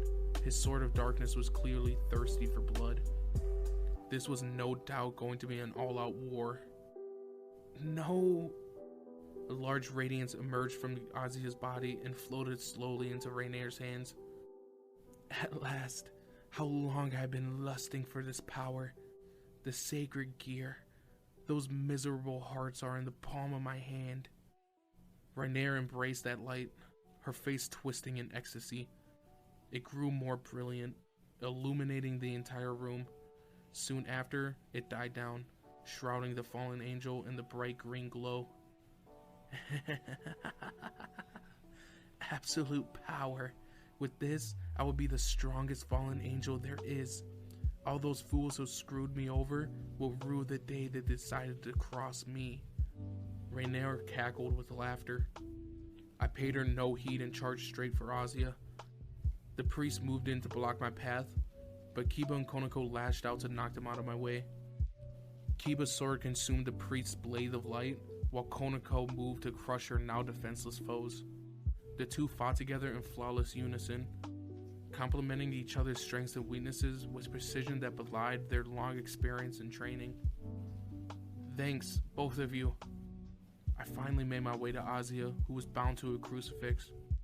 "She's okay, right? She has to be." I untied her arms and legs and embraced her limp body. "Issei? Azia, I came back for you." Thank you." Her voice was small and weak, almost sapped of its life.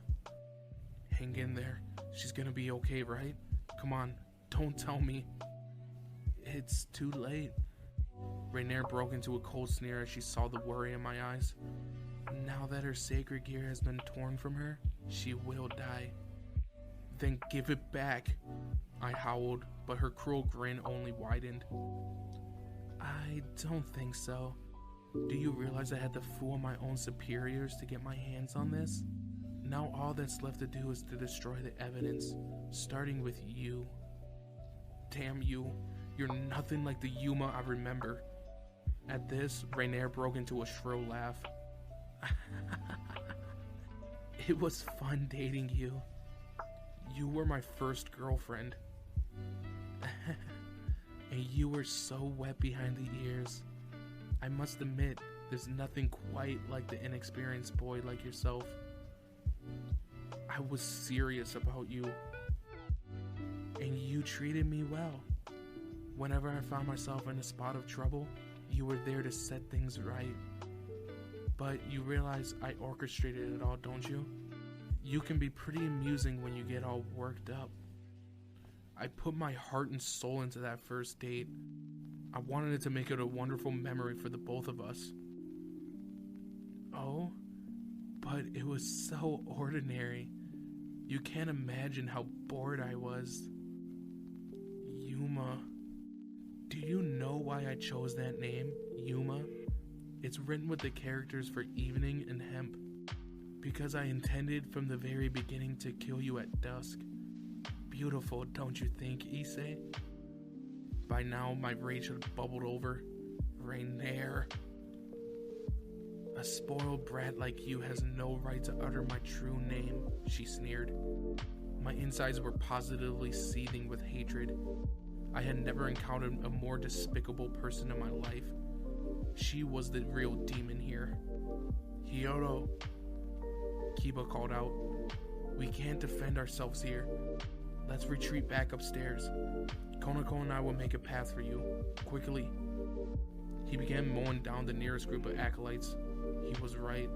There were still a lot of priests remaining, and on top of that, I wouldn't be able to protect Azia and fight a fallen angel at the same time. I fixed Rainier with a glare, took Azia in my arms, and dashed for the entrance. Konako, let's clear a path for Hyoto, Kiba cried. Understood. The two of them worked together to take out a seamlessly endless stream of acolytes who tried to bar my way. With their help, I managed to make it out to the entrance corridor. Kiba, Konako, go on ahead. We'll keep them occupied here. Go. But get a move on. Damn it, Kiba, Konako, quit showing off. I had no choice but to rely on them. They were my superiors when it came to the demon life after all. I trusted they weren't going to be foolish enough to get themselves killed. Kiba, Konako, when this is all over, I want you to call me issei. We're friends. I felt as if I could sense both of them smiling behind me. With that, I hurried back through the tunnel that led to the surface. Grasping Azia tightly in my arms, I emerged from the hidden staircase back into the hall. There was something definitely wrong with her. Azia's face was deathly pale. I laid her down on a nearby bench. Hold on, Azia. Once we get out of here, you're free. Stay with me. You guys, we've still got so much to look forward to. She flashed me a weak smile and took my hand. There was no strength nor warmth left in her grip. I know it wasn't a very long time, but I'm so blessed to have made a friend like you. She widened her lips with a pained smile. If I'm ever reborn, please be my friend again. What are you saying? This isn't over, okay? I'm gonna take you to all kinds of fun places. Karaoke, arcades, bowling, and so many others too. Hang in there. Tears traced their way down my face. I was trying so hard to keep her smiling, but I couldn't even stop myself from crying. I knew something was happening. Azia was dying. Try as I might, there was no denying that. This can't be happening. It can't be. We're friends, always. That's right. I still need to introduce you to Matsuda and Motohama. They might come across as pervs, but they're actually pretty nice guys. I'm sure they'll love to be friends with you too. We'll have so much fun together, you won't even believe it. I wish I'd been born in this country. Then I could have gone to school with you, issei. You can, as soon as you want. Azia brushed her hand weakly against my cheek. You're crying for me? Now, I don't have any more. Her hand fell slowly to her side. Thank you. Those were her final words to me. With a joyful smile, Azia's spirit left her. I felt my strength wane. All I could do was sit there, staring into her emotionless face. My tears wouldn't stop flowing. Why? Why did she have to die like this? She was a good person, a gentle, kind person who wanted nothing more than to heal those who were in need. Why wouldn't anyone be her friend? Why did it take me until now to reach her side? God, I know you're still there. I shouted at the top of my lungs to the ceiling of the church. If demons and angels exist, then you must too. You watching this, aren't you? You've been watching this whole time. You've been watching the whole damn time, haven't you? I didn't know who I expected to answer, but I still wailed my lungs out. Don't take her away, please. Bring her back, I beg you. She hasn't done anything wrong. All she wanted was to make friends. I'll be here for her forever. So please, let her smile again. Please, God. Despite my pleas, there was still no response. Is this my fault? Did you abandon her because of me? Because I'm a demon? I ground my teeth in frustration. I'd been unable to do anything. I was powerless. If I had been stronger, if I had possessed more of skill and ability as a demon, if I'd just been able to save her. No matter how much I regretted it though, I thought for sure I'd never see Azia's beautiful smile again. Wow, a demon asking God for forgiveness, or was that a wish? Rainier's voice taunted me from behind. I spun around, only to see the fallen angel grinning scornfully at me. Would you look at this? That knight managed to injure me on my way up here, she said, placing a hand on top of her wound. A pale green light flowed forth, sealing the deep gash. Wonderful, isn't it? No matter the injury, I will heal instantly. A perfect gift for those who no longer have the benefit of divine protection, wouldn't you say? Damn you. The light belonged to Azia. What gave her the right to use it? And what happened with Kiba and Konako? Were they okay? A fallen angel with the power to heal other fallen angels. Now I'll never lose my rank in the underworld. Almighty Azazel and Shemhaza, I am prepared and ready to do your work. There is nothing more wonderful than this. Ah, Azazel, I dedicate my power, this power, to you. What does that matter? I demand, glaring viciously. What does any of that matter? Fallen angels, God, demons? What did any of that have to do with Azia? But they had everything to do with her. She was specifically chosen as the bearer of this sacred gear. You could still have let her live a quiet life, a normal life. I'm afraid not. Those who possess exceptional sacred gears are always ostracized by society. Their powers simply set them apart. Come now, you know how much humans hate those who are different, no matter how wonderful that difference might make them. I would have protected her as her friend. Impossible. She's dead, isn't she? Stone cold dead. You couldn't save her that evening, and you can't save her now. You're a funny one, very amusing. I know I failed her. I'll never forgive you or myself. I was the one who was unable to save her, even if it was Rainier who dealt the killing blow. All of a sudden, Rias' words from earlier flashed through my mind. Just feel. Sacred gears are driven by your feelings. That goes for overall power as well. Give her back. Emotions are precious, even to demons. The stronger they are, the more powerful your sacred gear will become. Give her back to me. Dragon Booster. The sacred gear enveloping my arm activated in response to my cry. The jewel in the center of the gauntlet radiating a dazzling light. A strange symbol appeared on the back of it. At the same time, a rush of energy surged through me, flowing from the sacred gear into my own body. Reinvigorated, I dashed forward and swung my fist at the smirking opponent. Rainier dodged the strikes effortlessly, as if executing an intricate dance. Let me put it in a way even an idiot like you can understand. Our respective powers levels are simply too different. If I'm at a level 1000, you're stuck at a level 1. You can't hope to match me. Even using that sacred gear of yours, doubling your power still only raises you to level 2. It's futile. You can't possibly beat me. The jewel in the back of the gauntlet sounded once more. The symbol glowing inside of the jewel changes from 1 to 2. Suddenly, something else had changed deep inside my body. The power within me. The strength to defeat my enemy before me was multiplying rapidly. I charged Rainier, concentrating that energy into my fist. The fact that I had been promoted into a rook earlier likely made a difference too. Gathering your strength, it isn't enough.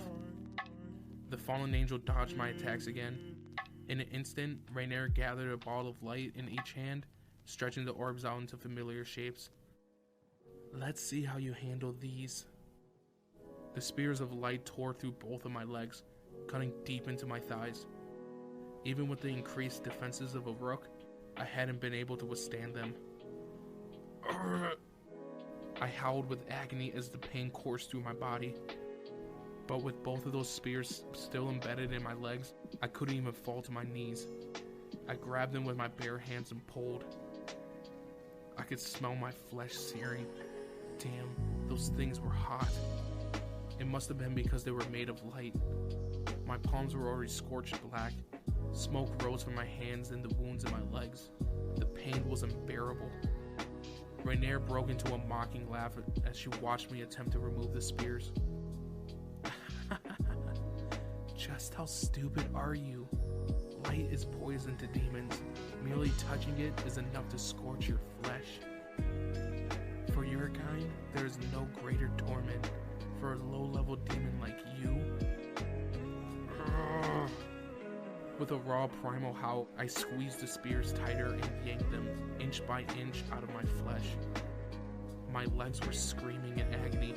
The intense pain tore through me mercilessly. I felt as if I was passed out, like I would fall dead if I didn't grit my teeth hard enough, but I kept going. This is nothing compared to what you put Ozia through. Tears and sweat dripping down my face, I continued retching out the spears. My legs were howling in pain. Still, I can do it. I had to.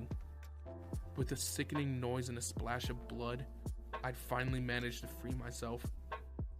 The second I released the grip on those projectiles, they dissipated into thin air before hitting the ground. No longer stanched by the spears, my blood began pooling rapidly at my feet. Removing the fallen angel's weapons, though, hadn't stopped this searing ache. My last attack had failed, but even so, the gauntlet on my hand let out a deep, bellowing roar. Despite my increased power, the pain was torturous. Tears continued washing down my face, and drool dripped from my chin. What? My strength had abandoned me, and I slipped hard onto the floor. I wasn't even able to muster up the energy to pull myself up.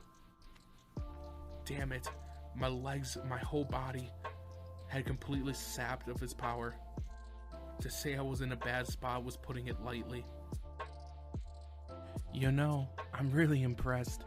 A lower class demon rooting out not one, but 2 spears of light? But you're fighting the inevitable. My light might not be particularly flashy, but at that density, it's incredibly efficient at killing demons. So efficient, in fact, that I gifted it to the priests to use in their own weapons. Even a middle-class demon would have difficulty recovering from a single strike. As for one of your rank, don't underestimate the power of light, especially mine. Rainier sure seemed to enjoy the sound of her own voice. It's already circulating throughout your body, wilting away at you piece by piece. If you don't get healed soon, that will be it. Frankly, I expected that you already had kicked the bucket by now. You're stronger than you look. So for a newbie demon like me, these are mortal wounds. I would have guessed as much. My whole body was screaming in agony that went beyond normal pain. I felt it in my bones, my flesh, everything inside me was being scorched into cinders. And of course, my nerves were on fire too. So much so that I thought I would go mad. Yeah, if I couldn't get this fixed soon, I was done for, and yet, there was no way I was gonna sit here. But my legs refused to move. Was this the end? I glanced towards Ozia. She looked like she was sleeping quietly. Sorry for making such a ruckus, I thought to her. I'll be okay.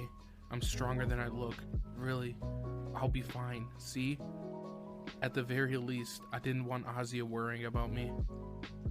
I guess it's time like these people turn to God for salvation. The words slipped from my mouth without even me realizing.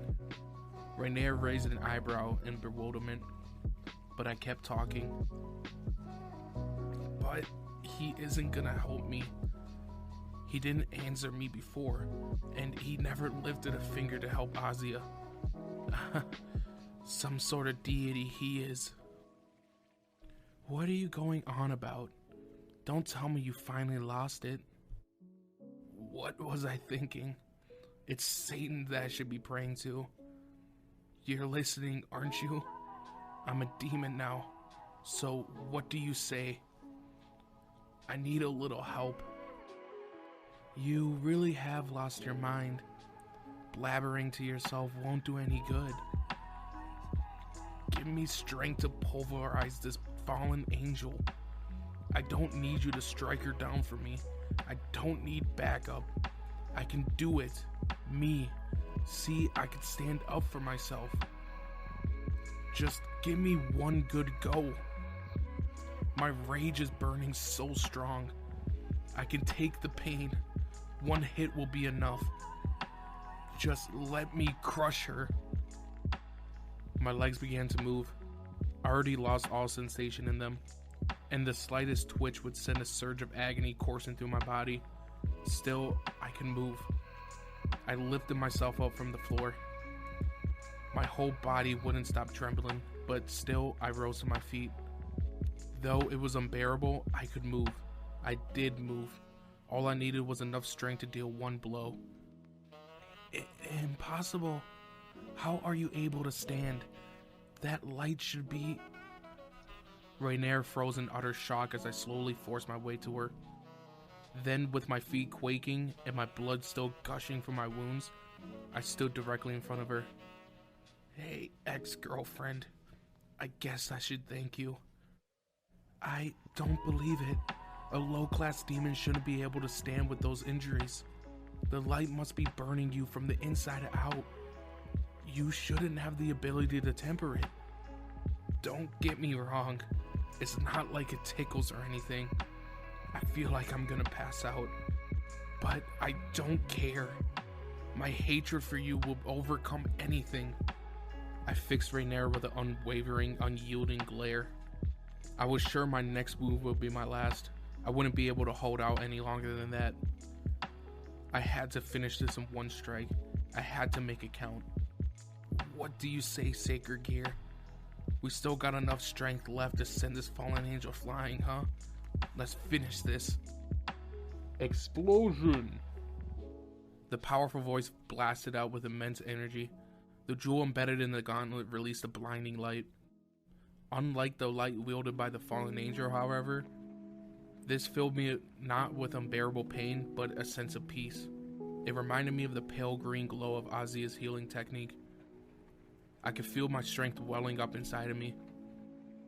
So there are some lights demons thrive on. I stepped forward. Blood spurted out from my wounds in my legs. I could taste it in the back of my throat too. I was in a bad way, that was for sure. But there was no limit to the sheer agony I was experiencing. My head rang in torment, but it was fine. I could still move. Even in this sorry state, raw power flowed through the gauntlet into my body. When I had encountered Rainier earlier this evening, the chasm between our levels had been terrifying. My instincts had but cowered in her overwhelming presence, and my body had completely frozen. I'd been sure I didn't stand a chance. Not so now. The energy flowing through the gauntlet was incredible. Nonetheless, as the bearer of the sacred gear, I knew it wouldn't last forever. This boost was a one-time use only. The second I unleashed it on my foe, it would be gone forever. My sacred gear told me as much, not verbally of course, but physically. I readied myself to unleash my final punch. I didn't have any fighting experience, but it was fine. All it would take was one hit, My target was a godforsaken fallen angel in front of me. I wasn't about to miss.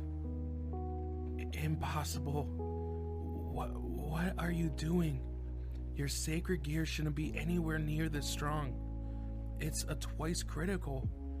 It can't be. How could you possibly surpass me? This energy wave is at least middle class. No, high class. This power is equal to high class demons? Is this the sacred gear's doing? Hey, come on. I thought you were only supposed to double my power. The only high class demon I ever met was Rias. Did that mean I was as strong as her now? Impossible. I have supreme healing power. Now that I hold the Twilight healing, I've reached the ultimate level. I've earned the love of Azazel and Shamhaza. I can't lose to a lowly demon like you. Rainier summoned fresh spears of light in both hands, hurling them with all her might. I brushed the projectiles aside with my fist. Both dissipated into thin air. Watching me deflect her frenzied attack with such ease, Rainier grew pale. Her black wings beat back and forth loudly as she prepared to leap into the air. After all the high and mighty talk, she was trying to escape now? Is she the kind to hightail it the second the tide turns against her? No matter what type she was, I wasn't about to let Rainier go away. No way in hell. I leaped after her the second she left the ground, grabbing her arm. I couldn't believe how fast I'd move. It had been so quick even Rainier hadn't been able to react in time. Her arm was thin and mager. I pulled her towards me, refusing to let go. You can't get away. No, I have supreme power. Go to hell, you goddamned angel. You lowly demon. In one fell burst, I unleashed the energy that had built up into the gauntlet, concentrating my whole being on that one final punch. I directed the blow straight into the face of my hated enemy. There was a cruel breaking sound as my fist caved into Rainier's skull, then just kept going even harder. The force of the impact sent her flying backwards across the room. The fallen angel smashed into the far wall, tearing a gaping hole into the stone edifice and sending dust billowing through the air. When the cloud finally settled, I saw her laying sprawled onto the ground outside. Rainier wasn't moving. I couldn't tell whether she was dead or not. But whatever the case, she clearly wasn't able to get back up. Serves you right. I curled my lips into a faint grin. Really, that really felt good. But it wasn't long before my exultation turned into anguish. Azia. I would never see her smile again.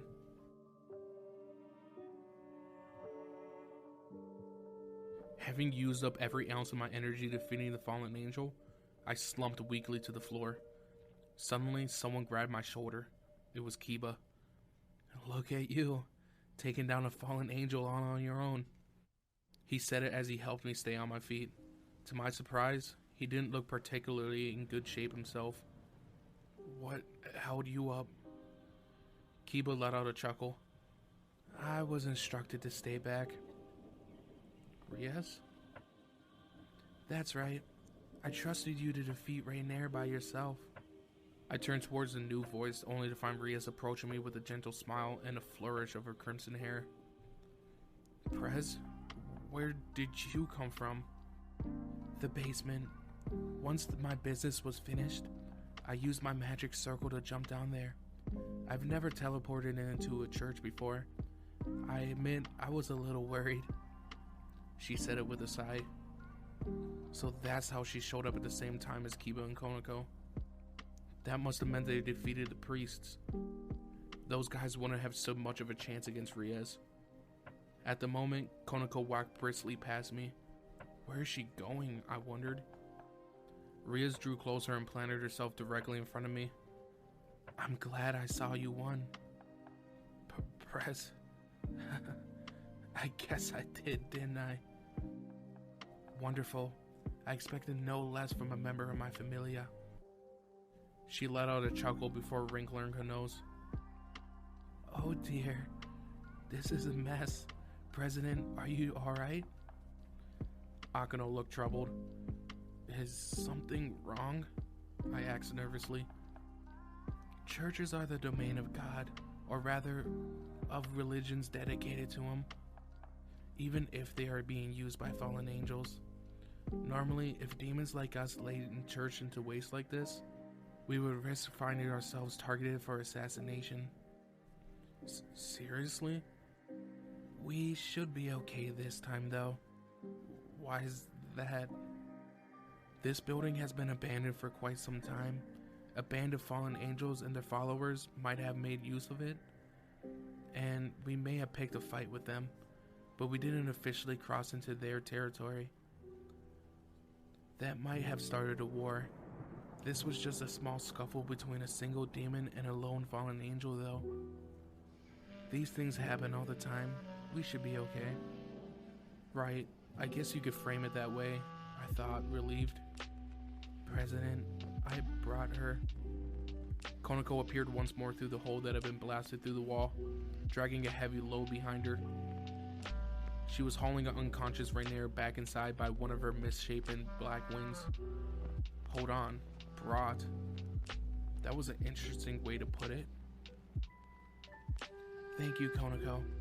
Now then, what say we wake her up, Akano? Very good. Akano raised her hand, and a pale ball of something that looked like water floated up before her. Another one of her demon powers, I guess? Akano dropped the airborne mass directly on top of the fallen angel, dousing her in water. There was a loud splash, followed by a gurgling cough. Rainier slowly opened her eyes to find Rias staring down above her. Nice to meet you, fallen angel Rainier. The Gremory girl? Greetings, I am Rias Gremory, the head of the House of Gremory. The Prez said with a composed smile. It's wonderful to meet you. Such a shame we don't have long to chat. Rainier glared up at her before breaking into a sneer. You think you had beat me, but you're mistaken. We might have kept our plans from the higher-ups, but there are still fallen angels working with me. Once they realize I'm in danger, I'm afraid they won't be coming. Rias cuts her off. I've already disposed of the fallen angels Kalvana, Donasik, and Mitilat. You're lying. Rainier balked, sitting up straight. Rias pulled 3 large black feathers from her pocket. These belong to them. They were your brethren, so you could tell them apart, I presume. At the sight, Rainier's expression darkened. It looked like Rias was telling the truth. I guess there were several fallen angels plotting a way through this town back when Donasik first attacked Issei. I assumed at the time they were working on something collectively and chose to ignore it. Even I'm not foolish enough to take you all on. But then I heard how your associates were lurking in the shadows, trying to keep a low profile. So I brought Akano with me, thinking to talk to them. And what would you know? They spilled your whole plan without me even needing to ask. By helping you, they hope to elevate their own status in your society. Lowlifes like that have an unfortunate habit of boasting about how clever they think they are. Rias twisted her lips scornfully. Rainier could only grit her teeth in frustration. 2 young ladies approaching them alone. They must have underestimated us. They told us everything, thinking they would kill us anyway. Rias chuckled. How foolish. They were the ones that met their demise. You sure had some pretty pathetic conspirators working on your little scheme. So that's what it was. That's what Rias meant by urgent business. Exterminating other fallen angels. She wanted to help me from the very beginning, even though I had been so rude to her. I cursed myself. Why did I let my emotions get the better of me all the time? She can take down any foe with a single shot. The Duke's beloved daughter is truly gifted in the art of destruction. Despite her youth, the president is renowned as a genius to demon society. Kiba whispered to me, extolling Rias' praises. Even some call her the crimson-haired princess of annihilation. Akano added with a light chuckle. Princess of Annihilation? What a terrifying nickname. And I'm part of her familia. I didn't know what to think anymore. Rias glanced at my left arm, at the gauntlet still equipped to it. The red dragon. That mark wasn't there before. I see. Maybe I was imagining things, but Rias looked almost taken aback. That explains how Issei was able to defeat a fallen angel, she murmured quietly. Do you see that, Rainier? You weren't defeated by a twice critical after all. Issei Hyoto's sacred gear is far more special than that. The fallen angel skeptically raised an eyebrow. The boosted gear. The gauntlet of the Red Dragon Emperor. The rarest of the rare. Rias continued. That emblem of the Red Dragon is proof. I'm sure even you must know what that means. Hearing this explanation, Rainier's mouth fell open in shock. The boosted gear? One of the sacred god-destroying Longinuses? It's said to be capable of bestowing power that can suppress even the Satan or the god. Are you telling me this boy wields such a devastating weapon? Rias turned back to me. If the legends are true, then this boosted gear doubles the power of the one wielding it every 10 seconds. Even if you begin at level 1, you can suppress even the highest ranked demons and fallen angels with enough time. Who knows, if you master it, you might even be able to vanquish God himself. Seriously, Rias? I can even take down God? That's the sacred gear's hidden power? Indeed, there was an emblem depicting the red dragon carved into the back of the gauntlet. That must have been why it kept saying boost. Each time it did, it must have been doubling my power. It certainly explained why I kept growing stronger. Could it have been the reason that Rainier had suddenly become terrified of me towards the end of our fight? What a formidable sacred gear. I returned my gaze to the weapon encompassing my left arm with renewed nervousness. The boosted gear, my sacred gear. I still couldn't believe it. Does this mean I've been promised to some sort of legendary rise to the ranks of demonkind? Well, as powerful as it is, a sacred gear that requires so much time to charge comes with a considerable risk. Few opponents would sit by and wait for it to reach its full potential. Luckily for you, Rainier here got a little bit more than carried away. Rias had hit the nail on the head right there. She was right, of course. It seemed foolish to think that an opponent would just sit by and let me power up. In other words, my sacred gear was immensely powerful, but it also came with notable weakness. Rias stepped towards me, a sweet, intoxicating scent wafted from her. She gently patted my head as she spoke. Most interesting? I'm so pleased to have you as my manservant, Issei. I might not be able to contain my affection for you. With that, she let out a light chuckle. Though she regarded me kindly, I found myself trembling with the terror of an altogether different sort. Prez? What is it? She asked, her smile unwavering. Struck by a sense of shame, I bowed my head to her. I'm sorry. I said some pretty awful stuff earlier. I thought you weren't going to help Azia, but I was wrong. I had no idea you were doing so much. I owed her my deepest apologies. I'd assumed that she was truly cold-hearted demon, so I'd thrown insult after insult at her. Now that it was all over, all I could do was apologize. Surprisingly, Rias didn't seem bothered. She continued patting my head. Before I knew it, my tears began pouring down my cheeks. I hadn't been able to accomplish my goal. Prez, I couldn't save Azia. There's no need to cry. No one can blame you for what happened. But I... She wiped away my tears with her fingertips. Don't blame yourself. You're still getting used to being a demon. There is still so much time for you to learn. That's all there is to it. Improve yourself. Become stronger. I'm going to work you hard from now on, so be ready, issei. I have to try my hardest. I'm going to get stronger no matter what. I etched those words into my heart. Now then, it's time that I finished my work. With that, Rias' eyes turned frigid and ruthless. She approached Rainier. The fallen angel was clearly terrified. Be gone. Rias' tone was colder than cold, overflowing with murderous intent. Of course, I will be taking that sacred gear back from you as well. You gotta be kidding me.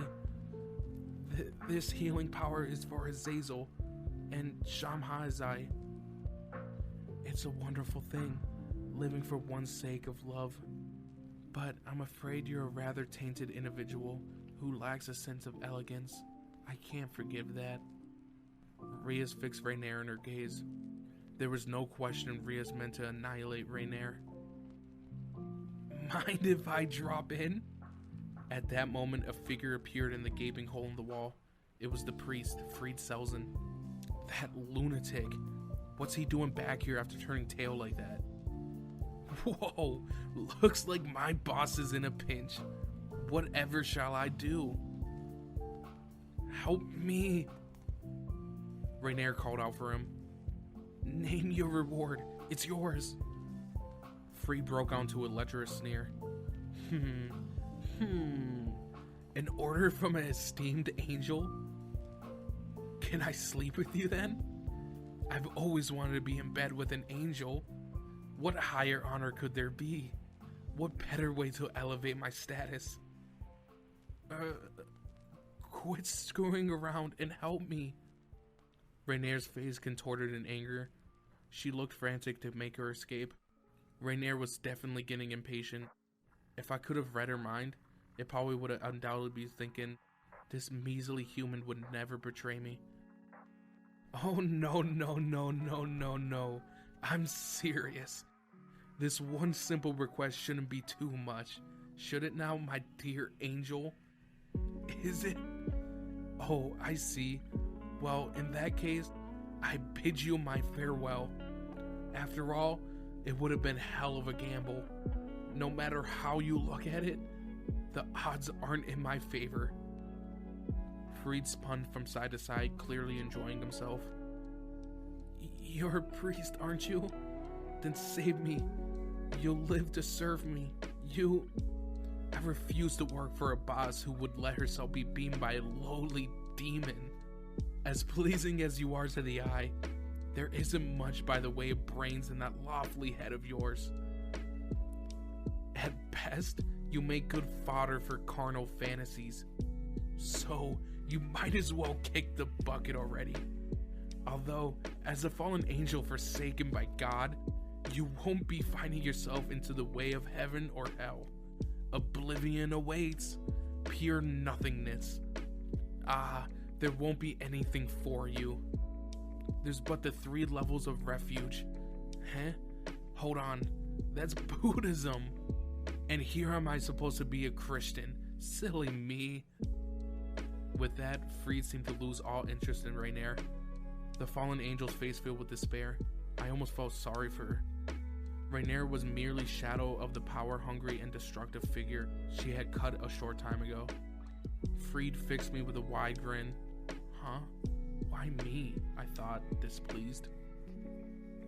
Issei. What a wonderful ability you have there. You certainly caught my eye. You'll make a worthy kill, that's for sure.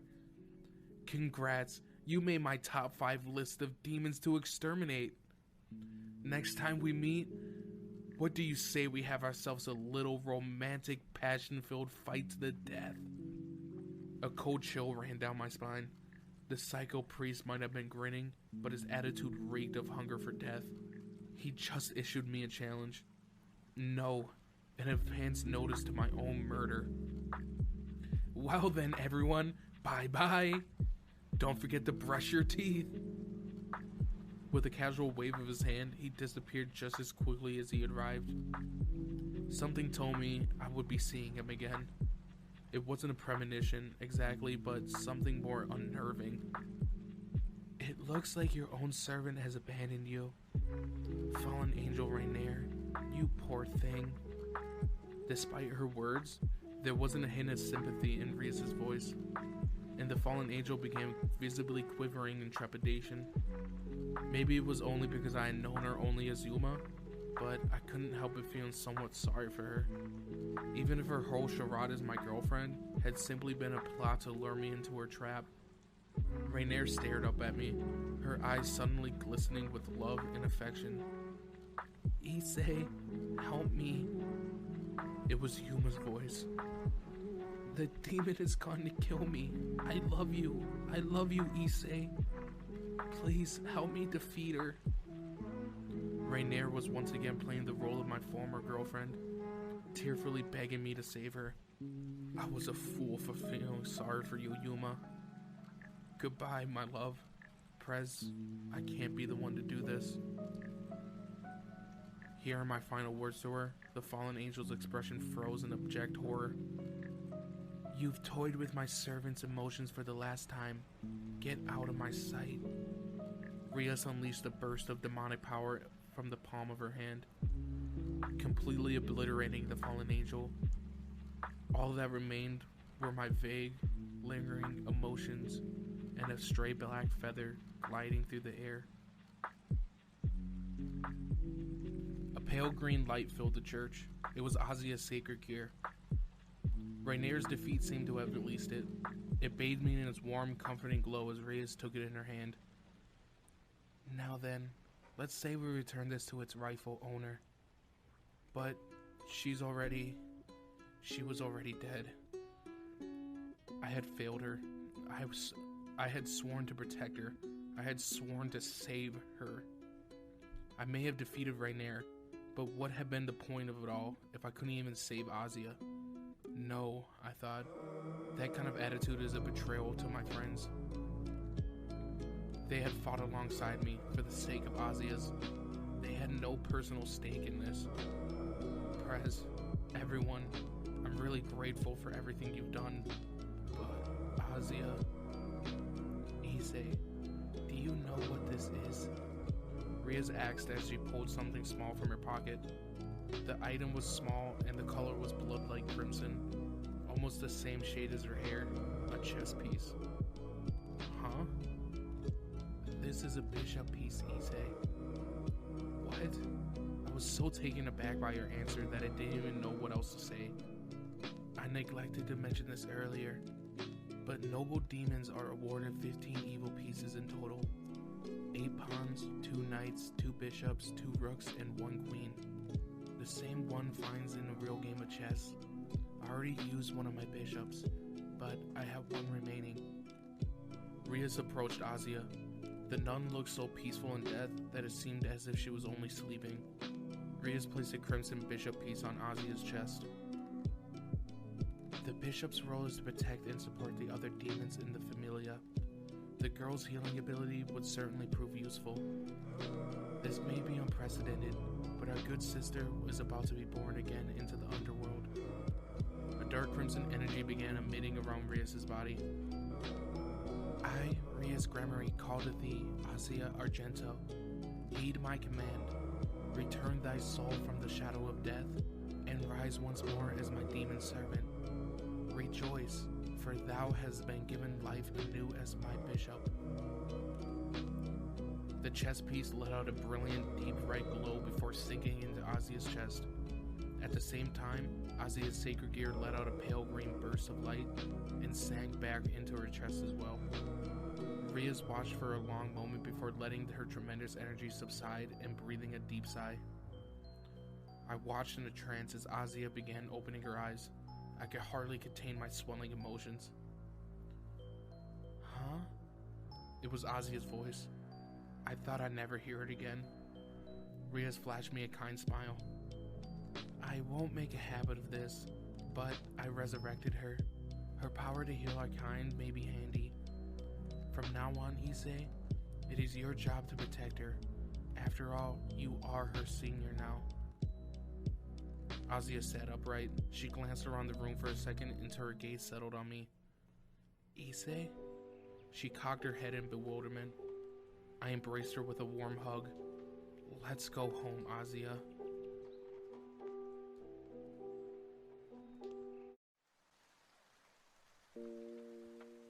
I pulled myself to my feet to the sound of an energetic and boyish young woman. I'd set my alarm for an hour earlier than usual. Regardless of how sleepy I was, I had business in the club room I had to attend to. No sooner had I put on my uniform and then I sped out of my room. You made it. Only Rias was waiting for me when I entered the club room. The school day had yet to start. The previous night, Rias had instructed me to come early to attend a club meeting. She was sitting on one of the sofas, elegantly sipping a cup of tea. Morning, Prez. Yes, good morning. I take it you're getting used to our early starts? Yeah, thanks to you all. Rias glanced at my legs. How are your injuries? Both of my legs have been badly wounded during our fight the other day, having been impaled yet again by the spears of light. Thanks to Azia, it's like it never happened. I answered with a grin. Her healing power is proving its worth then. I could see why the fallen angel wanted it so badly, even going so far as to work behind the backs of her superiors. I sat on the sofa across from Rias. Since all the excitement at the church, I had several burning questions I wanted to ask her. Prez, if you have the same number of evil pieces in a game of chess, then that means that you've got another 7 pawns in addition to me, right? So I guess you could have 7 more of me on your board. There were 8 pawns to the side of chess, so it stood reason that Rias could have up to 8 pawns in her familia. It's probably only a matter of time before she recruits more, I thought. However, Rias shook her head. No, you're my only pawn, Issei. Huh? Why do I feel so relieved? Was that a confession? All I need is you, Issei? That kind of thing? When a human is reincarnated as a demon, the number of evil pieces can vary depending on what special abilities that person has to offer. The more powerful their abilities, the more pieces that are required. So it's not a confession. Hold on. Consuming pieces? In the world of chess, they say queens are worth 9 pawns, rooks are worth 5, and knights and bishops are worth 3. These standards are applied to evil pieces as well. Moreover, this principle is essential to reincarnation. There are those who will require 2 knight pieces to be reincarnated, or 2 rooks. Moreover, we need to keep in mind the individual's innate affinities. 2 different kinds of pieces can't be combined, so a lot of thought has to be put on how they are allocated. After all, once used, they can't be taken back. What does that have to do with me? Issei, when I reincarnated you, I used all 8 of my pawns. That's what it took to ensure your survival. All of them? Seriously? So that means I'm worth 8 regular pawns? After I realized how many pawns you were worth, I simply had to make you my servant. At first, I couldn't quite put my finger on why you cost so much. Now, however, I understand perfectly. You possess the boosted gear, one of the sacred god-destroying Longinuses. It's a sacred gear of immense value. I glanced on my left arm, a red gauntlet, an embodiment of raw power that doubled my strength every 10 seconds. If used properly, it could even vanquish God himself. I couldn't help but to think it was too good for me. But given it was already mine, I had no choice but to accept it. When I found you, the pieces I had remaining were 1 knight, 1 rook, 1 bishop, and 8 pawns. To reincarnate you as my servant, only all 8 pawns would do the trick. Thankfully, you had a strong affinity with that piece. The others wouldn't have been enough to bring you back. The promotion ability makes a pawn's true value a bit of a mystery, so I took a gamble. and one you. Rias broke out into a truly pleased smile. She stroked my cheek with her fingers. The crimson-haired princess of annihilation and the gauntlet of the red dragon emperor. I don't know if we could be more perfectly matched. Strive to become the mightiest of pawns. I have complete faith in your ability, my dear, adorable servant. The mightiest of pawns. It had a good ring to it. Rias brought her face closer to mine. So close, Prez. Then she pressed her lips against my brow. Just a little spell to strengthen your stamina. She had kissed me on the forehead. Whoa, I could feel my body growing giddy at this development. Blood rushed to my cheeks. Whoa, whoa, whoa. Something snapped inside of me. I was so overjoyed, I felt like I could have erupted in celebration. Seriously, that was my first kiss from a girl. Who cares if it wasn't on my lips or cheeks? There was no greater happiness than this. Tears of joy welled up in my eyes. I'll do my best, Prez. I swear it, I thought. But that's enough for the coddling now. I wouldn't want our newest member to feel jealous. Jealous? What is she talking about? Issei? Came a familiar voice from behind me. I turned around to find a golden-haired beauty, Azia, trying with limited success to force a smile. Azia? Huh? Is she angry with me? What did I do?